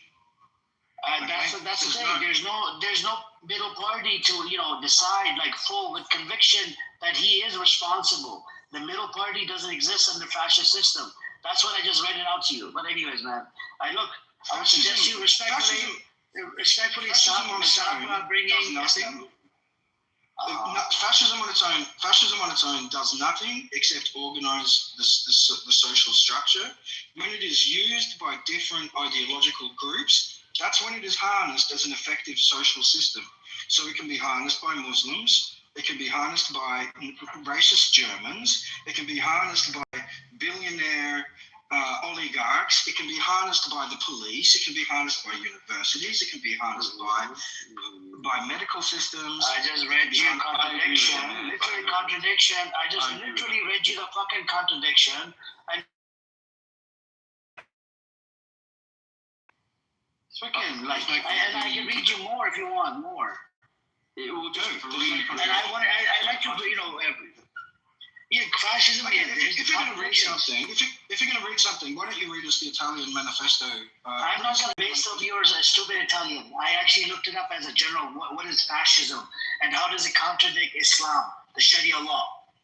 The Sharia means divine law. You asked ChatGPT. Stop. No, I don't use ChatGPT. Fuck ChatGPT. Freaking Zionist, yeah. Just the hierarchical system itself. Just your definition of fascism is so broad and so small that I don't understand why you call that fascism. You can call it anything.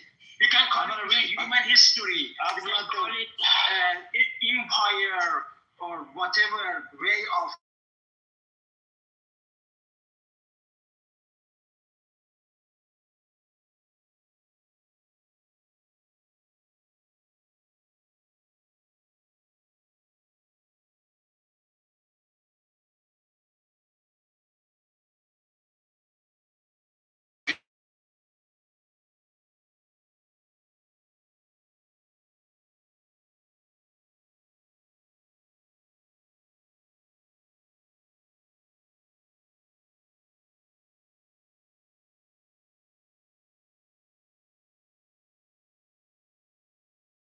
Lawgiver. Quran Kareem, which means chapter 5, verse 44. Whoever does not judge by what Allah has revealed is a disbeliever. Fascism prioritizes human leader state. All right? Violating Tawheed, God, oneness. Does it do that? It's a yes or no question. No. It doesn't. So the leader is not above. Leader is pretty much a God. Pretty much God, right? No. Okay. All right. I think that's a contradiction right there. Commonalities between Islam and fascism. One would be that they both believe in group, which sort of takes the lead, and Okay, the ruler group. How does he? Okay, hold on. Where does he get his rulings from? The leader under fascism. Fascism doesn't define that. No. Where does he get his ruling from? Sharia.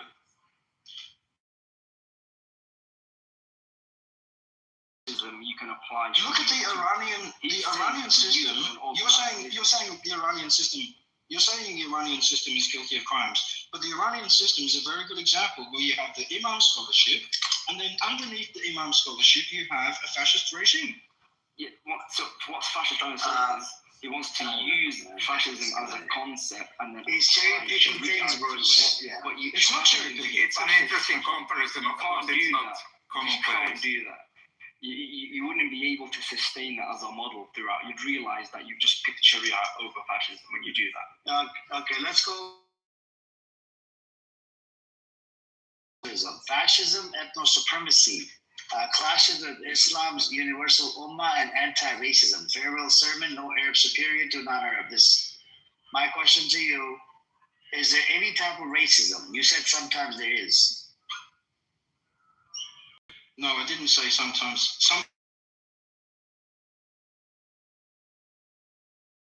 If a group of racist people want to be effective at destroying a certain group, okay, like Netanyahu, he's a fascist, okay? Netanyahu is effective at trying to cleanse the Middle East of a certain group that he doesn't like and establish superiority that way. They're a fascist regime as well. Okay, they've appropriated fascism for something that I consider to be evil, and actually, I think they make fascism look bad. I think Hitler was a similar character. He appropriated fascism to do evil things.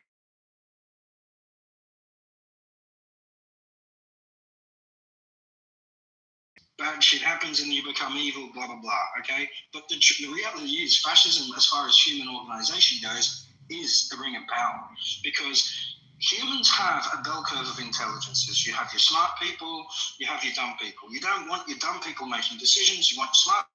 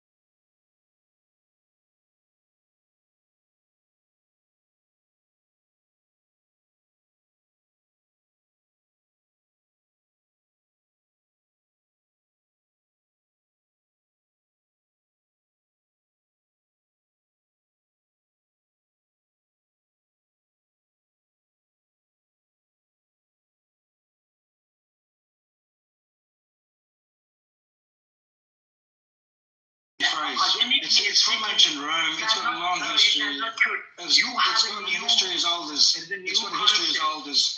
Islam I itself. know, but It's got a history. this history as old as Islam itself. phrase didn't Oh, yeah, exist in fact. back then. This concept didn't exist. You cannot take Yes, it did. 2,000 years ago. No, this is our 2,000.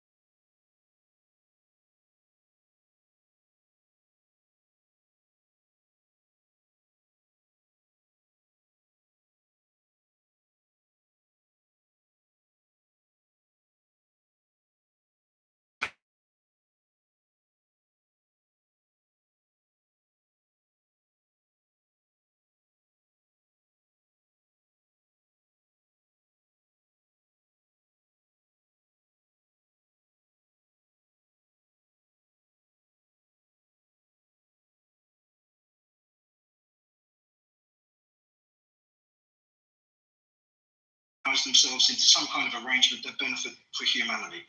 Okay? You might have a situation where there will be different classes of decision makers based on which race they are from, because, well, I mean, it's there's scientific evidence that there are different levels of IQ from different races. This isn't necessarily racism, it's just that you can ensure equality of opportunity, but you can't ensure equality of outcome, okay?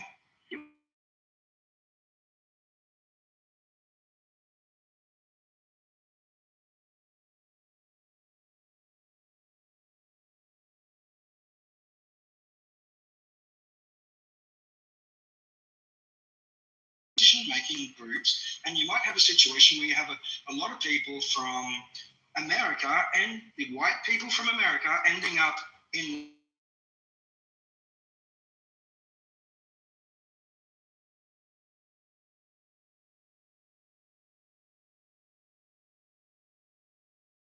the boundaries. We let people socially organize themselves into a fascist state. Racially, you might end up with a situation where you have powerful Africans and less powerful white Americans, because let's face it, there are a lot of white Americans who are not very smart.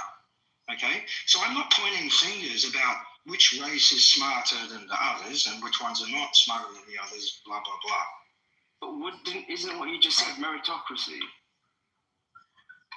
If you delineate and actually yes, of course, meritocracy. Or yes. or national, then it becomes racist. If you're saying, no, I'm going to put the smartest people at the top and I'm going to make them sit exams and assessments.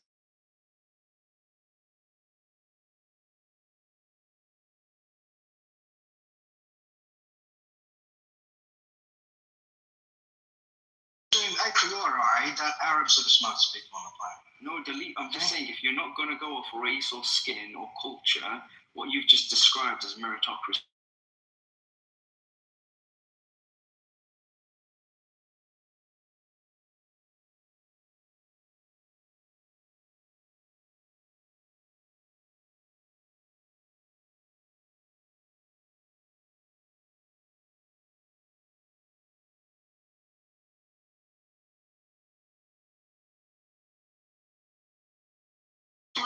No, you can't. No, you cannot.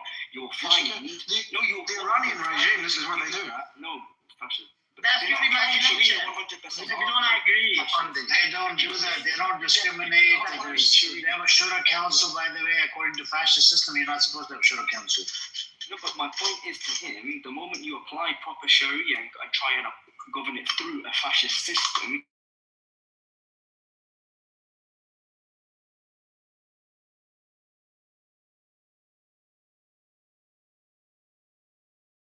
Okay, give an example. The Sharia system.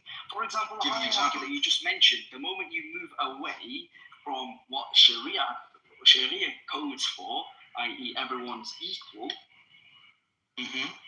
then you're going to find yourself, hold on, I want to have some sort of hierarchical structure based on X, Y, and Z. It wouldn't be based on X, Y, and Z. It would have to follow the Sharia protocol. And Sharia protocol has some sort of structure, of course, because it has a head, and it has a majlis, and it has this and that. But it doesn't have the hierarchy of what fascism sort of propounds. All right, now I refute you. I refute you on the basis of the Quran. The Quran encourages us to understand the natural world and to gain knowledge about the natural world and to use that for our strategic advantages. And if we go out into the world and we see that there are certain organisms out there like insects that have arranged themselves in these hierarchical structures in order to improve their chances of Jannah, then you can use the Quran to justify this fascist, the use of fascism. Okay, so it's not inconsistent with. Sorry, what? It's not inconsistent. Hold on. Fascism is not inconsistent with the Quran. I'm telling you, Sharia law. You just said you went to the Quran. You got a random verse. I don't know which one you said, and you compared this to. I can show you the surah. And you said because there's a comparison to insects and sort of nemil, and because they organize themselves in this sort of hierarchy, we can do that. No, we don't look at. That's not how we apply the law of Sharia. Sharia has its code. That's what generating knowledge is in the pursuit of Jannah. Okay, when you're trying to understand. Do you mean heaven? That's no paradise. The pursuit of paradise, right? It can be acquired via collection of knowledge and pursuing Jannah via collection of knowledge. Okay, so if we collect knowledge and during that process we learn that hierarchical social systems have problems, okay, then we should not be dismissed from being able to use them because of Sharia law. That's just not true. Of course it is. No, it's not. That's of course it is. You've got. If you look, you can have your system of fascism, whatever you want to call it. I'm fine with that. I'm not that. The moment I get an issue is when you say, "Oh, I can apply Sharia to it and govern it through a because you'll find this incompatible. You know, I think the moment you get close by mentioning nationalism, that is close to being incompatible. There will be parts of Sharia that are incompatible. I agree, Juho. It's what he's talking about is national socialism. It's not fascism. No, I'm not on about national socialism at all. No, I'm on about. Yeah, because you were arguing this thing about race. That was your example about why it's incompatible. No, wait.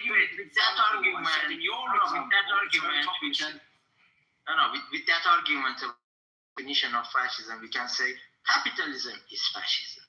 The other thing is, you should apply. That's why I'm saying go to university and study a little bit. Your fundamental is problem. It's not that you haven't read fascism, what is fascism. Your fundamental, the way the brain and the mind should work around concept, you have problem there. Go to a school, dude. It's fine if you.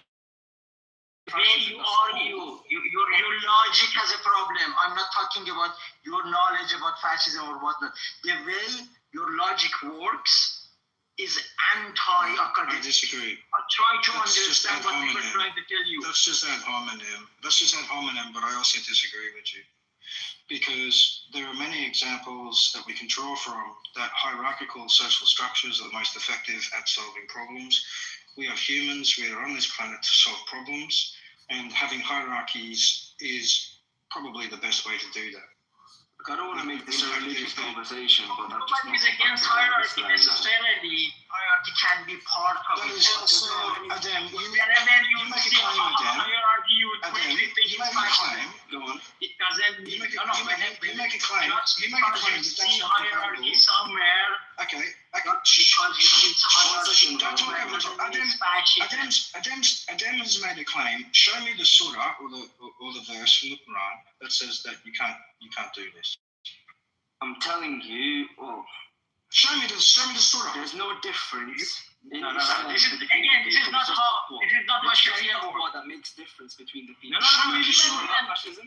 Why would I take it from you when I can take it from the Prophet? That's not how Sharia works. Why would I listen to you when I can listen to the Prophet? No, because that's not how Sharia works. Sharia doesn't work like Show me then. Show me the surah. I'll get it to you. I'll give you permission. You can use Hadith or you can use the Quran. Yeah. Tell me why it's illegal to okay. use Hold on a second. Hang on a second. One second. Hold on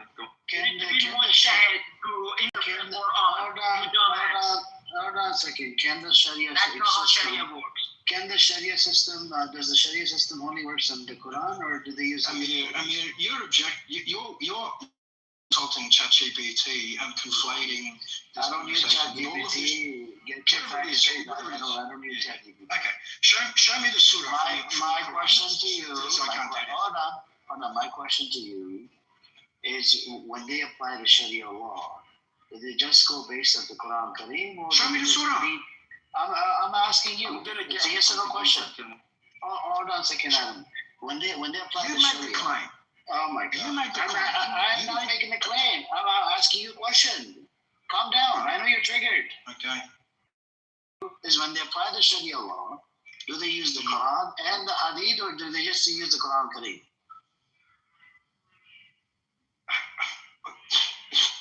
I'm not going to get into the Quranist Hadith. No, I'm asking you. When they apply the Sharia, and what does Sharia mean? And first of all, well, it's the divine law.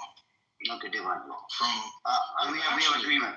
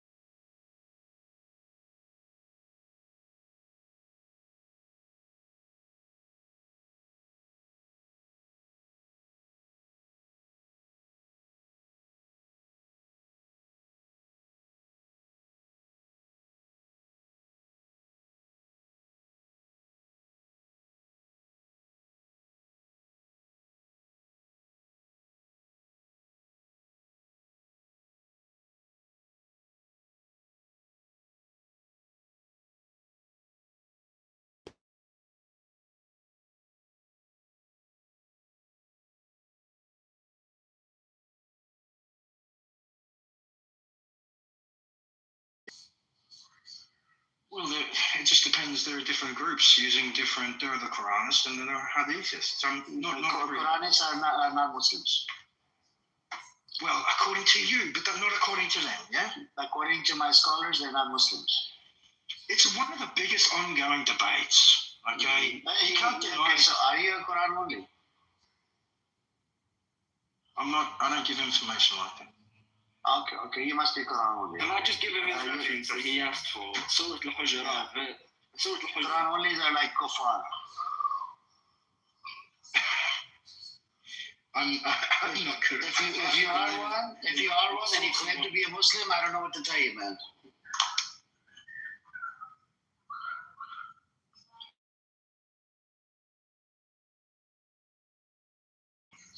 I told you Surah Al-Hujurat. Show me. Verse number 13.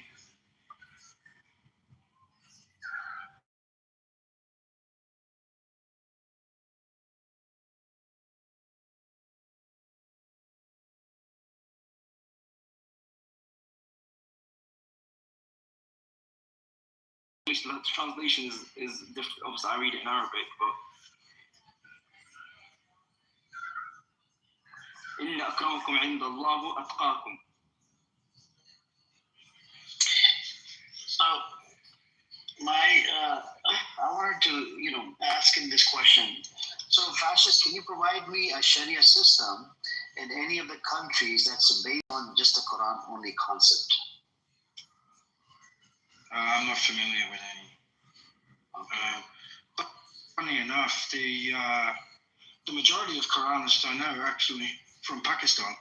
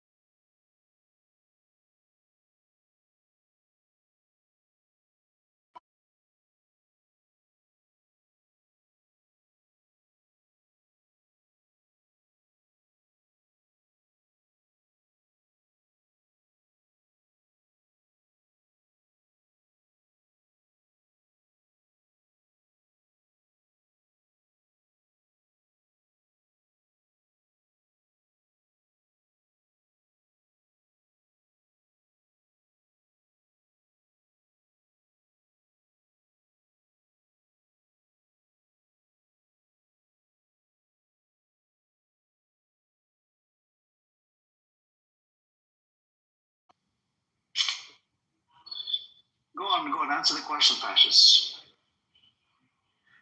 What is your real name? Let me see. Is it Yannick? Okay, Yannick. Okay, can you repeat the question? Sorry, Amir, I apologize, I've just been distracted. That's fine. I hope it's not Robert. So in Saudi Arabia and in Iran and in Saudi Arabia, the Sharia system that they have, is it only dependent on the Quran Kareem, just the Quran only, or is it the Hadith corpus and consensus? In Saudi Arabia? No, in Iran. In Iran?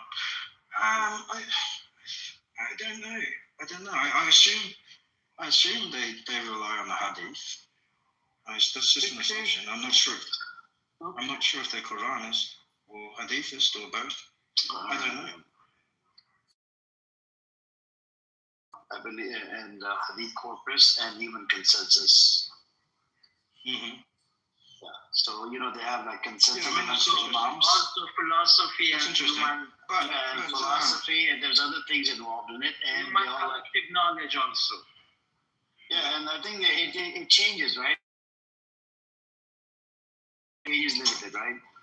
Yeah, it's fluid. Iranian Islamic is fluid. Yeah, it's a little bit fluid. It changed, like the hijab ban, right? They did have the law, but they kind of relaxed on enforcing the law. Yeah, that's it's inherent in Shia and other. Even in Saudi Arabia, they did the same thing. They did the same. Aflatun, they did the same thing in Saudi Arabia. Yeah, good. So Sunni can also be fluid a little bit. That's good. So my question again to you, fascists: there isn't a country out there that runs.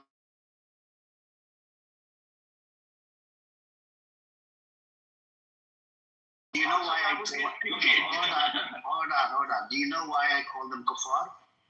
Do you want to know the word to kuffar? They're disbelievers. The reason why, because there's actually a verse in the Quran that says, obey the messenger.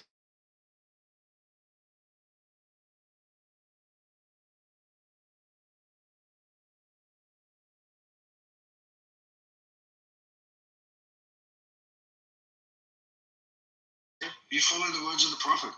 Exactly, but the Holy Scripture is Word of God. So where do you find the Word of Scripture, the Prophet? Peace and blessings upon him.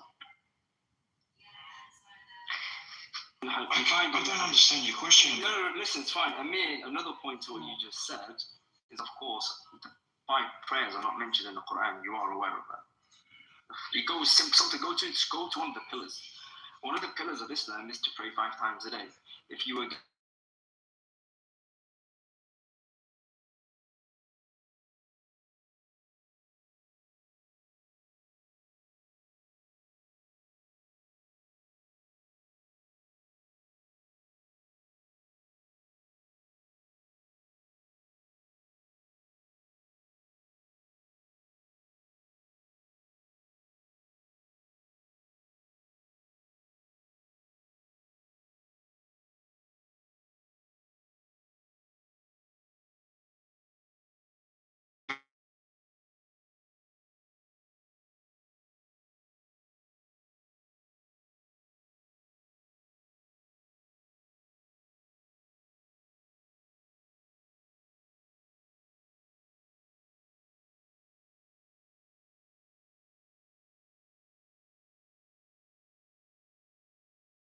in authority among you.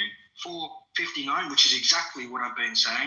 Family, it outlines roles within a family unit, with traditional interpretation says functional hierarchy, though modern scholars emphasize these as roles of protection. So you are Quran only. Let him finish. I've got a point for it. It says Quran only, by the way. Even if I were Quran only, which even if I were Quran only, these are still the words of the Prophet. So Hold on a second. The Quran Kareem is not word of the Prophet, it's word of God, by the way. Word of Allah subhanahu wa ta'ala. You should get your facts straight instead of because you cannot pick the words given to the Prophet by God, of course. not given. The big system. It was revealed to him, not given. No, a big system has fascism at its core is a human at the that makes everything for everyone. And Islam is simply not that. You can't even start with that. No, Islam is the divine revelation, is the word of God that runs and rules the land. That's what it is. So there's so many contradictions with like trying to apply fascism and Islam as like a harmonious, Yeah, so it's very spiritual. Where is the spiritual base in your situation?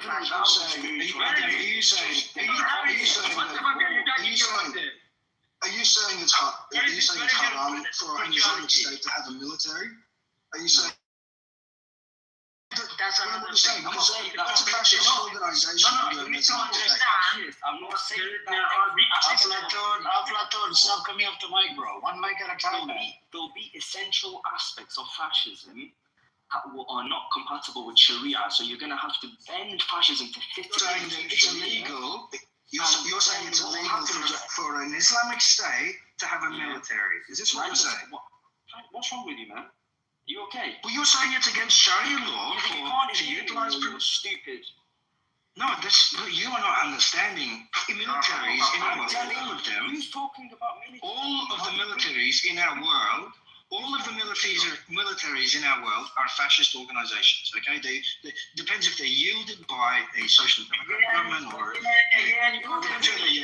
you all about the structure of a military? Are you comparing the structure of a military to a structure of a state? Are you okay? Yes.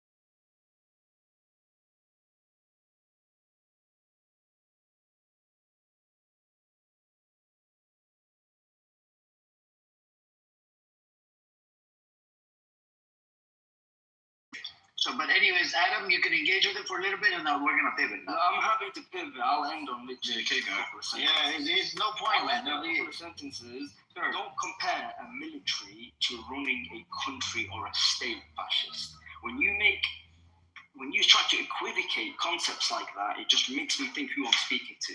When we've got a state, a fully functioning state, and we have a head of state, and we have a body of law, and we have law. Well, it's very relevant now because the IRGC are running Iran now. Don't interrupt me. When we've got a head of state, and we have a body of laws that govern the state, and then we have enforcement and security to keep the state secure, that is how a state is a comprehensive. As an Iranian, that was an absolute.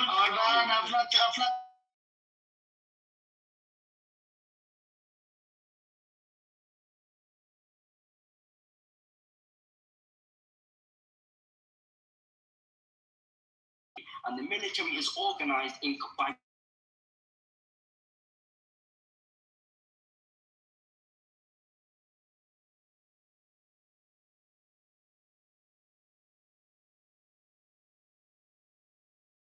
So this is going to go longer when you keep showing over the top. Your own argument Your own argument was that hierarchical social structures violate Sharia law.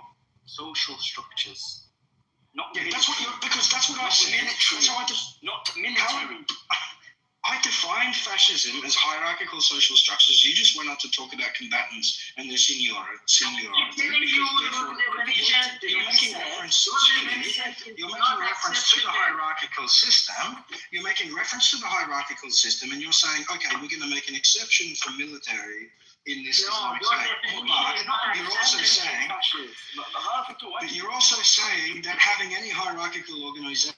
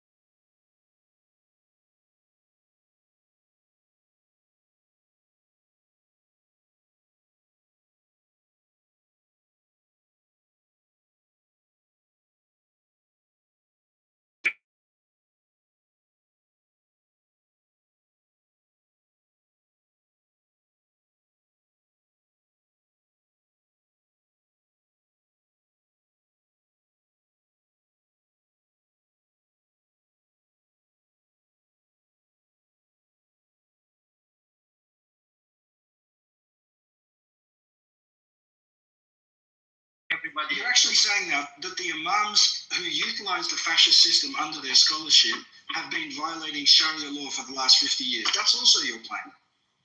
No, that's not how you explained. It is his claim. That's literally what he's arguing. He's literally arguing that the imam scholarship who utilized fascist regime underneath their direction and spiritual direction. That's what he's saying. That's what he's saying. Because your definition of fascism is so stupid, so small, and so dumb. According to you. All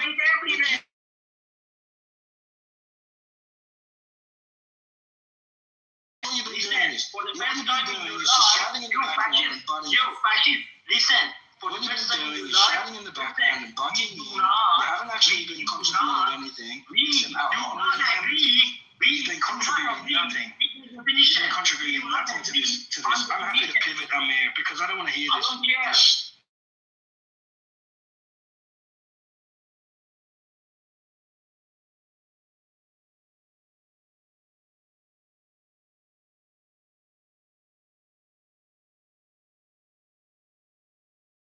Go apply it anybody wants. Nobody likes you. It's obvious. Get the fuck out, dude. Yeah, I think there's I think fascism is study on fascist versus Sharia law, and majority of Muslims don't depend on Quran only. It's a very minority.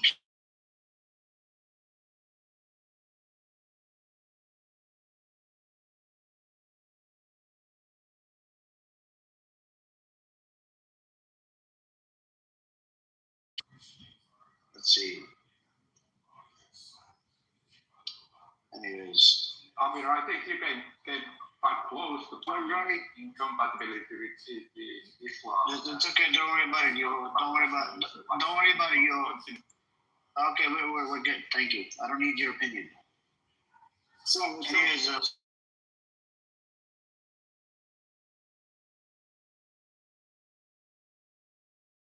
I wasn't talking to you, Naim. Oh, I'm doing good, Amir. How are you? You were talking to me. Yeah, can you please mute up? Thank you, Naim. Okay. Any new tea, Taco? Any more fights? No, sir. No more fights. Not yet, huh? I'm a lover nut. Okay.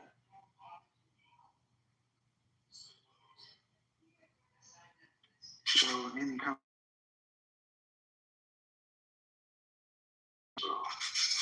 I tell you what's interesting about the last little video they just uploaded. I sent to ChatGPT. ChatGPT told me that motherfucker was made in 2023. There's a lot of AI videos of him. They released another video today of Netanyahu with Huckabee. Yeah, I took a picture of that too.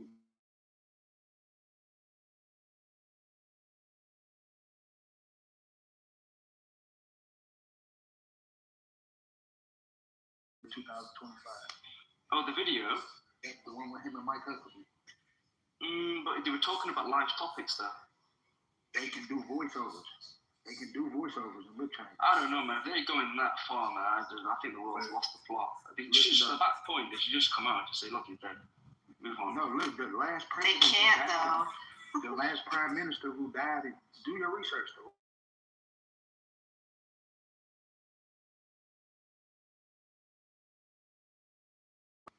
Yeah, they didn't. The guy who had a coma for like years and then died. Yeah, he was in a coma for 8 years. They didn't announce his death though, like 6 years later. Oh yeah, I know that. Yeah. Sharon, yeah. He was a despicable character.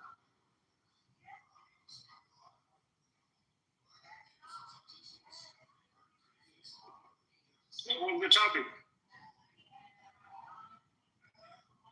The topic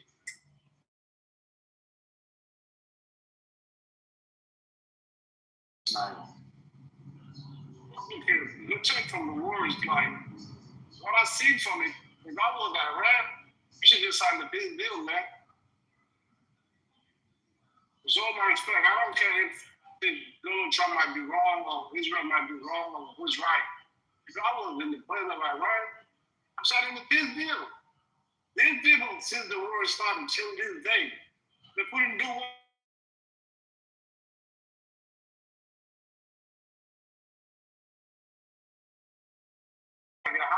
look like the high-ranking politician. But guess what? Khomeini is dead. All the 40 ministers or maybe leaders of Iran killed. The last person is Ali. They killed today, Larry Danny, the chief of security. Man, these people are not winning nothing. So I'm not respecting them, but if I was Iranian, I'm signing my shit. What's the point? What kind of war are you winning? They're killing all the leaders. It don't make sense at all. Laureano was the chief of security. Even the security in Tehran. He's the man running security in the whole country. He was not even secured. They killed him. That's a big insult to the country. I don't know how they take it. But yeah, it's fact. Iran is just suffering left and right. So I believe Iran is too weak. It's too weak to even fight Israel alone.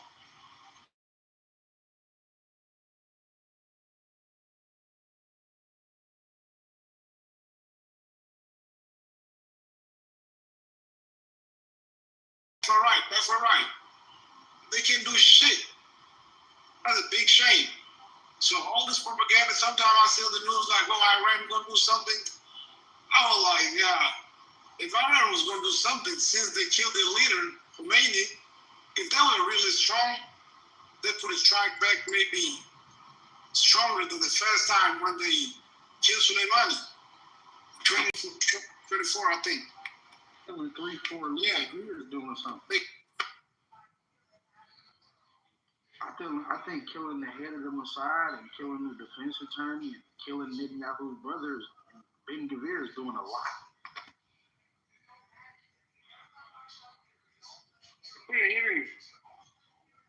No, you said that Iran, if they were going to do something, they would have been did it. And I said that I think killing Ben Gvir, Netanyahu's brother, the head of the Mossad is doing a lot. I think that's doing a lot.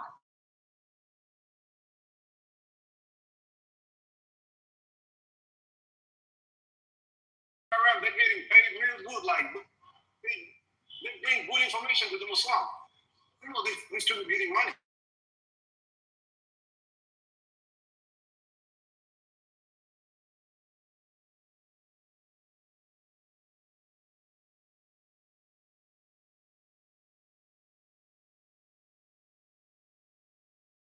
Why are we trying to do that?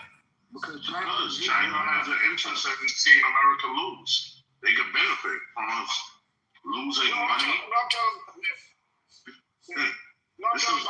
You gotta really think. You gotta think strategically. You know what I mean? We may do business with China, but you know what I mean? That's what we do. Basically, everything we've been doing has been interfering with China's business. They would love to lose this war. They would love to lose this war. Who's the only one allowed through the strait right now? China.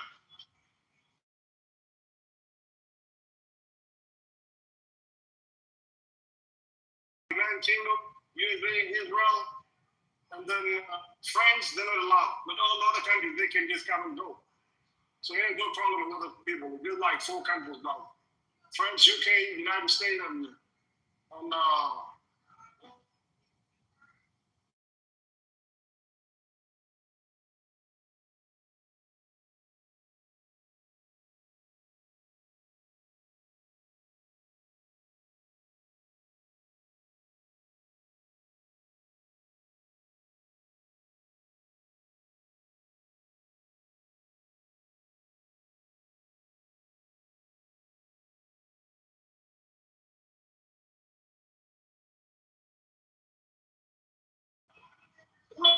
I'm not gonna last the whole year.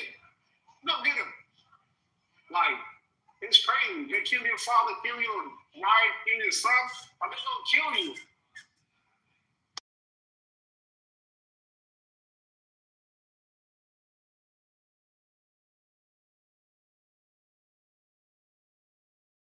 And I'm an American, and I'm gonna tell you the real, bro. All Iran got to do is they got the capabilities to last it out. They can beat America. America is economic first. We're gonna look up and be like, oh shit, this shit is not beneficial to us at all. We're gonna pull out as long as they can hold out. Now, if America can do the peace treaty, say wave the white flag, and everybody go back to what they were doing, I think Iran should take that too. But at the same time, if they can outlast America, Vietnam outlast America, Afghanistan outlast America. It can happen. But we were not killing their leaders like the way they're killing our leaders. Like they're trying to prolong the war so that they don't look weak in front of the war. They don't want to surrender. So what they're trying to do, they're going to keep fighting for a long time until like America maybe come and sit at another table, be like, you know what, guys, we're not going to change what we're giving Iran. We got to silence them. That's what they're trying to do. What you do here is you keep Benjamin Netanyahu, Ben Gvir, the head of the Mossad, they're dead, brother.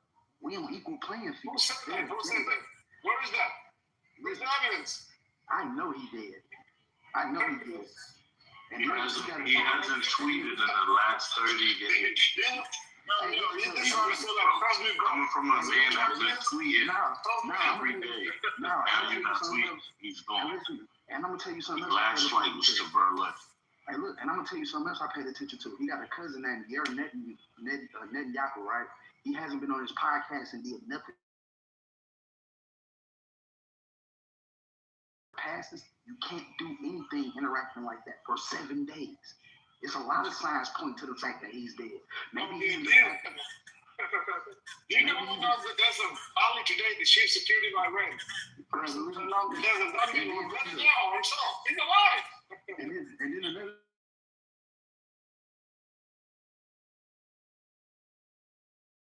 He got caught in the bomb shelter. They tried to send him to a whole bunch of European countries, and everybody denied him.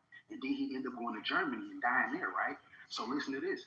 We know for a fact that when he was in the airspace, when they started bombing in Iran, he was in the air for like fucking 32 hours or some weird shit. Like he wasted a whole bunch of gas going in a circle. And when he was in that circle, he had to be making them calls trying to see where he can go.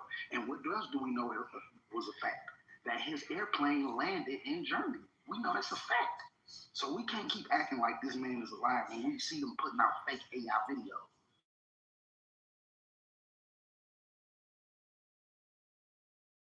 Yeah, Iran, they dropped a missile. They were trying to get his defense. Iran can look killed. Yeah, Iran, man, they gotta be. Iran is too weak, bro. Iran can literally kill him all the same. Oh yeah. It's too weak. No. You just don't want to hear the facts, brother. Okay, count the people that killed from Iran. Count the people. 1 leader, just one. The head of the Mossad. The head of the Mossad. Iran is too weak. The head of the Mossad. Who's the head of the Mossad that got killed? The head of the Mossad and Ben Gvir are confirmed dead, brother. You can do the propaganda, my brother. We talk about truth. I'm not trying to use something that there's no evidence. Guys, we're talking about the truth, brother. What are you doing, guys? Why are you spreading propaganda? When Donald Trump said like, hey, Donald Trump is infallible. Hey, wait, hold on a minute. Hold on. Listen, I'm looking at the leader of my country. Donald Trump is a holy man. Is God chosen? He is shaking his. Stop, Amir, don't. Well, he became Jewish. All of a sudden, he's a you know. Just don't. He's God chosen. So bad. You want to back man? Well, you didn't know that he's God chosen?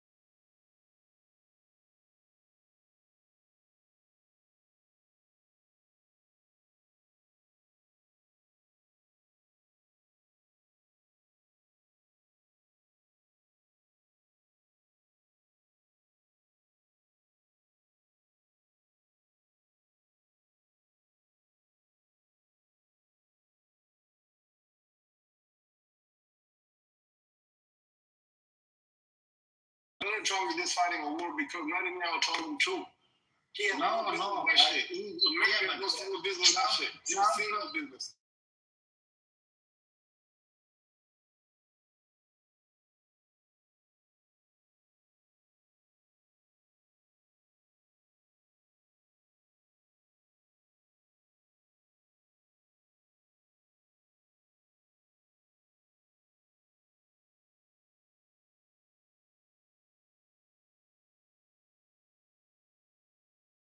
I'll sit and study this shit to death. Jerry Kushner is the. You studied where? Well, which school did you go to?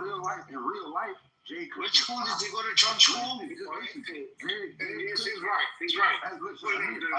Which school did he go to? Amir, if you want to learn. I went to school with Ben Netanyahu in Philly. You went to school with Donald. You went to Trump school? Dude, listen to me, brother.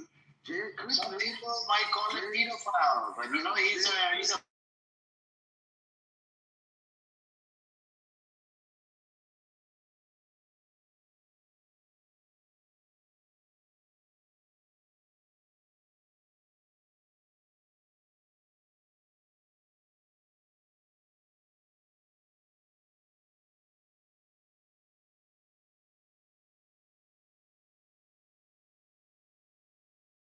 What did you learn? What did you learn about Trump or taking orders from Jared Kushner?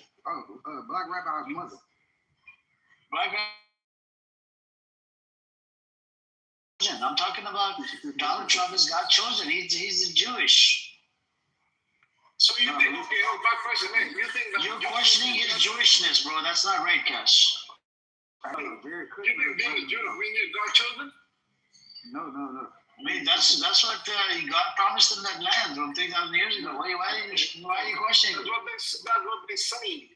I'm like, okay, I'm not against Israel. I'm not against Jews, but whatever Muslims say, that's what they believe in. It's the truth. What the Jewish say, what the Christian say, what the Christian believe in. You can't say like these people are right. No. The people in Israel are not Jews. They're Edomites. Look at this guy. He's anti-Semitic. Cash is anti-Semitic. No, I'm not for you being anti-Semitic. He's saying things against Donald Trump. Donald Trump is Jewish. He's Semitic.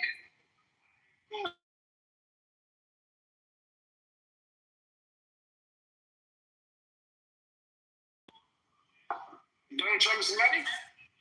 Yeah, all of a sudden he became Jewish, so he became Semitic. What is he Semitic blooded by religion? What makes him Semitic? Because he's Jewish. Ain't none of them people Who Semitic. said the current Jews are Semitic? Yeah, ain't none of them Semitic. The Jews that are Semitic are like the Israeli Jews, maybe the people. Says who? Okay, what is Semitic? You tell me, says who? Where did you get this? Which school did you go to? Bro, which school did you go to? I studied in Egypt. Kashi said he went to Jared Kushner school, and you said you're going to which school? No, I went to Cairo University in Egypt. I went to school with Black Rabbi's mother. I studied everything. Look, we have a terrorist that's about to come up. Come up, terrorist. Free BT. He's on this free app, and he's gonna come up and bark like a little beaver to you. Let me talk to him. What's up, bitch? You want to talk to him? Yeah, tell that bitch. It's not a she. It's not a she. It's a he. Yeah, bitch, too. Come here. Crazy. So you motherfuckers let me speak, huh? Who Y'all is let this? me in this motherfucking chat, nigga. I'm using the N-word. What the fuck is going on? Why can't we not fuck you? Why don't you just fuck off? Fuck you and fuck your mother. Fuck your fucking lineage. One in the morning talking about Trump, bitch.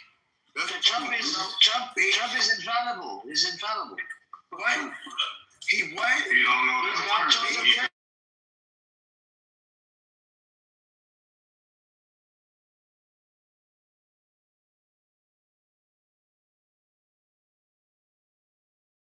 Well, you don't know he's a world of affairs for him. Because he's God chosen person. He can't go against Trump. Became Jewish. What the fuck does that got to do with?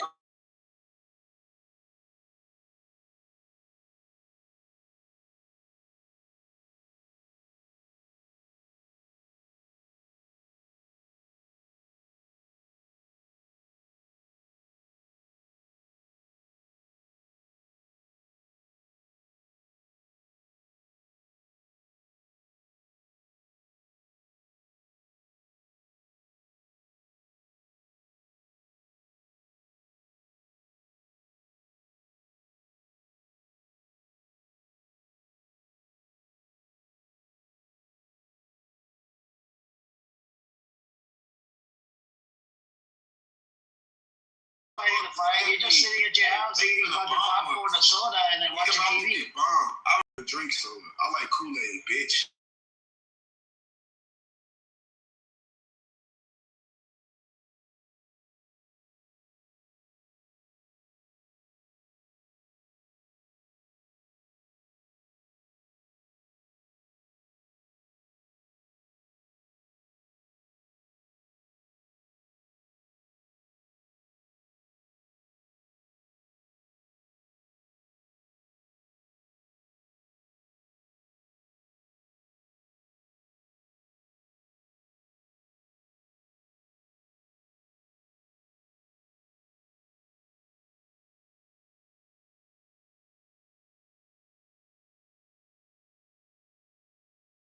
And we got what's done is done.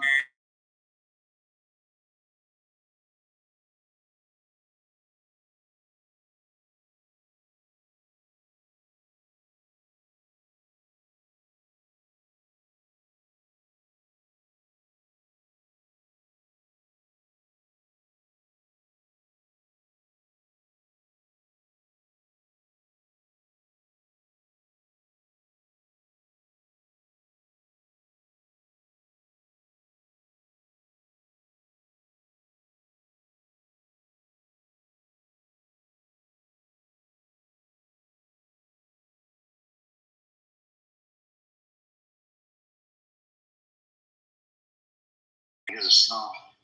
They hire you around, bro. I ain't gonna lie, I got a charger, nigga.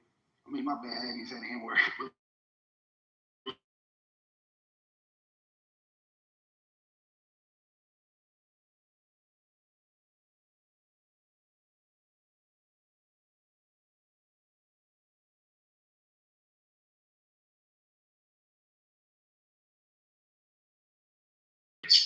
No, my car is red and I live in Michigan. No, I'm talking about your driving record. Is it clean? No, I don't have no speeding tickets, nothing. I've never been pulled over except for once.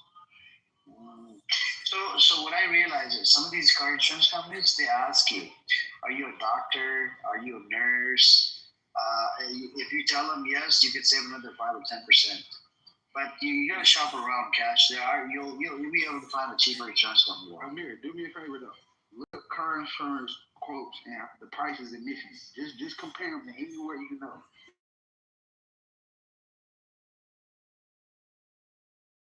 Dude, for real. Like when I call my insurance companies, they ask me every time, like, what are you talking about? Me like, listen, they be like, I do.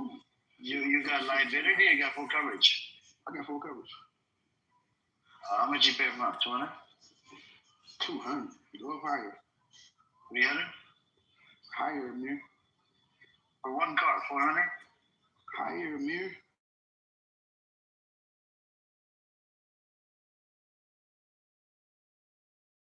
That's what I'm saying. No, hey, listen, y'all just really don't know.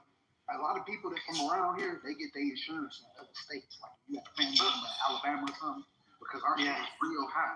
I pay more. I just told you I pay more for my insurance than I pay for my car note, and I got an up-to-date charge for this real. Wait, can I ask you what is the value of your car right now? I'm just curious.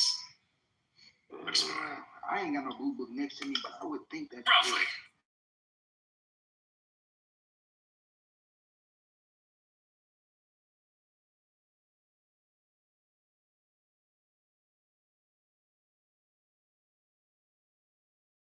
What company? State Farm? Allstate? No. Oh, you talking about insurance? My bad, bro. Yeah, Allstate. Allstate. I don't know why they charge you so much. It's maybe because of your age. You're a young cat. You know, you're not old. No.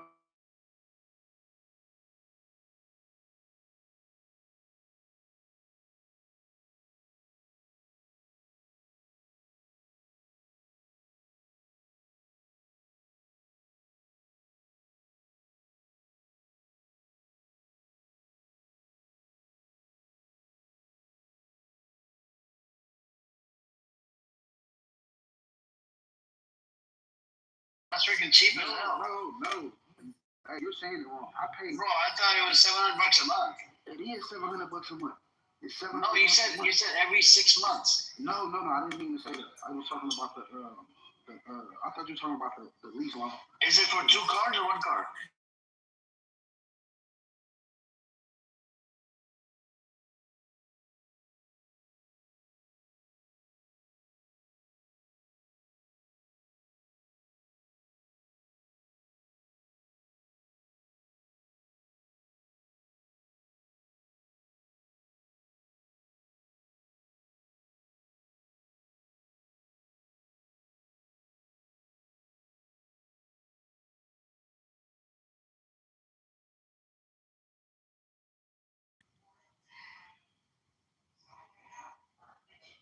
Like for real, just I know Amir looking it up. He gonna tell you in a minute. Michigan is retarded, bro. It's because of high theft. Yep. So car insurance is among the most expensive in the U.S. Its average annual full coverage costing approximately $3,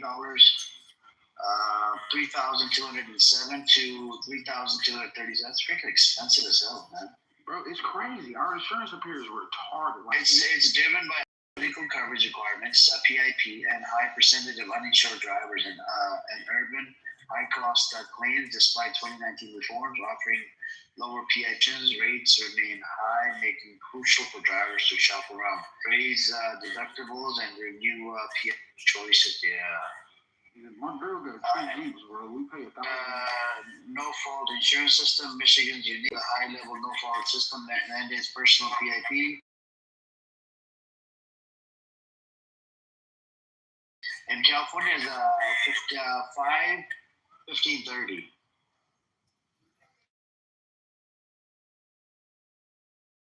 What I'm talking about now, Amir, you see, the numbers don't sound so crazy now that you understand, right? So it's high as hell, bro. Like I hate it. It pisses me off paying that shit every month. I think what you should do is just get one of those scooters, right, and ride those in the snow. Get the electric one. You know they have a little cabin one for $4,000. It's like a 4-wheeler, and you can charge it. It gives you 50 miles or 60 miles. I got a little town and country van I bought a little while ago for like, I'm like $8,500 for it, right? And I just drive that most of the time. The cars must be cheap over there, but the insurance is freaking high as hell. The car's not really cheap in Michigan, but you can drive somewhere like Ohio and they cheap as shit.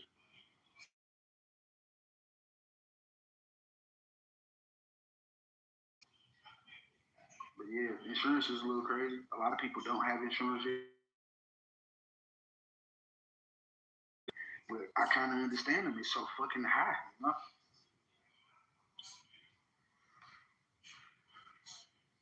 Insurance. Yeah, if you buy a car for $2,500 and you gotta pay $400 a month insurance, the shit's crazy.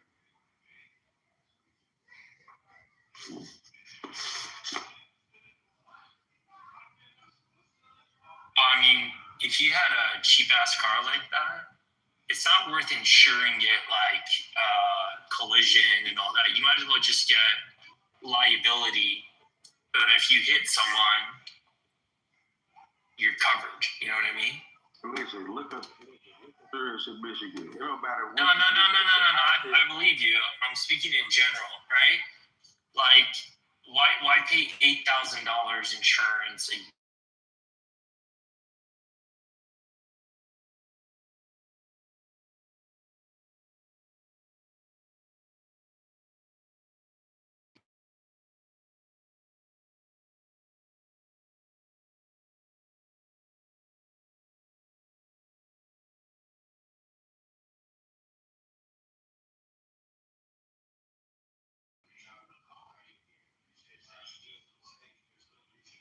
But back to the topic, because I threw everything off talking about the car shit. Did Trump really ask for a ceasefire? Is that facts? Is that confirmed? Well, he did get up on the news and sound like the fucking crybaby. Said it was unfair. I don't know how it was unfair if you bombed a country that didn't bomb you. They retaliated. They defended themselves. You know, my grandmother, man, she's going through dementia right now, and I ain't gonna lie, I think Trump's showing some of the same fucking symptoms. I'm not lying. No, he definitely does. But hey, he be forgetting shit that he be saying. He's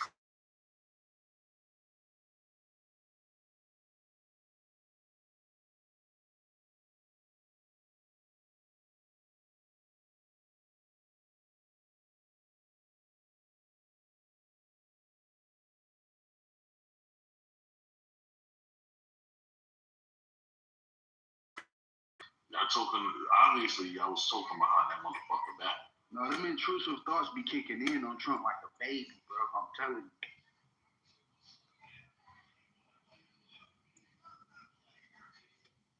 And it's crazy that anybody can sit up in this room and say, yeah, America's winning this war. You keep it up with politics? I'm an American. I mean, if America was winning this war, I'm pretty sure my timeline would at least be propaganded out when America winning. Instead, I see America getting fucked up. Hey, Amir, the funniest shit this year, though, when Trump first tried to talk to the Iranians, the funniest shit, I don't know who the guy was. He told Trump, though, we don't negotiate with terrorists.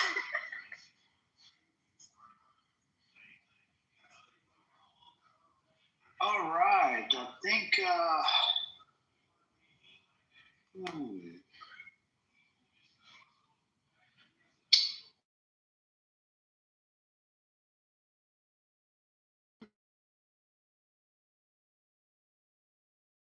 Get around it, Cash.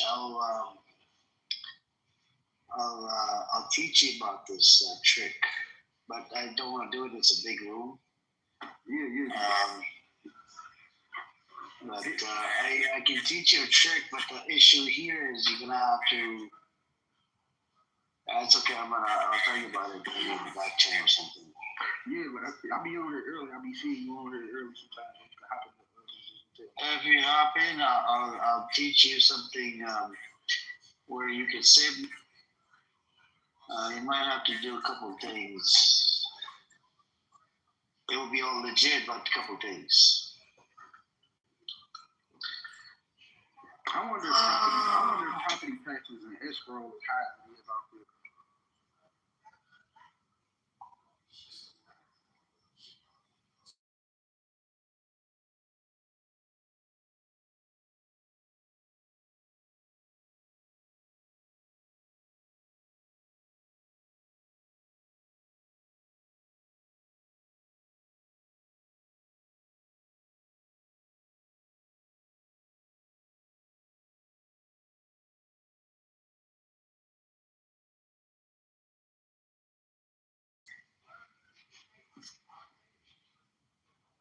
So yeah, we got something to talk about, America. Obviously, you know something about this government. Yeah, how they milk. maybe I could save you some money, because I was in the car rental business, and I'm still in the car rental business. So there's certain things that I know from my experience I could probably share with you, and I have to look it up to confirm what I know. That way it's legit. And I knew when I threw that number out there, like how my that way you don't get in trouble. And I don't. But if you do save money, how much you willing to pay me for $1 million tip? That's a big question. I think $1 million tip deserves $1 million.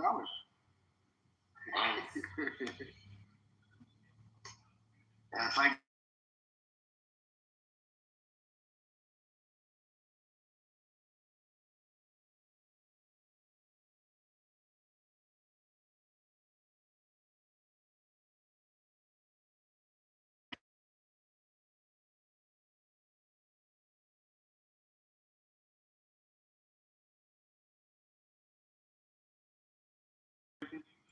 I'm not rooting for Iran to win this war to the point that it ends up on American soil. Of course, I live here, my family live here, but I do hope that Iran shows strength to the point America decides to leave them the fuck alone, because I don't like that America think they bullied you. You know what I mean? That's my main thing, and I don't like Israel at all. Fuck Israel. Fuck reciprocity. Who's this idiot? Yeah, fuck reciprocity, bro. We're with you, bro. Don't worry, Iran's never going to invade American soil. We're not like that. Wait. Let me claim up real quick, Amir. I'm just I wasn't saying that like I'm against Iran. They don't do that. I'm saying, of course, as an American, I don't want that to happen. But I do want Iran somehow to win this war, just to shut America down. I feel like America needs to be shut the fuck down.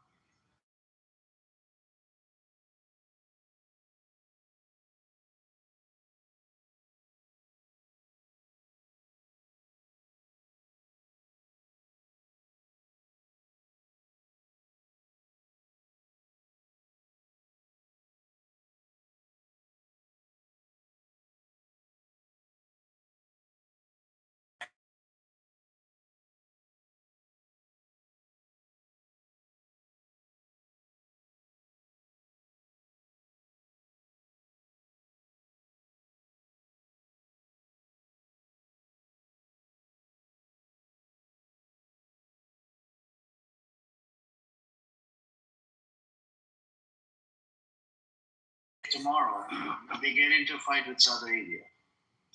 And Saudi Arabia does the same thing with the oil. Well, the Greater Israel map is part of Saudi Arabia. I know, but this time, even with Saudi Arabia, it's going to be tough because Saudi Arabia is, they got something under the sleeve, by the way. They're not, and Saudi Arabia signed a deal with Pakistan, a pact deal. It's like a nuclear pact or whatever. So in case, if anything happens to Saudi, plus that's where the holy places are located. So, you know what the Muslims going to do, right? Now,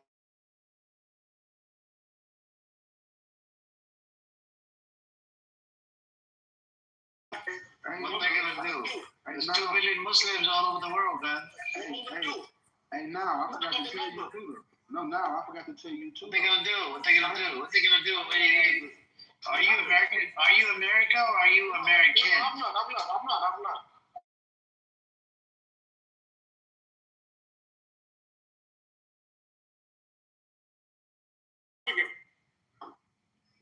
I understand, but do you have American passport? No, I'm African. Where you stay at? Where you live at now? I'm in Arizona. Then you an American, like he said. Huh?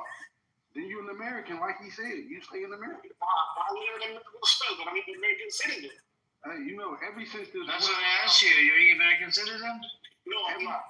Ever since this war broke out in America, everybody want to act like they from somewhere else. So you're where you from? What country? Venezuela?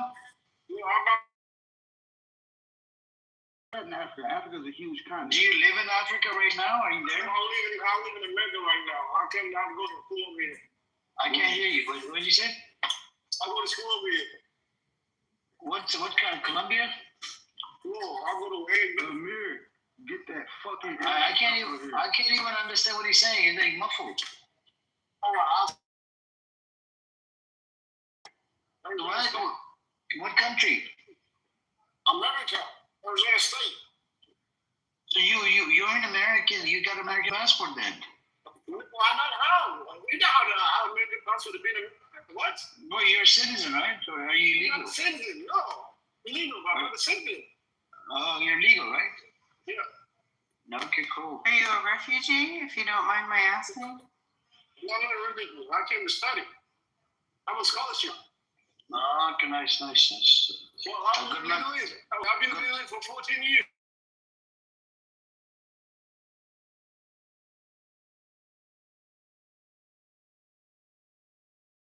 People just come, but on the ground is Israel. Hey, is that you on your PTR? Is that you on your PTR? My PTR? Yeah, is that That's you? Milky Way, my boy.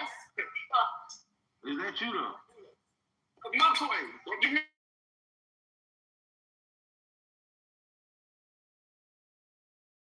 I don't sound black. I don't know, bro. I swear you do not sound black, bro. What do you mean sound black? Like, how do you sound black? I don't know. But you don't. So what do you mean I don't sound black? I don't know, bro. You just don't sound black, bro. It's alright, Cass. I ain't saying it like it's a problem. I'm just saying it like at first I was threw off when you said African. I'm like, that's what made me look at your PTR. You don't sound black at all. Oh, okay. It don't get more darker. It don't get more African than me. Wow. It don't.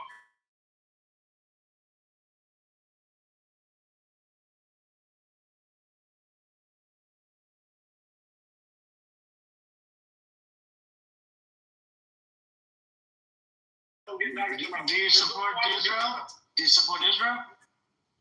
I don't support Israel all the time. We defend on the situation, like.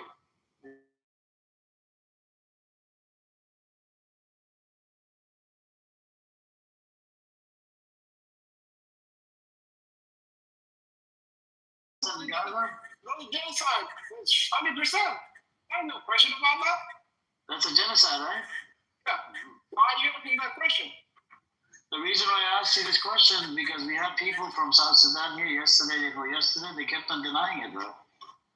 You keep denying. I know sometimes Israel do some bullshit. We know that. Sometimes they do something because they got Not sometimes, all the time. All the time. Not all the time.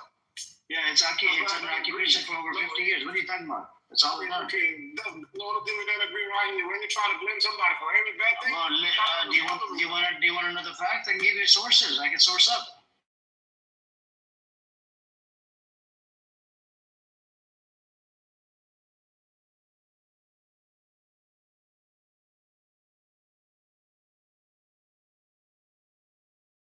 We should condemn the type of massacres that go on over there.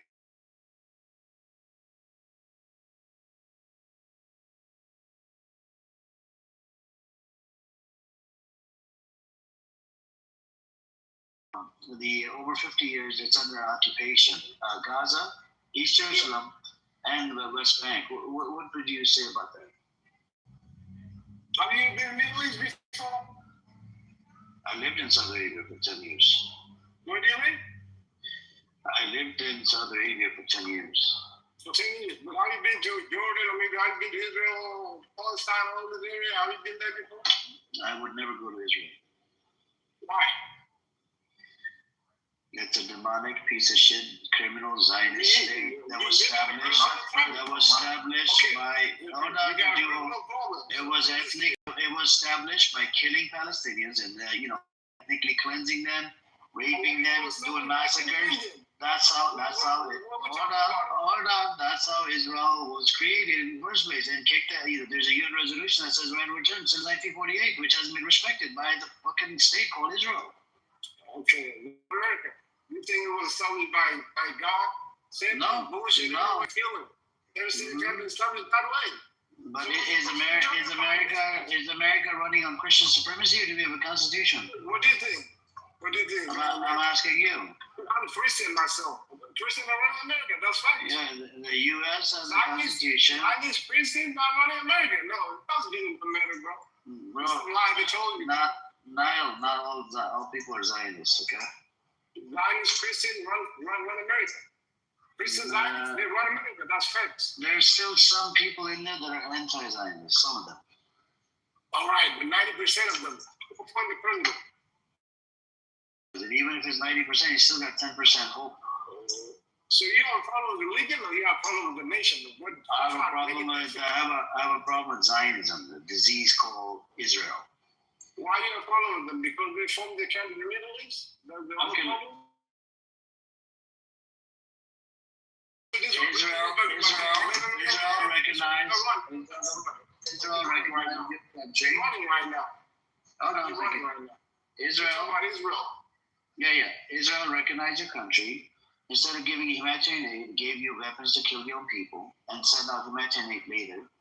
And there was about more than 100 families. They went from South Sudan into Israel to seek asylum, right? Guess what? Your country, Israel kicked them out. Said, nope, we're not doing this. All right? And I know.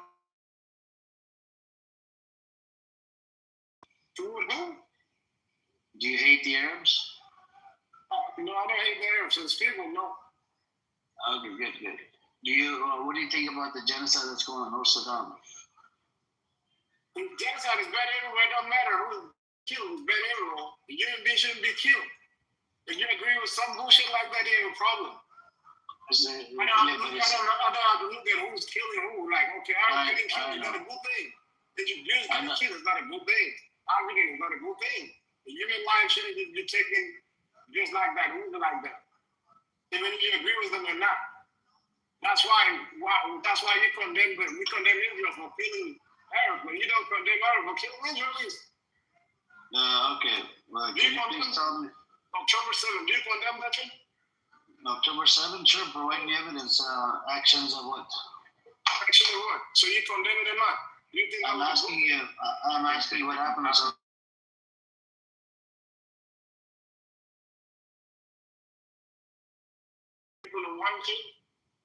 it 1,500 or was it less than 1,500? It's more than 1,000. Okay. How many were combatants? I'm asking you how many were. I don't know, but do you think 1,000 people were combating all of them? No, I'm asking you how many were combating. I'm asking you a question. Okay, say how was the most combating? What about the other half? What? Say how was the most combating? Like, say how was the most military, like Israeli army? What about the other half that got killed? Okay, let's go over the details. So you're trying to make excuse for the people dying. Let's go over the details, Niles. Let's go over the details. I don't know where he's going right now. Let's go over the details. Okay. 10 days prior to 7th of October, did Egypt warn Netanyahu? Okay, did. So where are you going? Okay. You're trying to think. 1 day prior to 7th of October, did Shin Bet warn Netanyahu that? Did. So what's the point? Okay. Say everything. What's the point? Hold on. So let's go step by step. Did Netanyahu fund Hamas $1.4 billion? So okay, say did. What's the point? Okay. What's the point? Let's go one by one. We have people in the audience, they were listening. Was the Hannibal Directive applied on 7th of October? Say did. Whatever you think we're talking. Do you understand what Hannibal Directive is? Yeah. What is it? Tell me. I'm asking you. What is it? What is Hannibal Directive? What do you mean with the Hannibal Directive? What is that? What is Hannibal Directive? Tell me. I don't know. Hannibal Directive is, kill your soldier and kill the enemy as well at the same time. So nobody takes the soldier as a hostage. Was it applied? Hold on, was it applied? I don't know. And the answer is yes, it was applied. Okay, so what about the hostage? That was Israel that kidnapped him. Hang on. We're going step by step. We're going step by step. So the hostage that was together, then we can we go step by step? Did on 7th of October, was there a 6 to 7 hour wait time before the before the response time? I don't care. I'll say I don't know where you're going with this one. No, I'm going one by one, bro. Just track the conversation. Track the conversation. We're talking right now. Nobody's justifying Juho. You will use every single excuse so that you justify that shit. Nobody's justifying. I'm going one question at a time. Okay, whatever you think that happened, it happened. But you No. You didn't answer me. Yes, but I need to know one. You didn't answer my one question. Because I need to know the Right, I had you one question. You didn't answer that one. I said you two. I'm willing to answer, but I'm trying to clarify. Hold on. Answer you first. Niall, I'm trying to clarify your position and relate to, do you agree on things or do you disagree on the things that I'm telling you? Okay, so we went over Hannibal Directive. Question or not? Hold on. Answer each first, then we're going to go. I'm willing to answer your fucking question, but I need to clarify what do you mean by this? What do you want me to condemn? I want to go one by one. When you have the genocide, when you guys did not fight step by step. Oh my God! I just say no. Answer me. I'm going based on. When you ask me about the genocide, I'm saying it was a genocide. I didn't beat around the bush. Just be like me. Niall, there's multiple organizations, including Israeli organizations. They all say. My brother, when you ask me about the genocide in Gaza, I say that was a genocide. Hold on. Why did it go straight? The reason why, because 7th of October. You said that was a genocide, but I said that was genocide. Okay.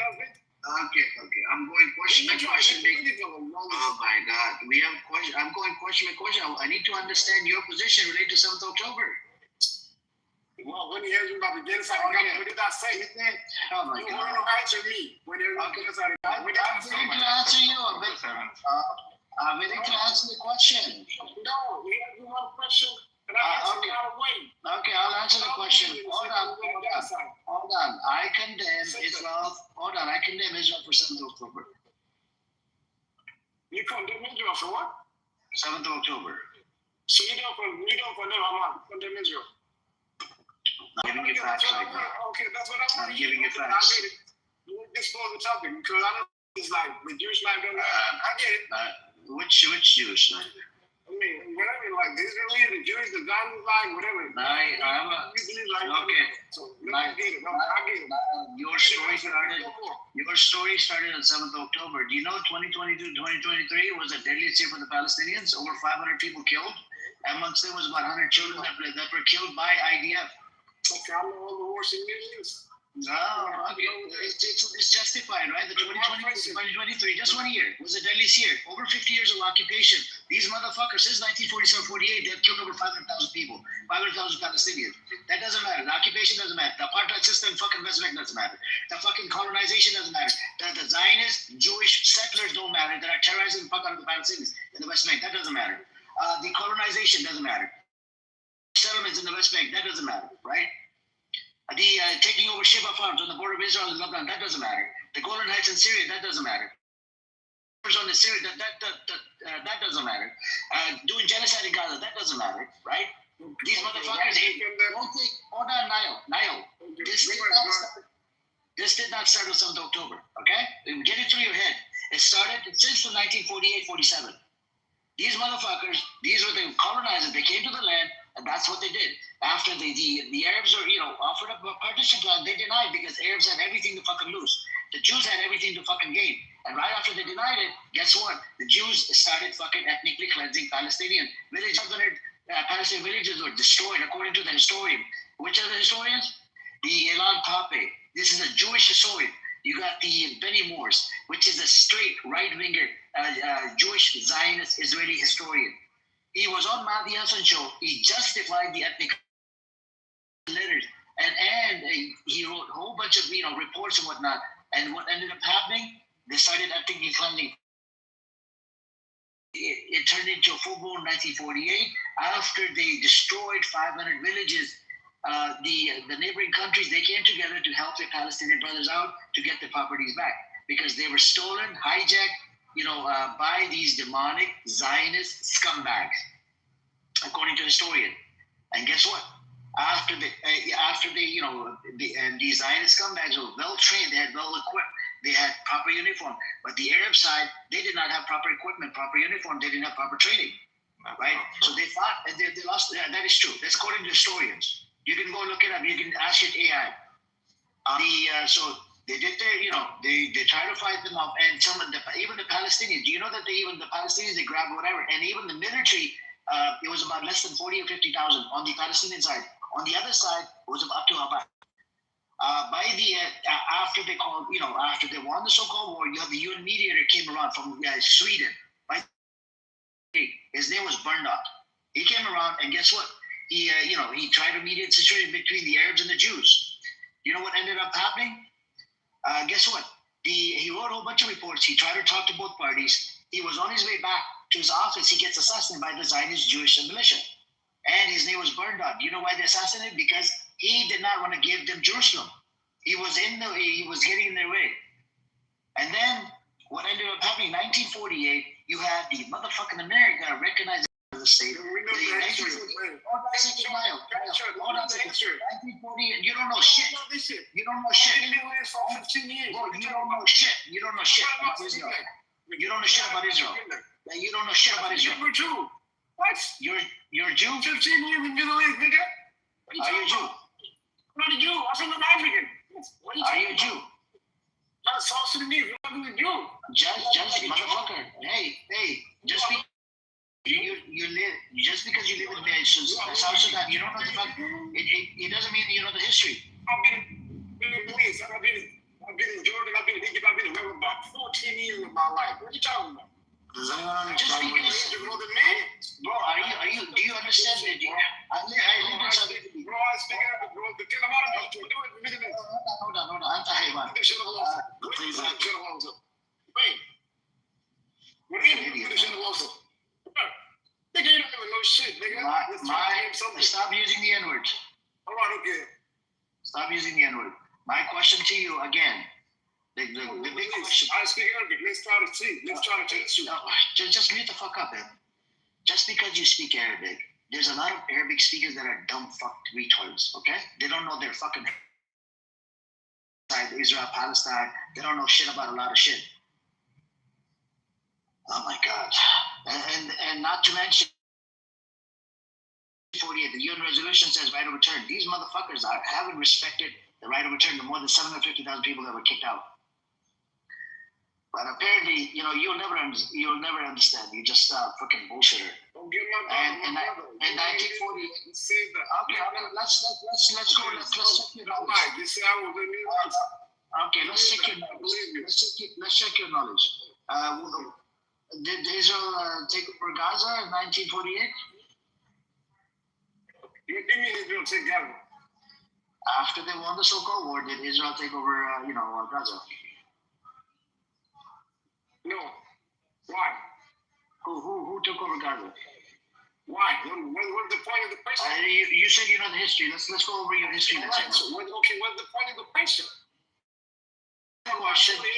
73. What's the point of all this? What is the point? No, I don't know what happened. You tell me. We're talking about 2026 right now. I'm talking because because what's the point? Because the UN resolution started in 48, by the way. So what's the point?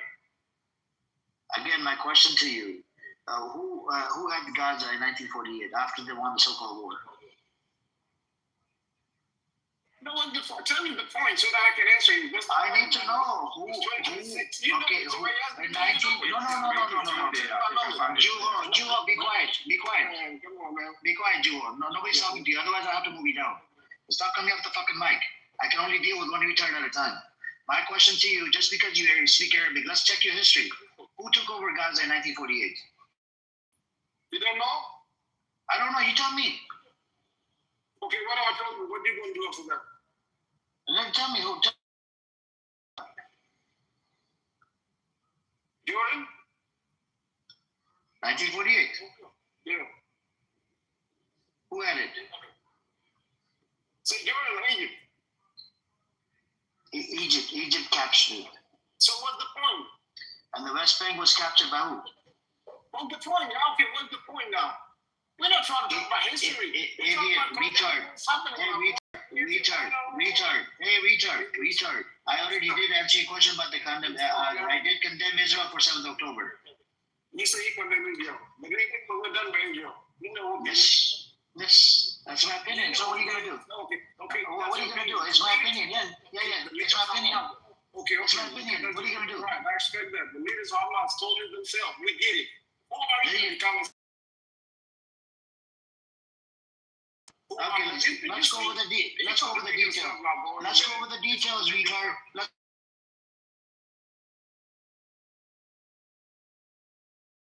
go. Donald Trump said, I kill.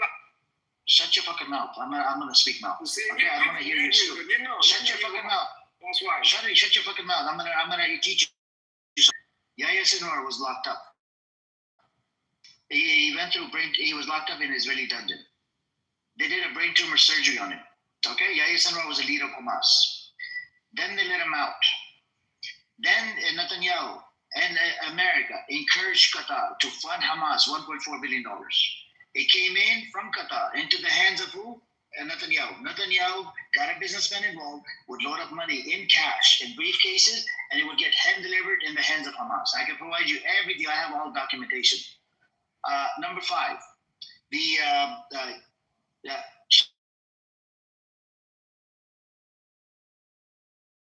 Netanyahu not to fund Hamas. Multiple warnings were given to Netanyahu.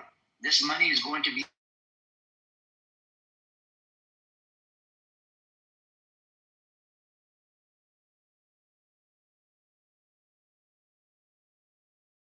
threat. He didn't give 2 fucks.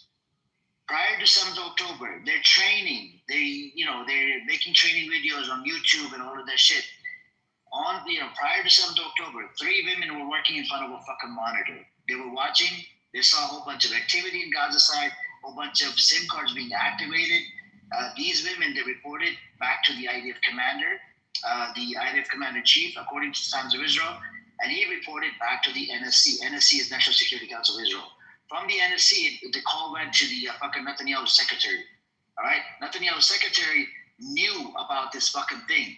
All right, there's a lot of activities, this and that.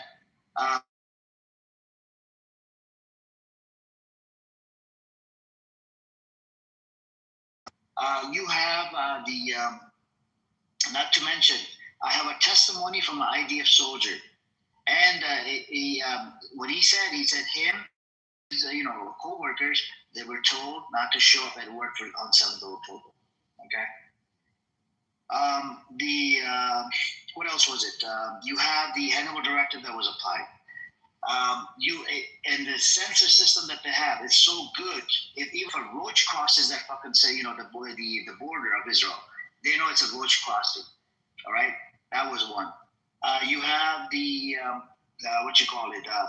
you have a tanker inside Israel. They're riding a fucking tank. They're driving a tanker into Kibbutz Be'eri. Kibbutz Be'eri was inside, on the border of Israel. They bombed the whole fucking Kibbutz Be'eri, ended up killing a bunch of civilians themselves. right? And you have Zaka. Zaka was the volunteer service that looked after, that collected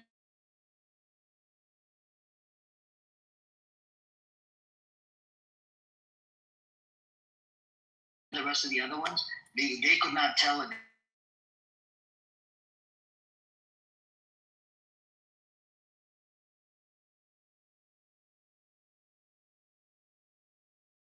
entity. Guess what? He was charged with pedophilia 6 months prior to the 7th October attack. And not to mention, you have the Zaka made up bullshit, so much bullshit. Oh, they put babies in the oven. They did this. They took out the baby out of the stomach or whatever. They chopped off a breast of a woman and they were playing with like a soccer ball or some shit. All right. And guess what? Independent journalists went over there, interviewed Zaka, and I'll put the link in the chat. All right. He's not Muslim, and I believe he's Christian. He's an independent journalist. He was in there. He interviewed Zaka. And you know what the Zaka guy said? Oh, we have a baby on the thing. And he shows a camera phone that there's a baby here. And the guy's like, what is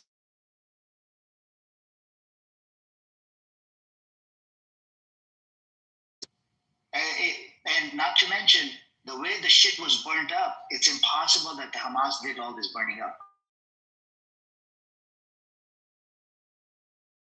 You can watch it and then come back to me maybe tomorrow. All right. Can I ask you one right now? What question you gonna ask? Do you think like when Holocaust happened? Huh? Do you believe in the Holocaust? The Jewish Holocaust? Yeah. It happened? It did. It did happen? Yes. Okay, so you don't believe like there's a genocide against the Jews in England. You don't believe that.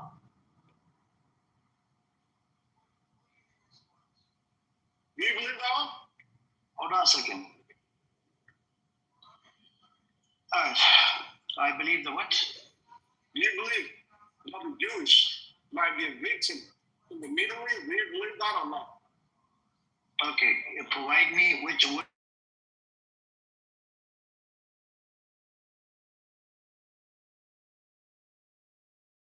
The leaders that you tweet. I'm asking you, victims in what country?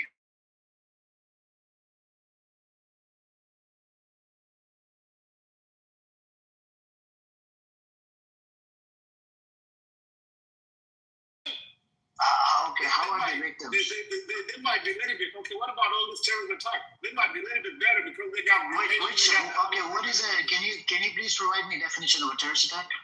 What is terrorist attack? What is a terrorist attack? I'm asking. All right, if I came to your country right now with the goal of killing you, that's terrorism. You don't have to be legal. Sometimes too legal is legal. Your voice is so muffled, it's so hard to understand you. Can you, I don't know, turn off the noise cancellation or some shit? I'm wearing a headset, I think that's what. Or change the quality of your voice quality or something. Can you hear me? 17 minutes long, I want you to watch it, okay? Okay, so you can hear, like, the way the leaders are not speaking about what they do. If American citizens can speak Arabic and they can't understand Arabic, nobody will try to understand as much. They understand as much because they're shy away from what is happening on the ground and they don't know what these leaders are saying. Like, these leaders are dangerous to every single Your voice is still muffled, man. I can't understand shit. These people are dangerous to every single person, even the people that support them. Okay. Like the people that support them. Let's talk about terrorism. Did Netanyahu fund Hamas $1.4 billion? He did. Okay. In America, I'm in America. You're in America with your student visa, whatever, and I have an American passport. So if I fund a single dollar to ISIS or Hamas, would I be called a terrorist? No, you're a terrorist. No. If I fund Hamas dollar or ISIS dollar right now or $5, would that make me a terrorist? If you did it right now, yeah. Netanyahu funded Hamas $1.4 billion. Does that make him a terrorist? It don't make him a terrorist. You know why? Why does it make him a terrorist? Because he has a goal behind that one. A what? America funded Taliban a lot of money. You know, when Taliban I'm not talking about America. I'm not talking about America. All right, we'll talk about Israel. I'm talking about Israel. Okay, that's a good example. When Taliban was fighting Russia, America funded them. I'm not talking about America. I'm talking about Nile. I'm talking about American government is the biggest terrorist entity out there. I'm asking you, does that make Israel a terrorist entity? It don't make Israel a terrorist entity. Does it make him a terrorist? It was Netanyahu that funded the Hamas. Yes. 1.4 billion, right? $1.4 billion. Okay, Netanyahu is the goal behind that one. You don't know if he stole the money or if he does it make him a terrorist? It's a yes or no question. Does it make him a terrorist? It make him a terrorist there. It's some of the people, not everybody. It's a yes or no question. Did you say yes? No, it's not a yes. I didn't explain. How can it be yes or no? Your voice is muffled, bro. Like you fix your microphone, man. Fucking shitty microphone. I'm saying, okay. If I said yes, it's gonna be much better. Yes. Okay. I didn't say yes. If I say yes, I might be wrong. If I say no, I might be wrong. So it depends. I need to explain. No. You can say yes or no. Bro, it's a yes or no question because if I told you, me as You're American. trying to trap me right now. That's a trap. No.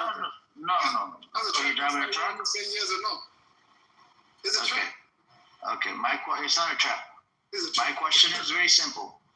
If me as an American fund ISIS $1 or $5 or $10, it makes it. If I fund ISIS, it makes me a terrorist by default. Okay. Same thing with Netanyahu. Netanyahu funded $1.4 billion to Hamas. That makes him a terrorist. All right. It's a logical explanation there. Anybody funds any terrorist entities makes them a terrorist. All right. So now don't work that way in politics, though. No, it does. Everybody. The people that set the laws, the people that set the laws outside the law. Nile. You cannot look. You have to be consistent. Okay. By consistent, I mean if you're going to call Hamas a terrorist, you have to call Netanyahu a terrorist because he's the one that funded, and he got multiple warnings from Shin Bet not to fund Hamas because the money is going to be used for weaponry. Okay, if I'm going to call Netanyahu a terrorist, I'm going to call him terrorist because he funded Hamas. I'm calling him terrorist because he killed people. The reason he funded Hamas is something else. Donald Trump today went on Iran and bombed the terrorists. Do Americans call Donald Trump terrorist? No. Why? Yeah, I do. I call him a pedophile and a terrorist. I call him a pedophile and a terrorist. But a lot of people don't agree with you. He's the president. He's running the country. His name is not on Epstein file more than 1,000. His name is not on Epstein file more than 1,000 times. Okay, what's going to happen to him right now? Nothing. It's just a matter. They define what's going to happen to him. Nobody define what happened to them. Niall, there's no guarantee in life. Maybe whatever you're doing right now, God forbid, something happens to you and you pass away. You never know. He can pass away, but he would never go to court for that. There's no guarantee in life. That's all my thing is. There's no guarantee. Tomorrow he might eat a pack of McDonald's and he might die. You never know. We all gonna die. So what do you mean about that? Yeah. So there's no guarantee in life. That's it. That's all I'm saying. But the only guarantee is that America will not call him a terrorist. The Congress don't look at Donald Trump as a terrorist. Let's give us their leader. Many people call him a pedo. How will it be 40% American, 30%?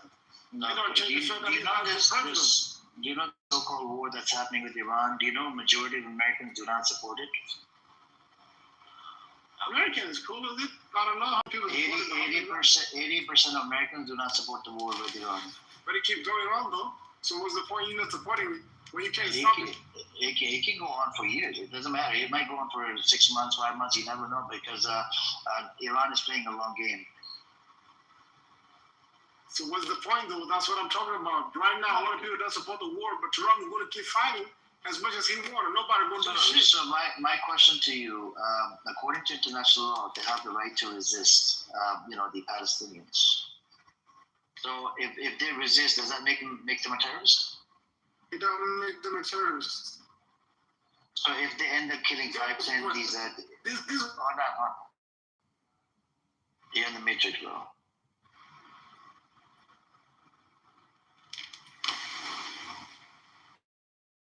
If they end up killing 5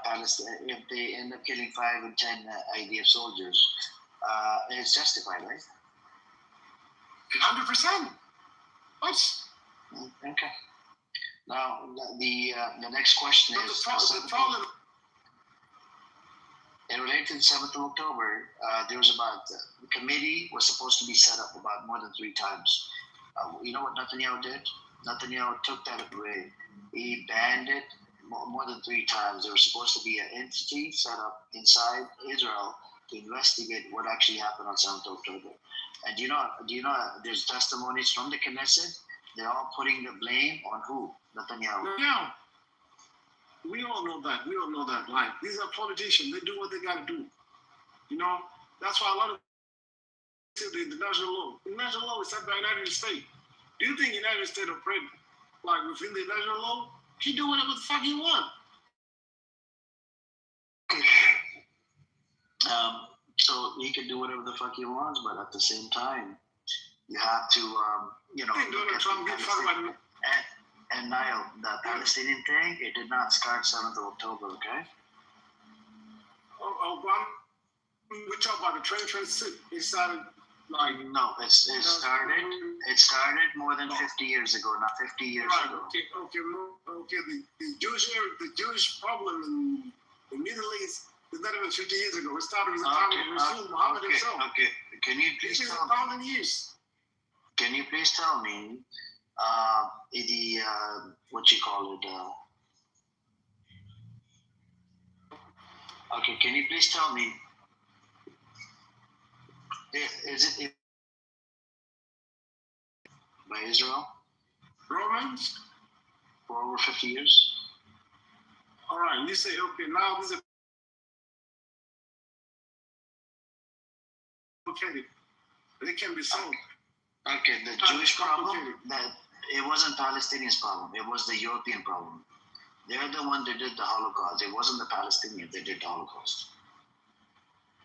Okay, I know that. But you know, Chef Hassan al-Amin, from the Palestinian, he went and met Hitler. Husseini. Husseini went and met Hitler. You know, okay. like hang on. Let me educate you on history. Let me educate you on history. Hold on a second, Niall. Hold on. The Nazi army. Niall. They carried a lot of children as well. So you cannot say like Niall. That's a Zionist talking point, by the way. I'm gonna educate you on a fact. I'm gonna educate you on a fact. It happened 1936 to 1939 in Palestine because they were the Palestinians. They were fed up and tired and pissed off at the Jews and only hiring their own people. So they revolted against the British mandate. It was under British mandate. By 1937, the Grand Mufti of Jerusalem, he was wanted by the British. He was no longer Grand Mufti of Jerusalem. He was no longer representing Palestinians, by the way. You should look into the history, okay? And in about 1939, in 1939 or 38, he left and he went to different countries and he ended up in Germany. Okay, and around 1939, hold on a second. In 1939, British came up with the white papers. Okay, the white paper said one independent state in the next 10 years, and no more Jewish migration, no more Jews buying up land. All right, and in 1940, what they did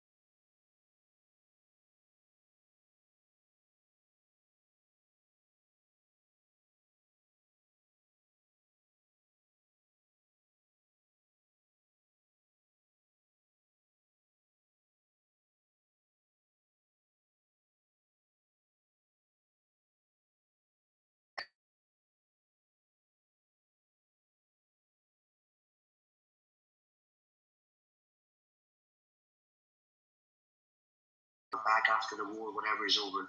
And some of them were told by their leaders to leave, and then you can come back later. But guess what? They stuck till now. They're still not allowed back into Palestine. This is what ended up So happening. you think the Jews are European? You don't think that has something to do with the land?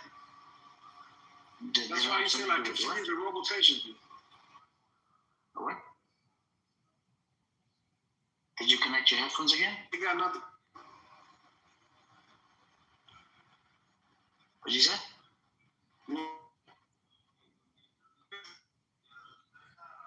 Jewish has nothing to do with the like you don't.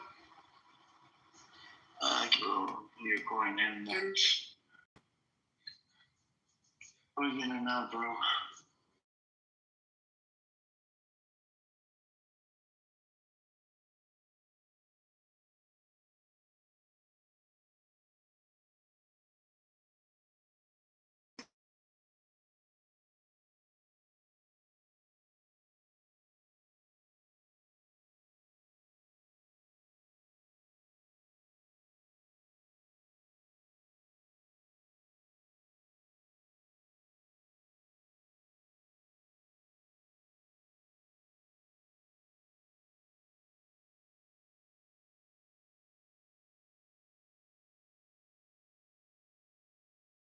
They started migrating in large numbers after 1900s. Okay? Like he's a slave. The Israel black people that started slavery. They don't go back to Africa, the Ghanaian kingdom, the Mali kingdom. Nobody trying to talk about that shit. Oh, black man, okay, it's this one, slavery. It's the same thing they do with Jews. Oh, 1948. And they don't want to talk back than that. What happened? Like, how did they end up being in Europe? They want to talk about it. Okay, where were they killed?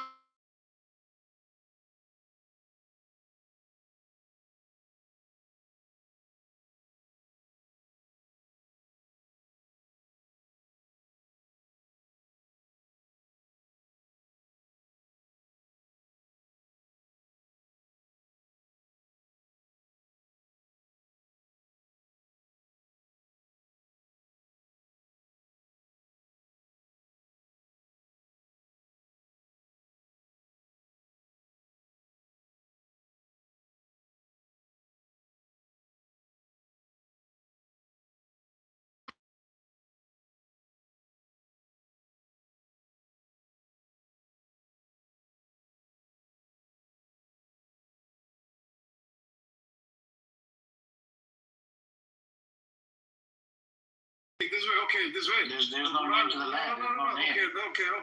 Quran, where was Quran from? Quran was originated from the Arabic.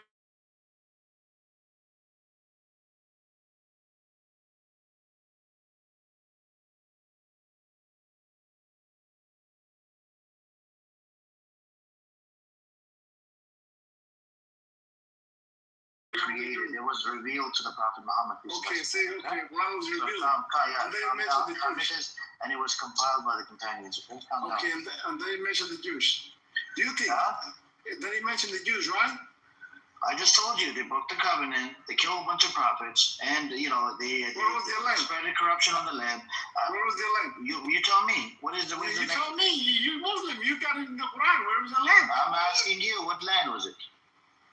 So when Quran told you like this, spread the. It doesn't.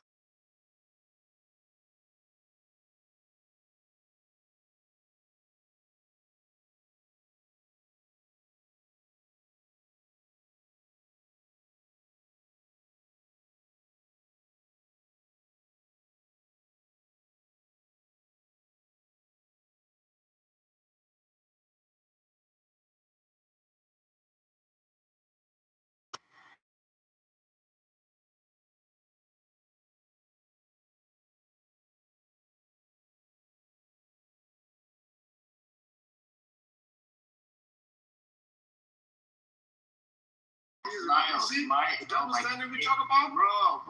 My book doesn't. I just told you the Jews were kicked out, bro. They broke the covenant with God. They're not allowed. Where were they kicked out from? I don't know. They were scattered. They weren't kicked out. They broke the covenant with God and they killed multiple prophets. That's it. That's the end of it. What do you want? Okay, all right. That's why I asked you. You say Quran was revealed to Muhammad, right? Okay. Well, Quran was revealed to Muhammad 1400 years ago. I didn't mention the Jewish. Where was the Jewish at that time for Quran to mention them? Were they in Africa? Were they in Europe? They were in Middle East. Where were they? No. What do you mean, where were they? Where were they? Tell me, where were they? They were in the same region that he's staying right now. They're in the same region? Okay, provide.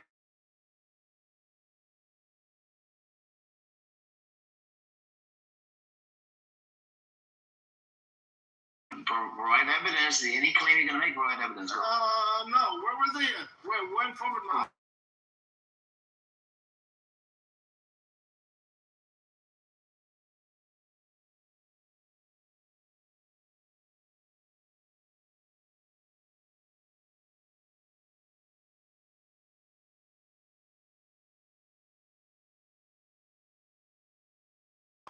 Niall, the big question for you, it wasn't called Israel 1400 years ago, so you can't use my scripture, okay?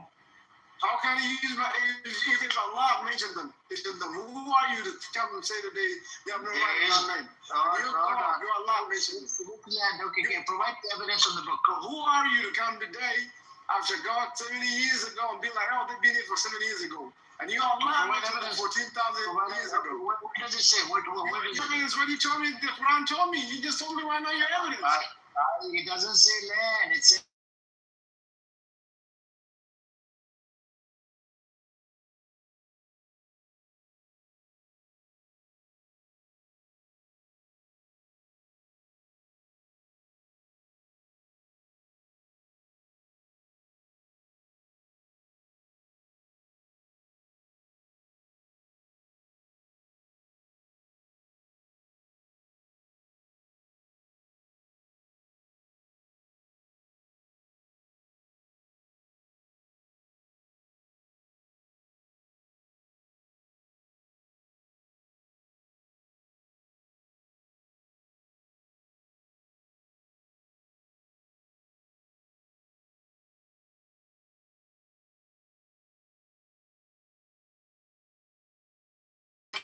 where have they been? Okay, go open up the Quran Kareem and tell me where does it say the land is Israel? Go. Yalla. Oh, okay, this way. Yeah. You're gonna get a slap. You're gonna get a slap in the face. I'm the person that asked you what asked me. And 14 years ago, again, Niall. Now you want to ask me the same question. How did you answer me? I asked you this question multiple times. I told you this. I gave you this argument. You can't refute it. 1400 years ago, it wasn't called Israel. Okay, so you cannot use that. You cannot use that argument. So you can't. I don't care wherever the fuck they were. I don't care about that. In Middle East, right? In Middle East, right? It doesn't matter where they were. Middle East, right? So why don't you tell them they came 7 years ago? Which country were they in? What did you do? I mean, he built Jerusalem. Oh my God.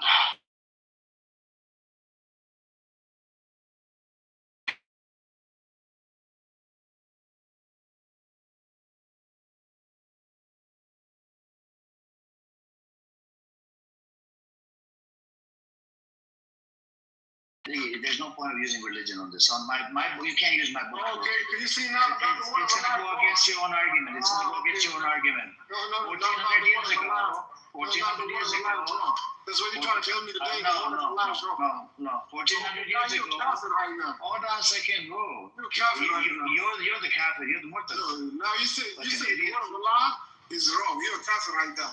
If Muslims do that, they're going to kill you. Stop using my scripture to justify your disgusting, filthy, doggy, criminal, Zionist, scumbag state, okay? My scripture, nowhere in there it says the land was called Israel, respectfully, okay? So stop doing blasphemy, stop mocking the verses from my book. Nowhere in there it talks about the land was called Israel. I gave you some examples. So the three things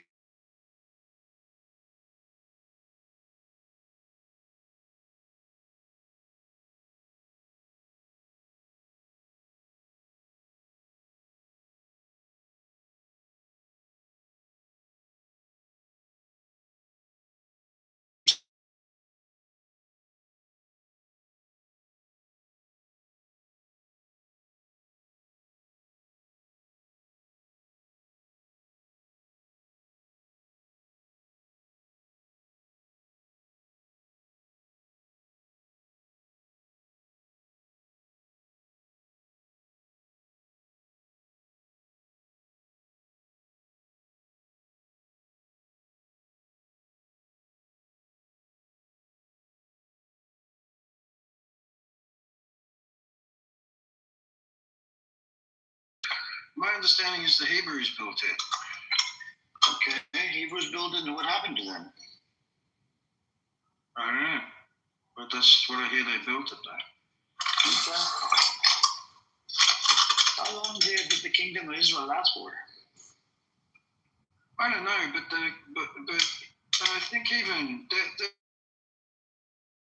Chapter 5, verse 21. The Hebrews are mentioned in the Quran. Okay, Quran chapter 5, verse 21. What did you say? The Hebrews are mentioned in the Quran. Was it called Israel 1400 years ago? One second, Fascist. Was it called Israel 1400 years ago? Oh, Fascist, one second. Okay. I want to talk to this fucking retard. Was it called Israel 1400 years ago? Was America called America 300 Was it called Israel, motherfucker? Was it called Israel 1400 years ago? Was America called America 300 years ago? Fuck America. Fuck America. Fuck all these nations. I'm talking about, according to my scripture, motherfucker. Oh my God. Yes or no question. If you can't answer it, I'll kick you down. I don't care. Stop mocking my verses. Stop mocking my holy scripture. You can't justify the fucking piece of shit criminal Zionist scumbag state. Fucking idiot.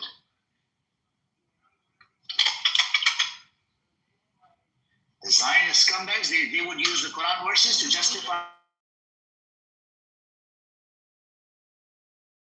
the land of Israel. Say that shit. You Allah, say that shit. You promise that shit. Okay. Sit in the audience, motherfucker. You have to do blasphemy. Sit in the audience, scumbag. And don't disrespect my prophet or Allah subhanahu wa ta'ala. Fucking asshole. Get lost. Fucking wants to justify Islam, the Jewish Zionist criminal state by using the words. Nowhere in there talks about a fucking state was called Israel, motherfucker. Actually, what about the son of a whore, not a bitch? What about the Bani Israeli? That's in the Quran. Bani Israel is named the tribe, actually. Sorry? It's named the tribe. Yeah, the Bani Israeli is mentioned in the Quran, so there's some mention of it. It's the name of the tribe. It's not the name of the man. Yes. You understand? Yeah, I mean, there's no map on that in the Quran which describes the thing. Yeah, 1400 years ago, it wasn't called Israel. These motherfuckers, these Zionist scumbags, fucking douchebag, he is from South Sudan, like he doesn't know his own history about South Sudan.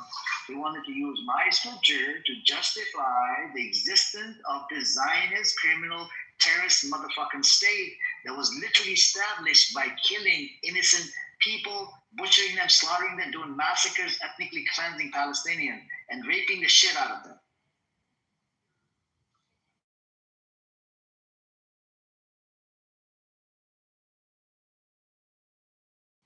Idiot. I've heard a whole bunch of arguments from Zion scumbags. This motherfucker is literally a fucking Zionist. And then he goes, "No, yeah, I do this." But I mean, the Quranic position on the Hebrews and the Israelites is complicated. It's not a straight out dismissal. It's a straight. I told you this number of times on the Sunni side and Shia side. We have consensus on this. We use the Hadith corpus. And what else do we do? We use the Quran Kareem, the Hadith corpus, and we have consensus. Do you understand that part? So on a lot of these verses, we have consensus. We have understanding from the scholars. Just like on the Shia side, they have it done by Imam. All right. On the Sunni side, we have scholars. They're Imam and they're scholars, and we have consensus from the Sunni side that this.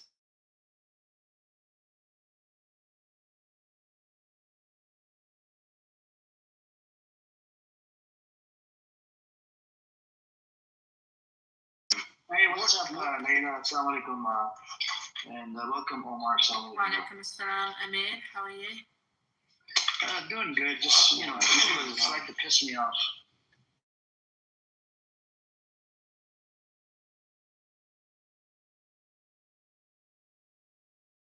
Yeah, Quran only, man. That would do. Quran only is a fucking kafir. Catholics. They're kafir, meaning they're disbelievers.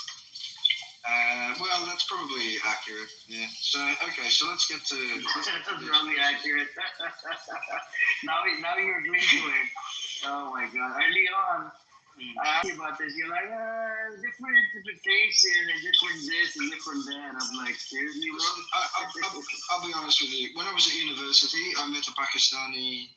He was a direct descendant of Muhammad, peace be upon him, and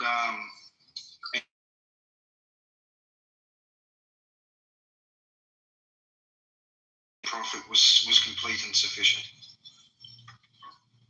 What does that mean? In fact, well, I mean, the verses within the Quran expressly describe completeness and sufficiency.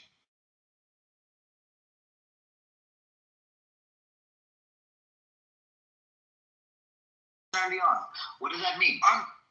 How do you obey the messenger? How do you obey the prophet, peace and blessings upon him? How do you obey the messenger, peace and blessings upon him? Oh my goodness. Just let go on, tell me. Give me the answer. Give me the answer. Quick. I'm not going to play apologetics or try to. The Holy Scripture is word of God. It's not word of our prophet, peace and blessings upon him. Prophet Muhammad, peace and blessings upon him, right? Okay, so how do we follow the prophet Muhammad, peace and blessings upon him? Go on. I like to know your ideas. Go on. Okay. Well, what was conveyed to me from the position of the Quranists is that when you refer to specific...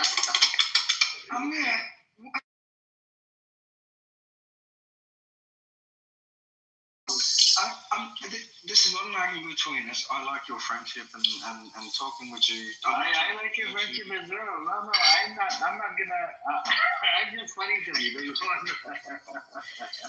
I've heard a lot of arguments. You see that brother guy here in the audience? He used to host a whole bunch of rooms against the Quran onlys on this app. And we found 100 different Quran onlys with different positions, each one of them. Go on, what is your position? What is your situation? Amir, I agree with you. I've seen a lot of Quranists onlys give pretty silly arguments in defense and the apologetics, but I've also seen very convincing arguments as well. I will give you the most convincing argument that I've come across. It's when you refer directly to the surah about completeness and sufficiency.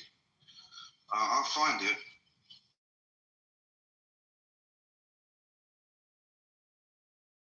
Arguments for other Quranists, you might see where they come from. There's no point. Are you a Quranist?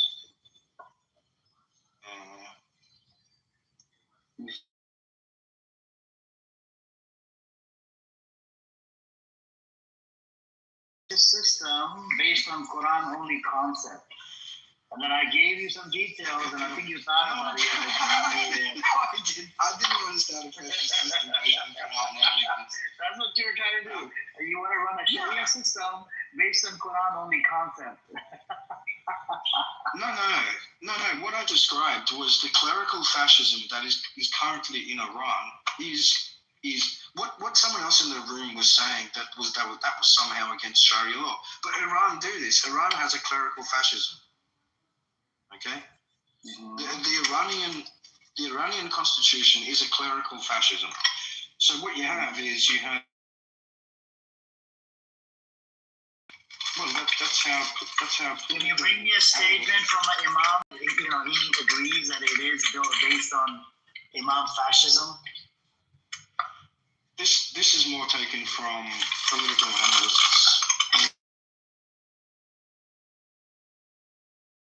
Yeah, more than likely, yeah. Yeah, because they don't understand the Sharia system properly. That's the problem.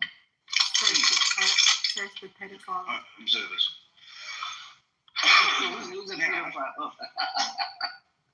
Now, okay, I will give the Quranist position. I'm not going to defend it. I'm not going to apologize for it. I'm not going to proselytize it to you. Okay. But the Quranist position, these are the two words, right? Completeness and sufficiency. This is how it's viewed through this, and it refers to particularly Surah Al-Ikhlas in.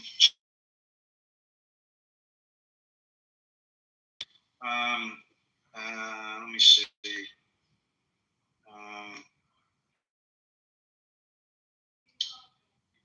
How you doing, Layla? Are you okay? What's your situation today, Layla? You doing good?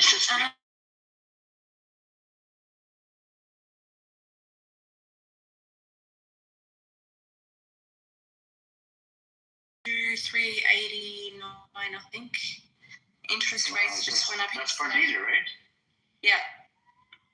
That's expensive as hell, man. But I actually don't mind them. I don't mind paying. Of course, you support Iran. 100%.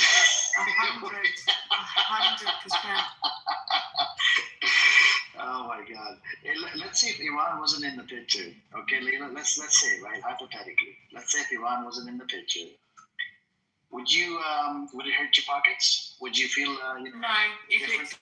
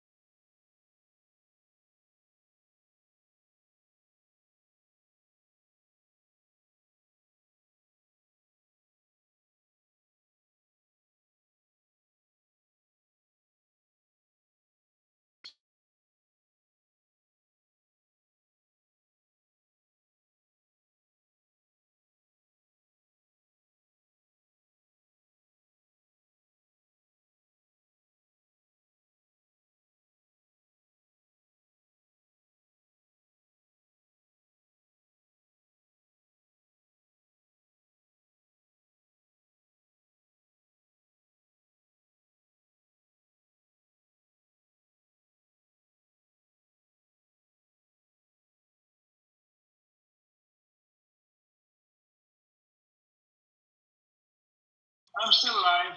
I had somebody in here, some idiot Zionist scumbag, and I wanted to use my scripture to. You want to use the Quran to justify the existence of this disgusting Zionist criminal state in the Middle East called Israel. Why is that? Oh, is that Rahim? Yeah, it's me. Oh my God! What did you do with the name? You changed it. I thought it was somebody else. I'm Palestinian now. Oh my God! Where's Amos? Anyway. I don't know. It's in the chat. It says Amir is a chicken, a dictator. I don't bring him up because the room gets so big, and all he does, he comes up and he started promoting his room in the big room. I'm like, no, you're not doing that. I moved him down. Friday night, come to my room. Yeah. I can't allow him to market his room because he's a disgusting Zionist criminal. Let Precious speak. I think he cannot wait. He's like very nervous. No, I'm okay. But how you doing? You okay? I'm okay. I'm used to people talking over each other. But I see like those big. Congratulations, you got married. Is it true? Yeah. Which one is it today, Amir? Oh, you I tell don't me. know. You tell me. You ask me all the. No, I'm just joking. It's pulling your leg. If you find me one. No, but how you been? You would not come up. You know, Listen, okay? in your rooms, you're like famous now, super, super famous. I don't feel comfortable anymore to speak. Look at this. How many people are in here? No, Guys? Amir is so happy. Amir is blushing right now. Yeah. Amir, Guys, I had you have to been get here. that Started African from the warlord. bottom, now we're here. African warlord going, because man, the numbers were climbing when he was the numbers were going up. That brother was funny as hell, man. But I had to move him down. I couldn't tolerate it. I got a headache. I was fasting. So. I'm sorry. Man. Can I say hi to my friends up here? Tasneem, I have been called.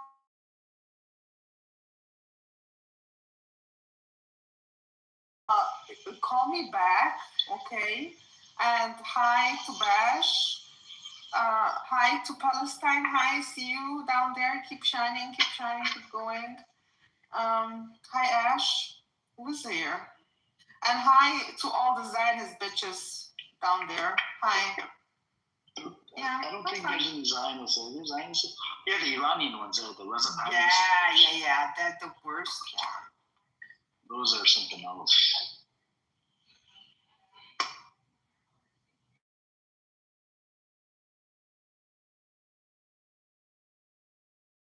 The anti-US, anti-Israel starts. No, that's not no, my stance. No. So you're just I told you, I love the people, American people. They're good people, but there's a lot of them that are dumb retards. A lot of them. They don't know a lot of shit that goes on in the American system, but I can't really put the blame on them. The reason why, because people live hand to mouth in America, right? They live paycheck to paycheck, so they go to work in the morning. They come home, they spend time with the wife or, whatever, and the kids. And then, they watch a little TV, they watch a little bit of TV, and then they go to sleep. They check out a little bit of, social media, and then they hit the bed, right? The next morning, it's the same thing, same routine, And then on Sundays, if you're lucky, you might watch a movie with the family or this and that, or Saturday, have dinner, and it's the same life all over again. You know what I'm saying? So a lot of the people, they're just so busy, focused on earning money. So they don't really, they're not able to pay attention to politics as much. And that's where, I call some of them are ignorant, some of them are dumbasses, and some of them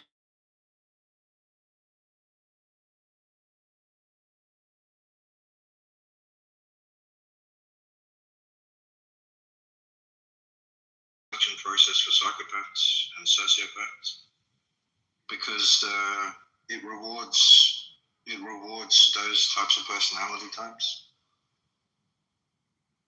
That's their social organization. It's a selection. It's like if you're ruthless, you do well, and it selects for that.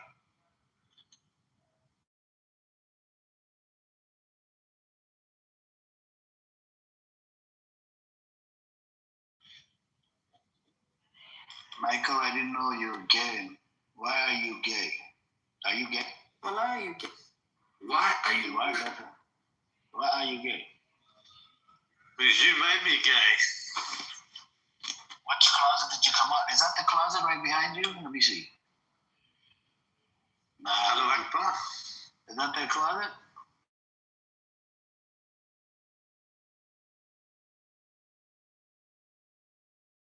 Gay. We don't want to know that. That's your business. What was that?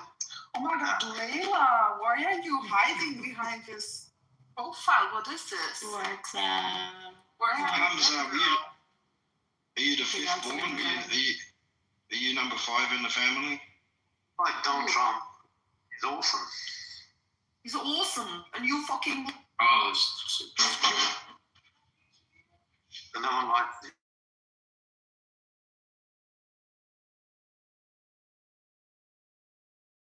What's the weather in Arizona? Is it hot? Like, if you like Donald Trump, you're right. Yeah, that's pretty original. Okay. Michael, are you a Zionist?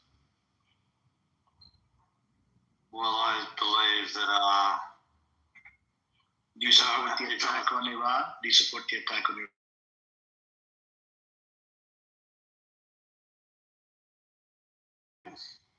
Yes. No, Why? He doesn't. I do. Answer. Me, I don't, but Hamza, he does support IRGC. I'm so for it, Michael. I feel the girls, feel there are any women that can't have the hijabs on. I'm sure they'd appreciate it. Like, we don't need you to tell us that. Like I said, Yeah, we don't need. Listen, he'll go as all Islamophobic now. We don't need Bonnie Blue in Iran. We can leave.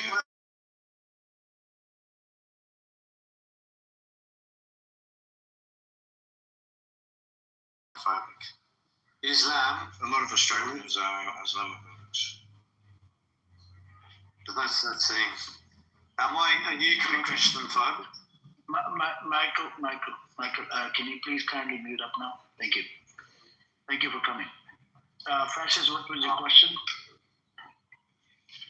No, I wasn't making.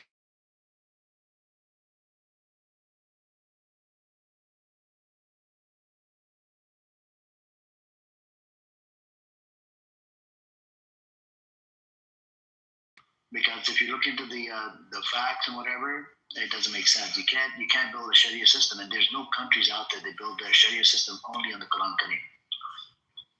They always use Hadith corpus, and then they have consensus. They got the scholarly opinion, what is right, what is not right, and slowly they're changing these things. They're changing these techniques.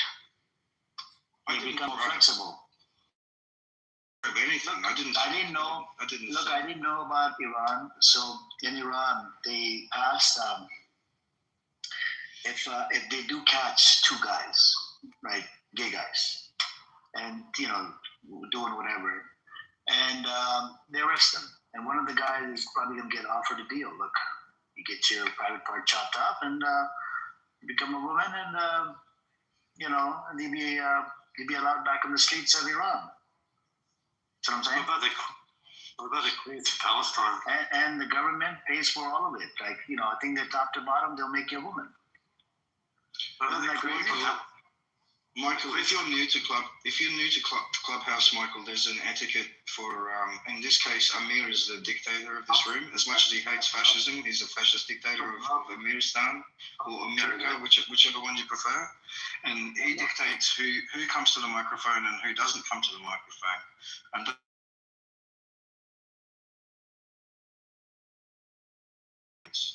all right, in my opinion. Okay. So, continue.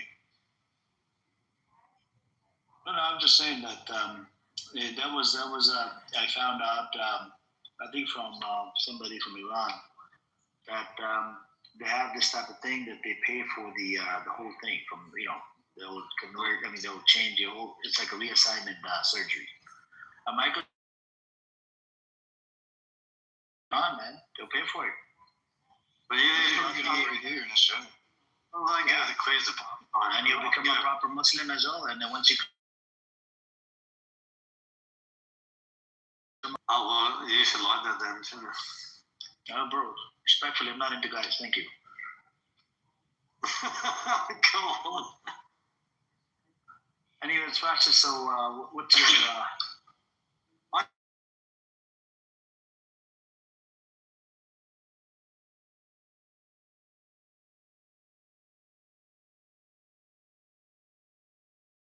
Organization occurs under a scholarship, and so I do like the way the Iranian constitution works. Like, to me, you might have different opinions, but like let's take any of the GCC states, for example, or if we take any of the other states. These dictators like Saddam Hussein or Assad or whoever. Like, choose whatever dictator. You say a lot of them have blood on their hands. Of course, that's obviously true. But I didn't say a lot of them. I said all of them. All of them, yeah. I mean, yeah. So, but they don't none of these other states, none of these other Islamic states have the scholarship of the Quranic scholarship authorizing decision making. Scholarship for Saddam Hussein. We don't know. Do you know? No, that's what I'm saying. It's like it's not immediately obvious in the Iraqi. Let's ask Layla here. Layla, did you like Saddam Hussein's the dictatorship system in Iraq? I'd rather Saddam Hussein's. But you do have to keep this in mind. He was a butcher, by the way. Yeah, he was. I'm not saying he was a great guy, but. So you supported some actions of Saddam Hussein. You didn't support all of it. I support his idea of being against. You support any kind of Saddam Hussein? What the fuck are you on?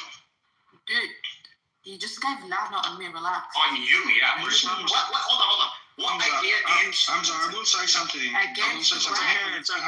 We want this to happen. Hold on. Let's see what this goes. Against America.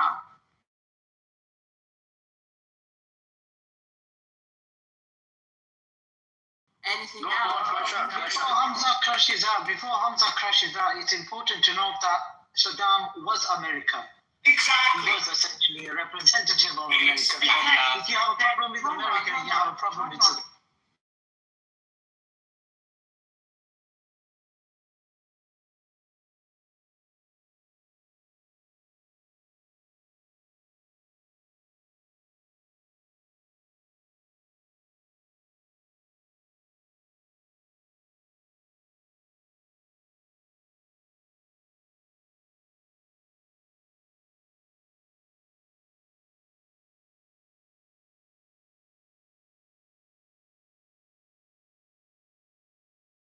All jokes aside, Hamza, it's Ramadan, and you just gave me Lana because I said he doesn't support. Wow, you gave your sister Lana? Astaghfirullah. I don't want to bro zone, sister zone. So I just look what I see. Ayatollah Khomeini was not a psychopath. Okay, he was a spiritual guide. This is the part where you need to. Okay, this is the part where we need to be very careful what we say about Sayyid Ali Khamenei. So we need to be very, very careful. Yeah. Don't. Yeah, but I think. I like this girl. Okay. I didn't call him a psychopath. He likes this girl. Saddam Hussein was a psychopath. There's no doubt about that. Okay, but Khomeini was not a psychopath. I mean, what the United States have done to kill him, I think it's disgusting. Okay?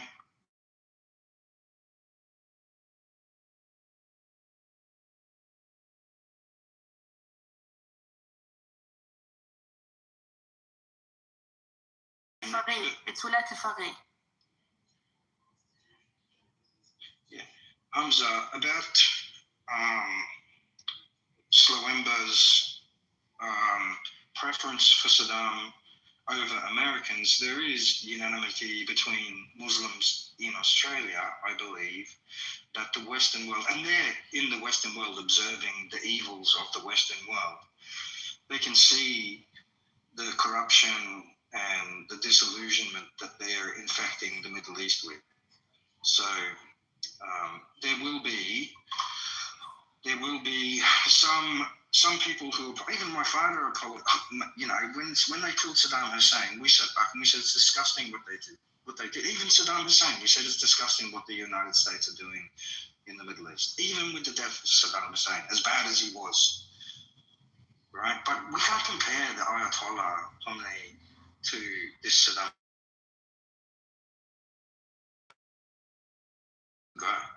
Wouldn't want to say that, my friend. Even to the degree that he did everything, I think, so far to protect his people, in spite of the threats that were surrounding Iran. But even this bullshit that they had nuclear weapons, I mean, the man put a fatwa on nuclear weapons. Bro, even the nuclear deal, he complied and they still attacked him. Yes, exactly. And this is why this situation disgusts me more than anything. I think Amir's not going to agree with this, but I think the current regime in Iran I don't agree with best this. Yes, I don't agree with you either. I think the Islamic constitution in Iran has been the best Islamic state there's ever been. Again, it's not fascism. Fascist my friend. I mean, the current is gone. You know, it's been gone for 30 years. That's due to sanctions. Yeah. Excuse me. I mean, look, currency I don't think is a good measure of. All right, so the economy is gone for 30 years. Excuse me, my friend. The economy is gone for 30 years. The Iranian people are suffering in Iran. Okay, so I'm not sure where you're talking from right now. Maybe Well, the US obviously, enjoying Starbucks and Pepsi, you know, and you support Pahlavi, yeah? You like Pahlavi, yeah? That's why you're here, yeah? To promote Pahlavi. You're here to promote Pahlavi, is that correct? I'm here to what? You're here to support the return of King Pahlavi to Iran. Not necessarily, no. But you're accusing Saddam. Not a supporter of Pahlavi either. I'm from. You're accusing Saddam Hussein of being.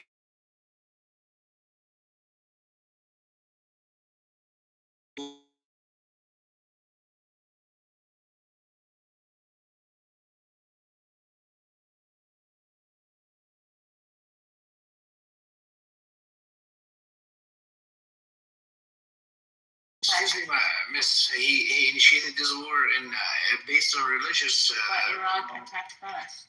But it was more like Sunni versus Shia, you know. So it's not like. Yeah, but Iraq attacked first. But Khomeini is a psychopath too, and he kills his people. So That's what you think. That's what you think. I know it. Not in the country. Excuse me. You That's know what it. you I know it. We all know it. I'm Egyptian, by the way. I don't have any problem with damn Iraq. it. So you're African. Whoa. Yes, I'm African. So what do you mean I'm African? Yes, I'm African. Who are you? Let me ask him some questions. Hang on a second, guys. Hang on. So, Jonathan, brother, can you please tell me, Israel did a blockade on Palestinians in 2007. Why the fuck did Egypt cooperate?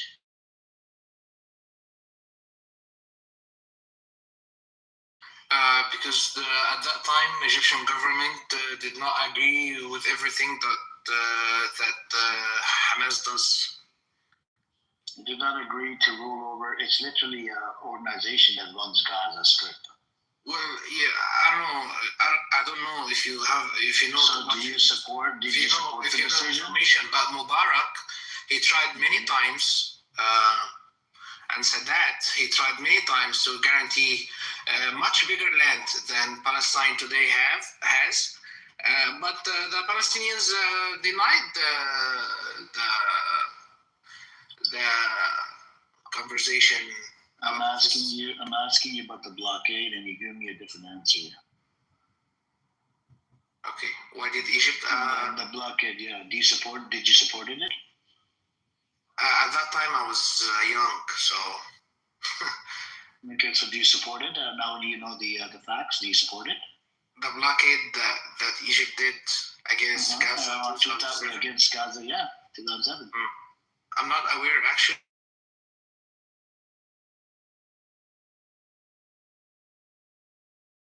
Damn it. Do I condemn it?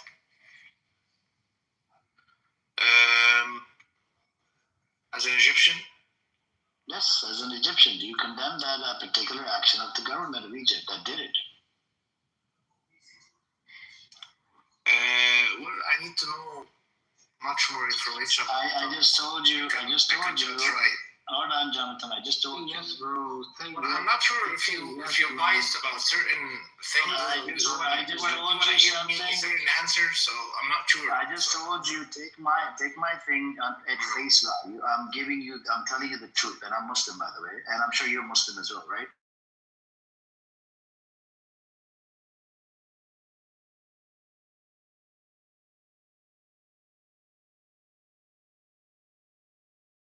Would you condemn it?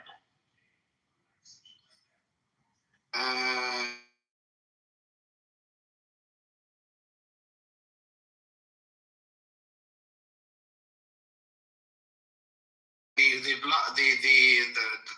block things getting in Gaza from Egypt. They cooperated with Israel. Israel did all the blocking. There was about 7 border crossings, or 6. Okay. 5 of them were controlled by Israel, and then 1 of them was controlled by Egypt. And Egypt cooperated with Israel, and they did the border crossing. They closed it as well. Well, so from your words, I understand that you don't agree what Egypt did back then. What do you mean I don't agree? Nobody would agree in the right mind that why the hell would you do a blockade? And this is the reason why they expanded the tunnels and all the shit was coming into the tunnels, because they were under heavy blockade for over 10 years or 15 years. Right. Well, Egyptian government, than you're thinking about the Palestine case. So everyone has a different opinion about it, you know. About it, they don't do shit also. So Iranians have different. Iranians they say we care, but they don't do anything also. So they only say, but they don't do anything. What did Iran do for Gaza during the war with Israel?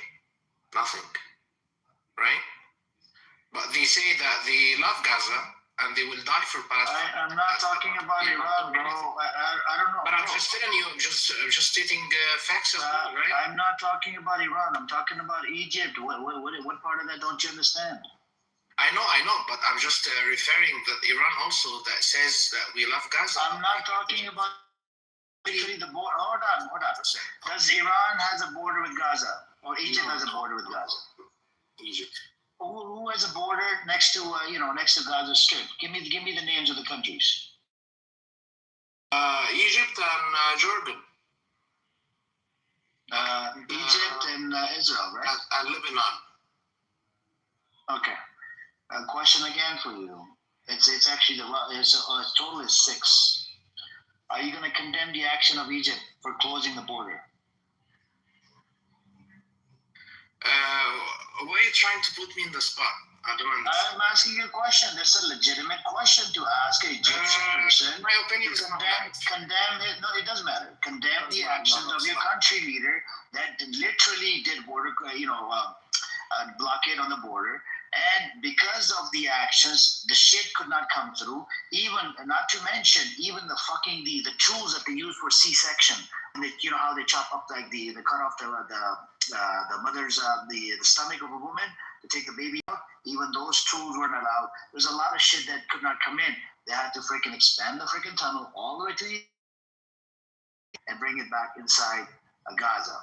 And in 2013, 2014, the Egyptian court came out. They passed a bill. They passed a law in the court of inside Egypt to blow up the tunnels. So the court approved it. Then they brought in the fucking idea into Egypt to show them, look, we're about to blow up these tunnels. Then they blow up the fucking tunnels. That's what happened. Oh yeah, this is happening in 2015. Yeah. Yeah. My question again to you: do you condemn the actions of your government for doing a blockade and then blowing off the fucking the tunnels, so none of the shit could come in anymore? Regarding to the tunnels, I don't condemn the tunnels because the tunnels caused many problems for Egypt. Okay, forget the tunnels. Do you condemn closing off the Rafah border crossing? Do you condemn the Egyptian government for that? Do I condemn it? You want me to give you a certain answer, I know, but I'm not going to give you an answer, so... No, have some balls. You're condemning my country, Iran. You're talking to the body. You're condemning tunnels. And you don't have balls to condemn something. Well, you're biased to something too, right? You have to be biased towards something. Are you convincing yourself that you're not biased? Palestine. So you're nationalistic. It's all right. Even if your government does something crazy or crazy, disgusting thing, you would defend it. Okay, good. We'll keep doing that. Okay.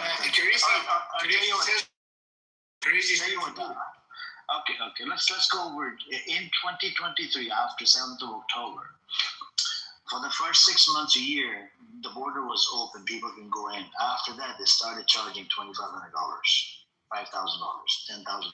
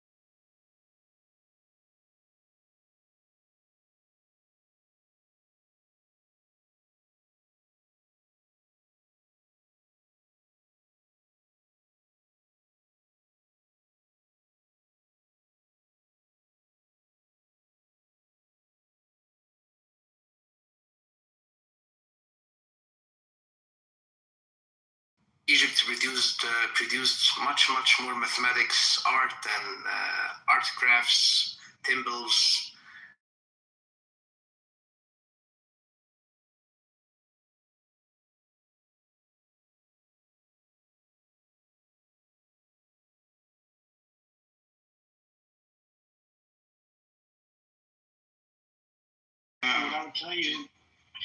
What I would tell you is before you point fingers at other countries, I would suggest you to, what you can condemn about your own country. I don't think you should be pointing fingers at other countries. That was my whole point behind it. You know how you brought up the Iran thing and this thing? I would suggest you look into the history of Egypt, how Egypt is working deeply together with Israel. The Egyptian government, not the people. People, they don't stand with Israel. There's a lot of good people inside Egypt. They stand with Palestinians. But when it comes down to the Egypt, they have a pretty good relationships. And this is why prior to 7th October, 10 days prior to it, Egyptian government warned Netanyahu that there's going to be attack on Israel. Mm-hmm. So Egypt works with Israel. So you want Egypt to do everything, but you're not asking Saudi Arabia to do anything. You're not asking. So let's go into the.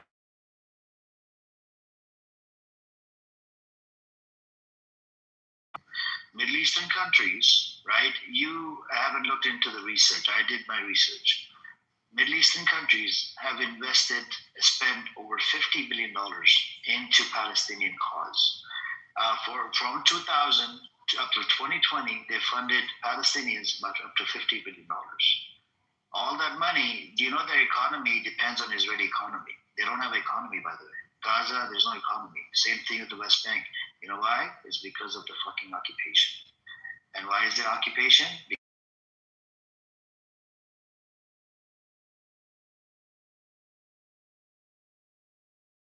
1948 up till 1967 or whatever, they decided to let Gaza go. Me and we had a Palestinian brother here. We were debating Egypt should have kept it, but I think it probably became a security concern to rebel against Israel because Israel did not allow them into Israel. The people that lived in Gaza, the Palestinians are going to rebel against Israel, and Egypt might not be able to protect them. And Egypt was looking for self-interest, I believe. So that's why Egypt gave up Gaza Strip. And plus, it belonged to the Palestinians, and the West Bank, 67 was captured by Israel, and Israel pretty much occupied it. So both of the places, West Bank, Gaza, and East Jerusalem, under occupation. and all of their economy, it depends on what Israeli economy. There was a lot of people, I would say 50 to 100,000 people that were going to Israel for cheap labor. And after 7th October, they were all kicked out. They brought in a whole bunch of fucking Indians from India, a full truckload of them. No offense to anybody from India in here. They rather bring people from outside countries instead of hiring Palestinians because of racism. You know, the amount of racism that's against Palestinians. You're blaming everything on Egypt right now, or what? Did I say I'm blaming everything? Well, it sounds like that. It sounds like, oh, Egypt, because of Egypt, the West Bank gone, the blah, blah, blah, gone, you know. Egypt did give up Gaza, by the way. Gaza was under Egyptian control. No, was the That's part of history. That's part of history. No. Wait. It was under the Ottoman Empire control, right? I'm talking about 1948, after the so-called war. Under the British control? Hold on a second. After 1940, after the so-called war, Egypt captured Gaza up to 1967. Wait. And Egypt was under what? Egypt was under what? Under the British,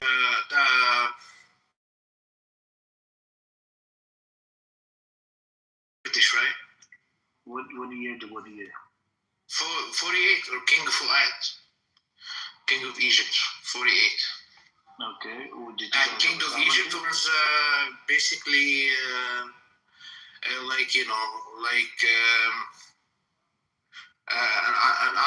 to the British family, completely. Okay. Did you guys have a full sovereignty? No, because Egypt was under the Ottoman Empire, and the Ottoman Empire left.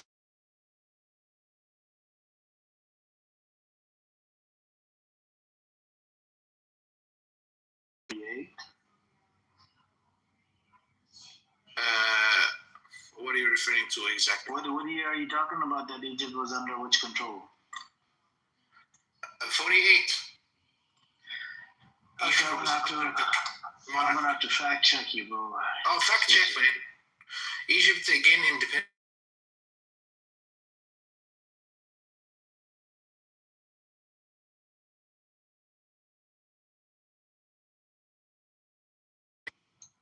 No, I mean, I never seen a one.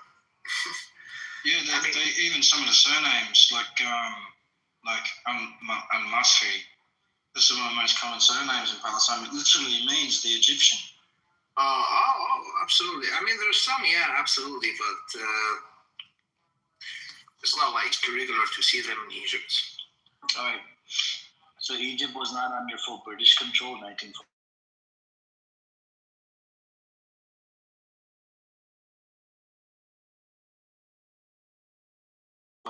Withdrawal in 1956. Okay, but under what king?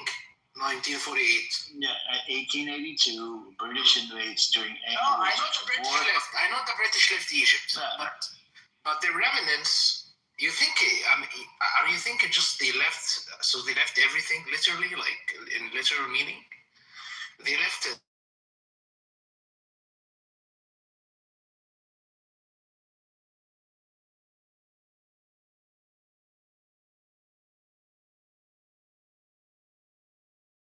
You know what I mean? Yeah. So Nasser, took forces final evacuation for independence by June 1956, after Suez crisis. Yeah. So you got your full independence, whatever, by the June 18, 1956. Yes. Yeah. So you did have.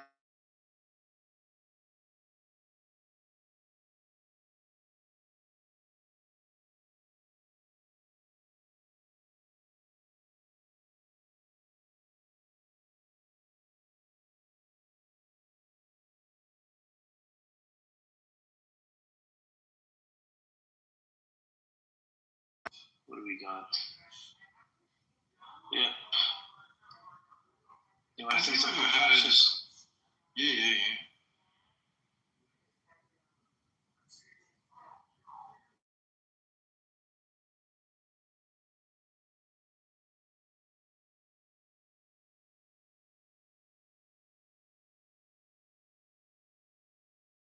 myself and the No, sure. You want to speak? Go and speak. Yes, sir. Well, I have always been in support of Palestinian people. I came to the United States about right during the revolution, a little few years before. I remember when I was 12th year getting my high school degree, I was in opposition to Pahlavi's regime, and I was a 17-year-old boy in opposition to Pahlavi's regime to overthrow.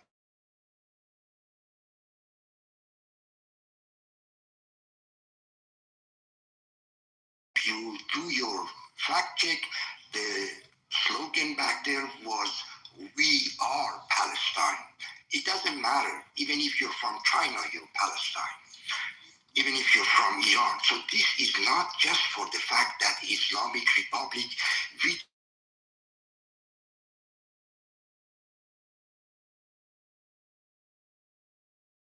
love all Muslims, and I'm a Muslim myself, but we would not allow a medieval regime.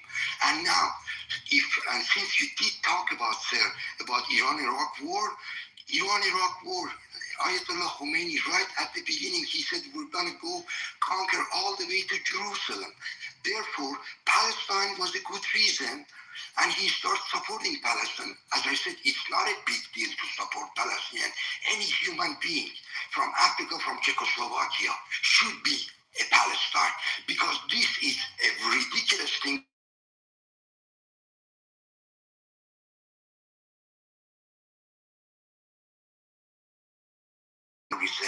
Through other things, which I don't want to say anything bad, and I'm not in support of Pahlavi.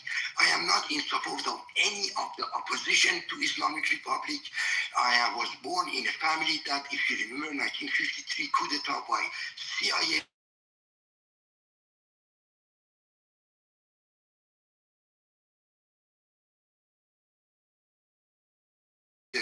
Who was had Sabak, who was thinking about his underbelly more than anything else. And of course, he took us to the front. We moved forward compared to Islamic Republic. If you want to know the exact number, I would say plus 600%. We were better in many ways, but we were worse in other ways. So it doesn't matter where you're from, my dear. I am on the side of Palestine. I protest Israelis. I condemn Israel.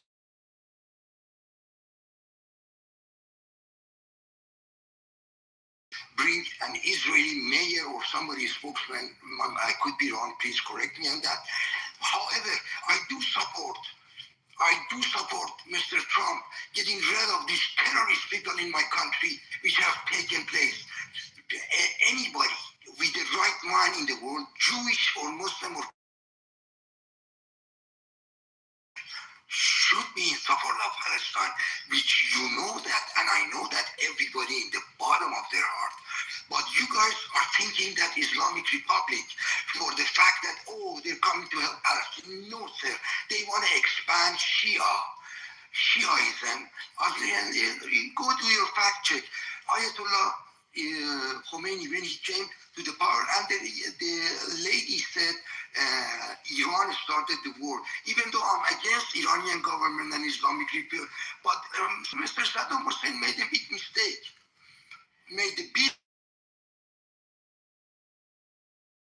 He started the war. That's why Saddam Hussein, and how stupid my government, not my government, but the government that took over my country, the terrorist regime, even Iraqis, and Saddam Hussein was going to pay back all the damages, and he didn't accept it. Please go do this fact check.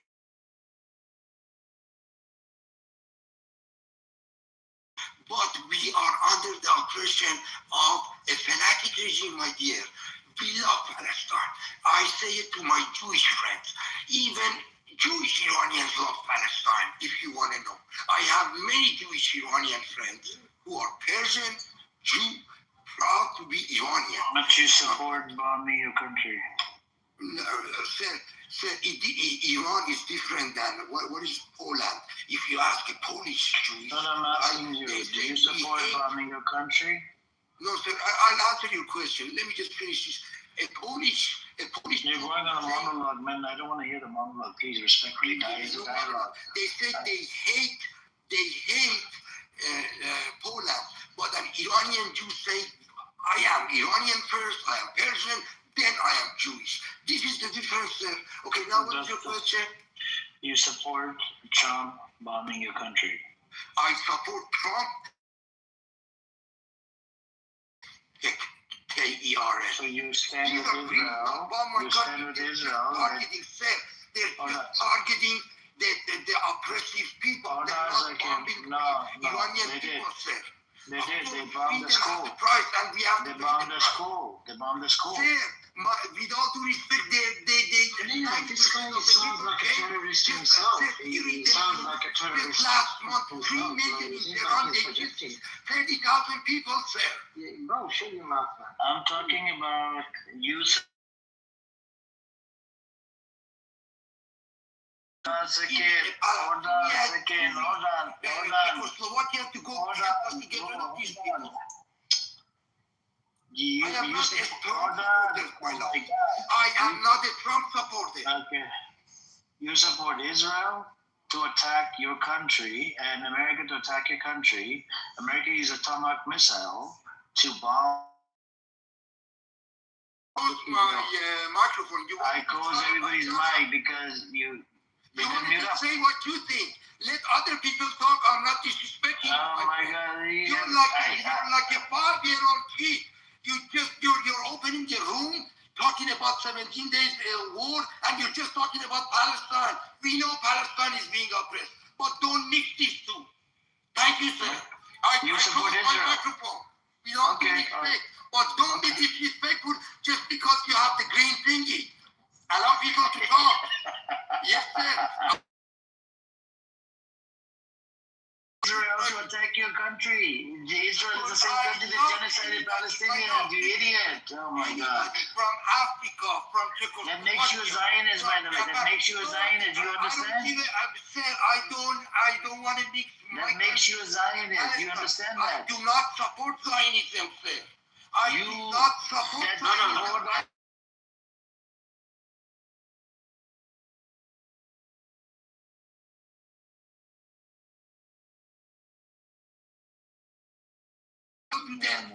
One second, Morgan. If you use the same logic,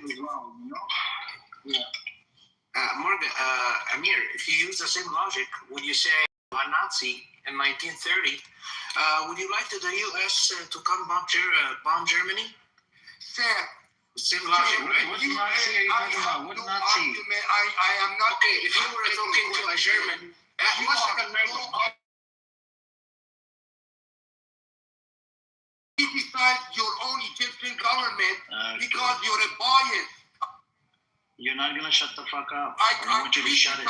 Shut it. I don't wanna hear you bullshit. Shut the fuck up.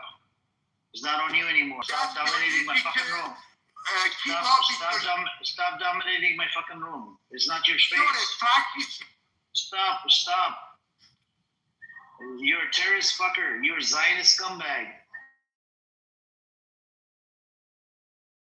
For the disgusting Zionist criminal state that genocided Palestinians, over 70,000 of them, to attack your country and kill innocent civilians in Iran. Motherfucker, just shut your fucking mouth. You're a Zionist scumbag. Fucking idiot. Who does that? Yes, who does that? Because you like to freaking, go on a monologue. I told you this room is not a monologue. You gotta help Palestine. Okay, just be quiet.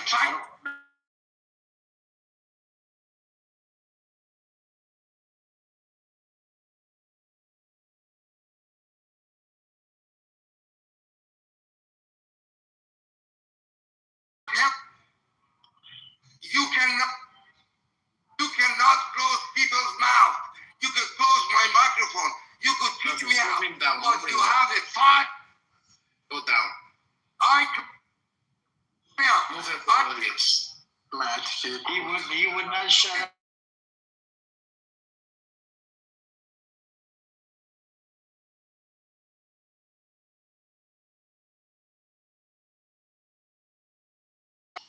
You're a dictator. You don't understand.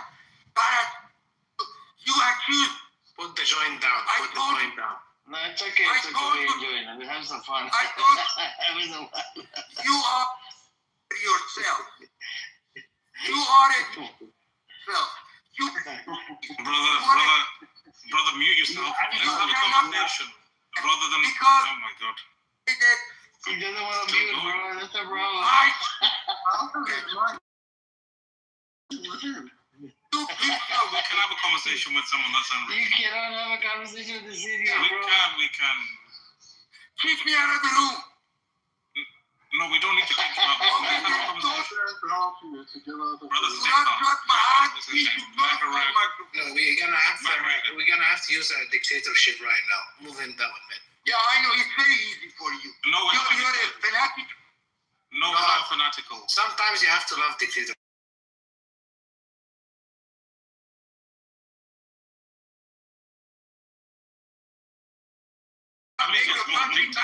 Because they have leaders, stupid leaders like you, like Yasser Arafat. Rabin was giving everything back to Palestine. Was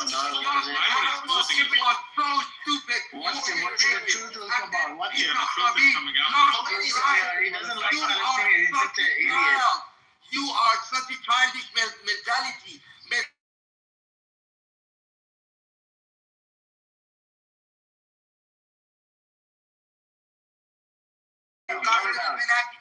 Let it out, old man. The government is, your fellow. If you can perfect this, say animal, say that as many times as you can. So look, this is the position this person holds.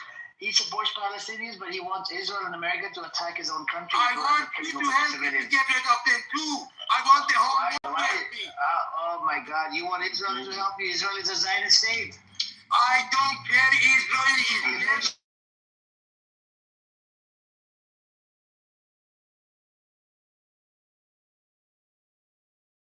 You are so alright. We need to Morgan, are you stupid or you don't have a brain? It's not Morgan, bro. It's Morgan. No, you can't. You think you're Morgan, bro. It's not Morgan, Jonathan. I'm in support of Dr. Mossadegh. No, it's Mehregan. Mehregan.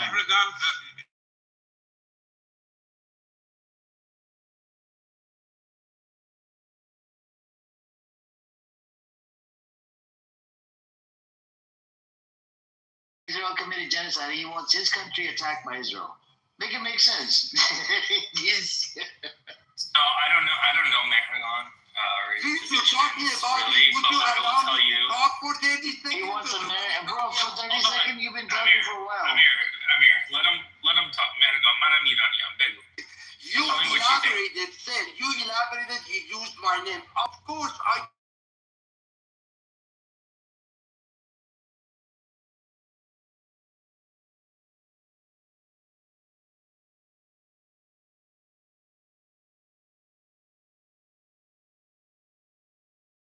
talk with many of my Israeli friends who are in opposition to Israeli government, and they agree with me. Back to Do you support Trump and Israel to attack your country? I don't support Trump. I don't support Zionism.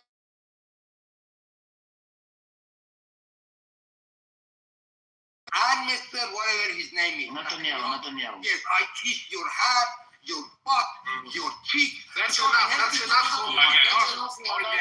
You don't understand. You said your other people who have different mentality. Mehregan, let me talk to you for a second. Talk to me. Are you a supporter of Pahlavi or Islamic Republic or none of them? I don't support either one. Okay, sir. Go ahead. Yeah. So my question is, if you support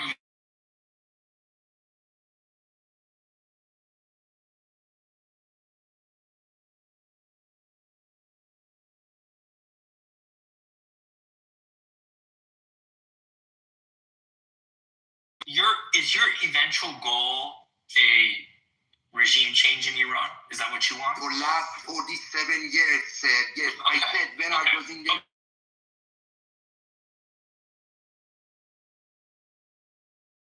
Palestinians as well. Let me just talk to him. Let me just talk to him. Okay, you sound I have to hit the bed. I can only give you 4 minutes. and you sound like you know it all. No, I'm not very young, but thank you for the compliment. But you sound like Anyways. you know it all. Go ahead, ask me. No, I'm not. Relax, please, because I can concentrate. I shut up. Relax. Put the mic off. When Put the mic off. Hold on, let me. That's not democratic, my brother. آقای مهرگان اجازه بده از بزرگیتون یه لحظه خواهش میکنم. بذار میخوام باهاتون صحبت کنم ولی انگلیسی صحبت میکنم که بچه‌ها English, come on, man. I'm trying to establish a rapport with them so we have a good back and forth. Hang on. The regime change, do you think it could happen with just aerial strikes from the U.S. and Israel? Do you think that's possible? You asked me a question. Do I have at least 30 seconds to answer you, or I have to say the history correctly? We have to learn from people of Spain. They kicked the fanatic Islam out of their country back in old days, right? And they had a lot of help from outside help to kick the fanatic. The good Muslims are good Muslims, like good Christians, like good Jews. The fanatic Jews, I don't support. The fanatic Muslims, I don't support. Okay, I shut up. Okay. I know, but that's not my question. My question is, with a aerial strike only from U.S. and Israel, do you think that can lead to regime change? I'm not a colonel in the army. I don't know these things. Okay, so Mehran, let me put it to you this way then. Okay, I'll give you my opinion, and then you can tell. I don't think a regime change can come without boots on the ground in Iran. And furthermore, a lot of Iranians say that we support U.S. and Israel because we have a common enemy, right? But what they don't tell you is, where do our interests diverge? Okay, so if the common interest is getting rid of heads of state of IRGC, that may be it. In alignment, right? But what if I were to tell you Israel and the U.S., their primary goal is to keep Iran weak, supposedly, okay? And if that means Iran gets balkanized, if that means it falls into a failed state, to them, that's still checkmark. Their goal is accomplished. You sound like you do support Islamic Republic, but you're No, I don't. These are all the bullshit. No, I don't. Honestly, I don't. Up to if I want me to, hold on. You guys go with Mehran, فشاری نباش. یه لحظه. You see, I have a name. I have an identity. Identity. I don't care that you can be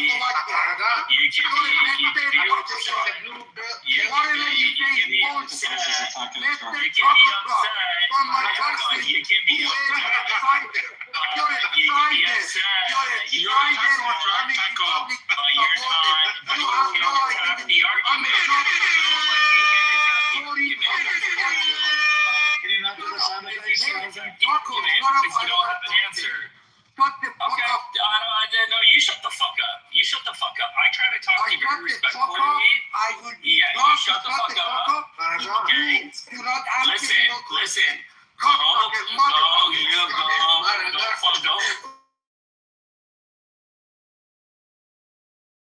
You're not gonna listen. I'm being on. No, you're not gonna do anything. Fuck you. Go.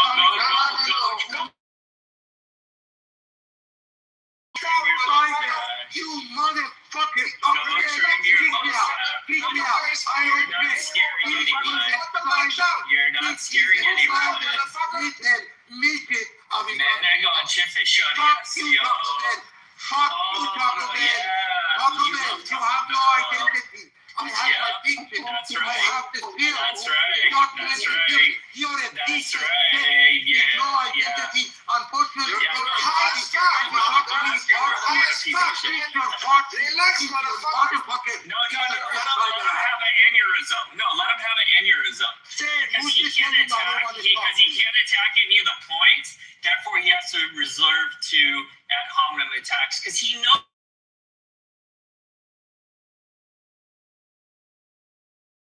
You don't. I feel so So weak. Maragon. Leave me alone. You cyber.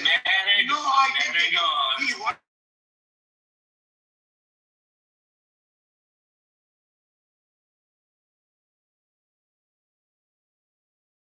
And now you're gonna sit like a little good boy. You're gonna sit like a good boy. You're gonna sit like a good boy. And you're gonna listen. On the face of this I'm gonna pat you on your head like a good little boy. You gotta let him stop, man. We can't control them. It's okay. Let it down, man. Hang on a second. This guy's gonna have a stroke. Stay muted, Jonathan. This guy's gonna have a stroke. I It's want not you even a simple fucking question. Fuck you, you cyber. No identity. You are from the unfortunate. You are in the very big. Have one. Maybe. Maybe that'll make your brain work a little bit. Because right now, you have a room temperature. You have a room temperature IQ. Okay, Chad, And, hey, no, I'm gonna talk to you. You don't like it? Go sit in the audience. Chad, I'm talking to the Go sit in the audience. You motherfucker. You go sit in the audience. You cannot talk to me. You have. Talking, I will talk. No, you're not gonna shut me up. Fuck you, you're not gonna Go talk. sit down, old man. Go sit down, old man. From the whole world Go trim your mustache. You motherfucking terrorist. You have no identity. You haven't shaved your mustache since Mohammed Reza Shah's time. You haven't trimmed your mustache. Do you want me to send you a beard trimmer? Followers. Do you want me to send you a beard trimmer? Proper truck. Do you want me to send you a beard trimmer? I am Do you want me to send you a beard trimmer? I am respectfully asking. As long as you keep me on this stage, I will keep my microphone open as long. That is you. You're the terrorist because your dumb fuck Iran international narrative is going to get a lot of Iranians killed, and it's going to be a failed state, and nothing's going to happen, and the IRGC is going to remain, and you're going to lose on every single front. You're going to lose. You're going to lose. You're going to lose. You're going to lose. You know how much you're gonna lose. $50 an hour. I wish I was getting paid. Money. These are my own. This is my own money. Yeah. You don't have an answer. I know. I have it down. You don't have an answer. Sit your ass down. You don't have an answer. One of you and sit your ass.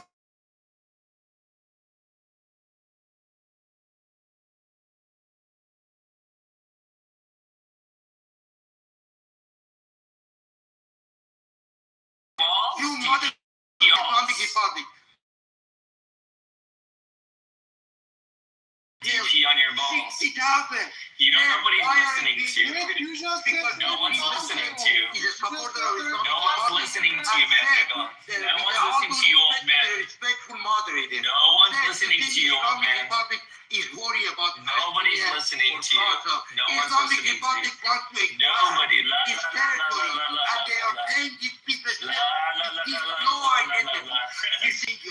Nobody gives a fuck about you. Nobody gives a fuck about you. Nobody gives a fuck about you, bitch. Nobody gives a fuck about you. Nobody gives a fuck about you. You're gonna get. You're gonna.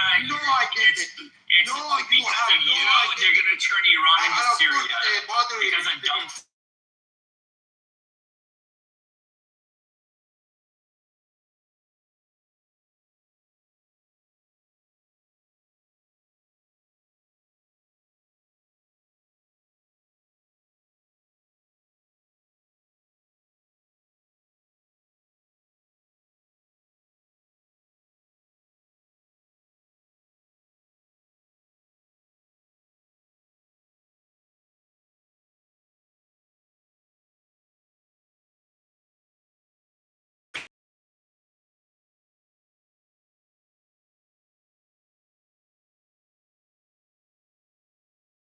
everyone before I go to sleep. Thank you, and I'll see you guys. This is right, Taco.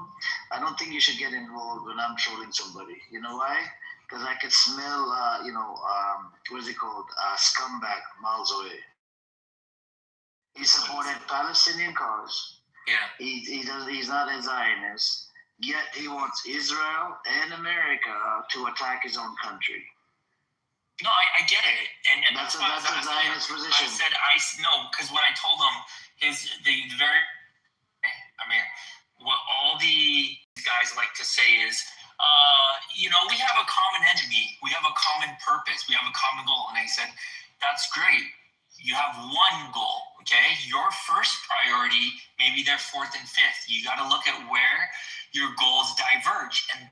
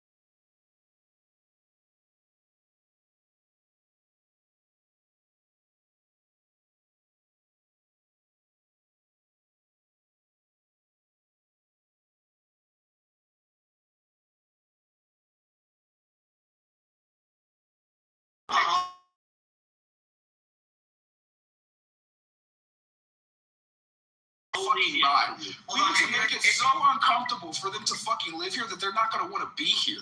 In your example, is the child a citizen? Because if you get deported to HUD, you're fucked. Listen, in your example, is the child a citizen? I don't give a fuck if they're a citizen or not. Their parents. So I don't even know what you're on about anymore. Yeah, you should know exactly.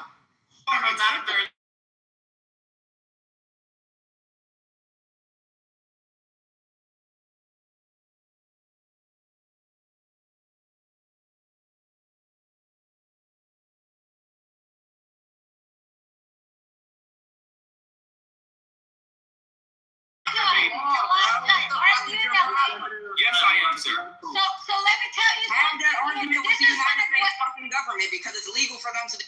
Whoa, hello! What do you think Scott Turner is trying to fix now? Fix it? Oh, well, I'm sorry.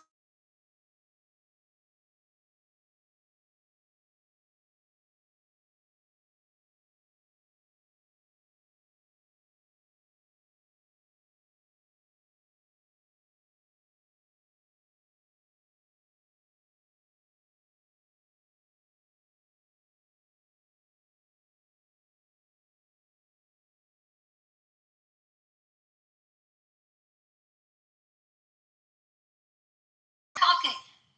75% of them got free insurance. All their children got free food stamp. And we pay the fund.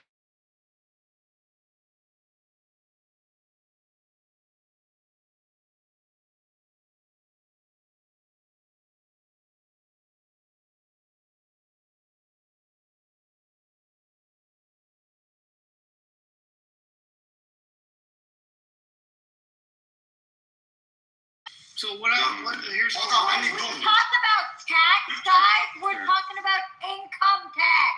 Let me boom her. I want people that are fucking contributing to this country. Not people that are coming from run-down bumfuck Somalia. That's racist. Let me just address it's not racist at all. It's not racist at all. At all.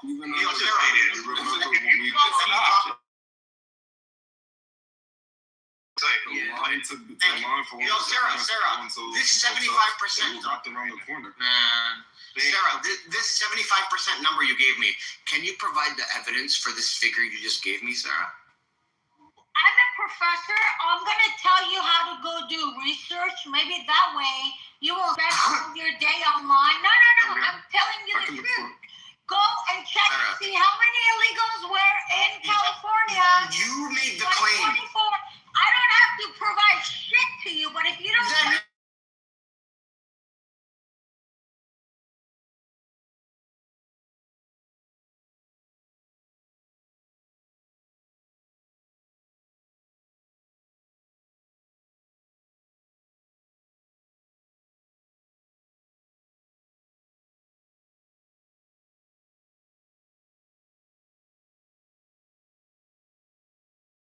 spend 8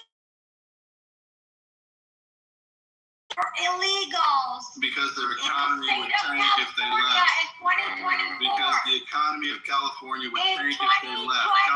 No, listen. If you're trying to say they add to the economy of California by sales tax, why don't you bring tourists? Give visa to tourists, to fucking billionaire tourists to come and shop more. I got some stats for you right here. This has them January for 2024. We fucking live here, Miss Fix-It. I lived here for 7 years. Oh wow, your little puny ass 7 years. It's quite obvious that you look at it. No one cares about you living here for 7 fucking easy years. Okay, you're clearly not here anymore. Hold on, guys. You know what? I was literally unmicing myself to agree with your stupid ass. I didn't.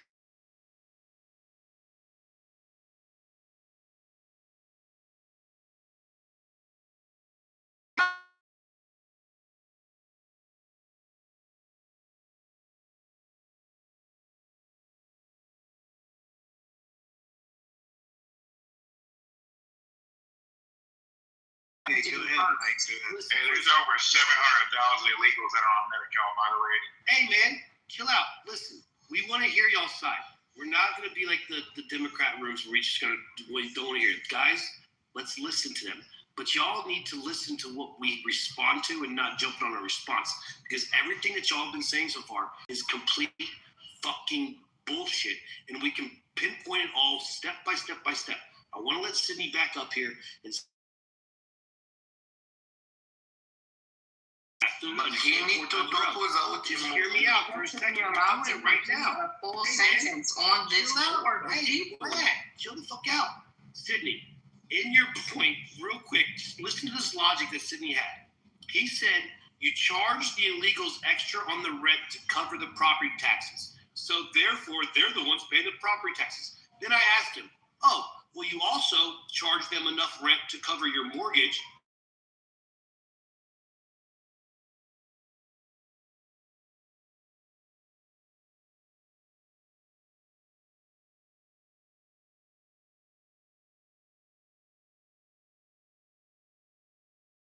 Tax and all this other shit does not fucking count. And the net drain, as far as all the resources that go, like Sarah was saying, all of a sudden fucking place like Chicago got $100 billion fucking dollars out of fucking nowhere. New York's got $200 billion out of fucking nowhere.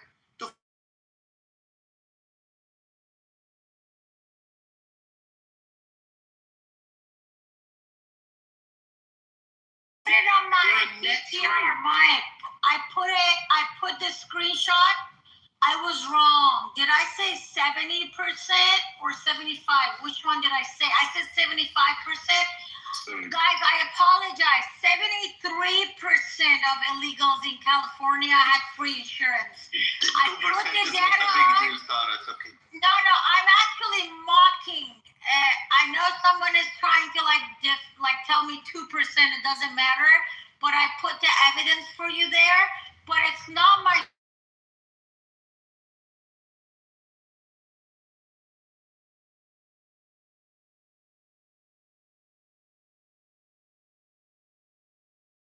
They said I got evidence, and then they were talking about America, how many illegals we have in U.S. I'm specific. I asked Elijah, I said, don't you live in LA? He said he does. I said, in California, do I care? Because I pay 10% extra tax in the state of California. Those motherfuckers, they get paid. They don't pay single dollar tax. I pay half of my income tax between federal and state. And then on top of that, they get free insurance where I have to pay $1,000 a month for my insurance. And they have houses. They buy houses because they don't pay. They don't pay fucking income tax. They get food stamp. They get free insurance, so they can afford buying a house. And then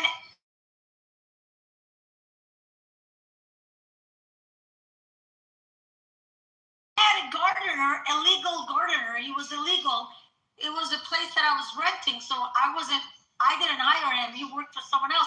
This dude had 3 houses.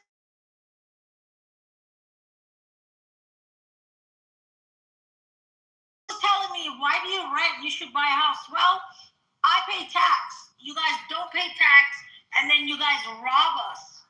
I'm talking about illegals. Right. And if somebody defend illegals, you probably don't pay tax. If you pay taxes, and then they got free insurance and everything, and then people will come and say, they pay tax when they buy shoes.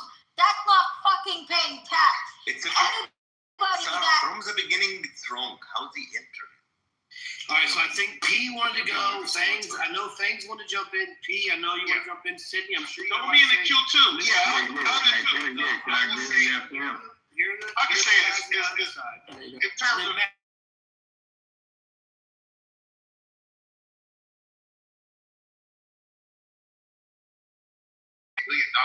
But this is stats. I'll post this in the chat, by the way. But as of right now, according to exactly.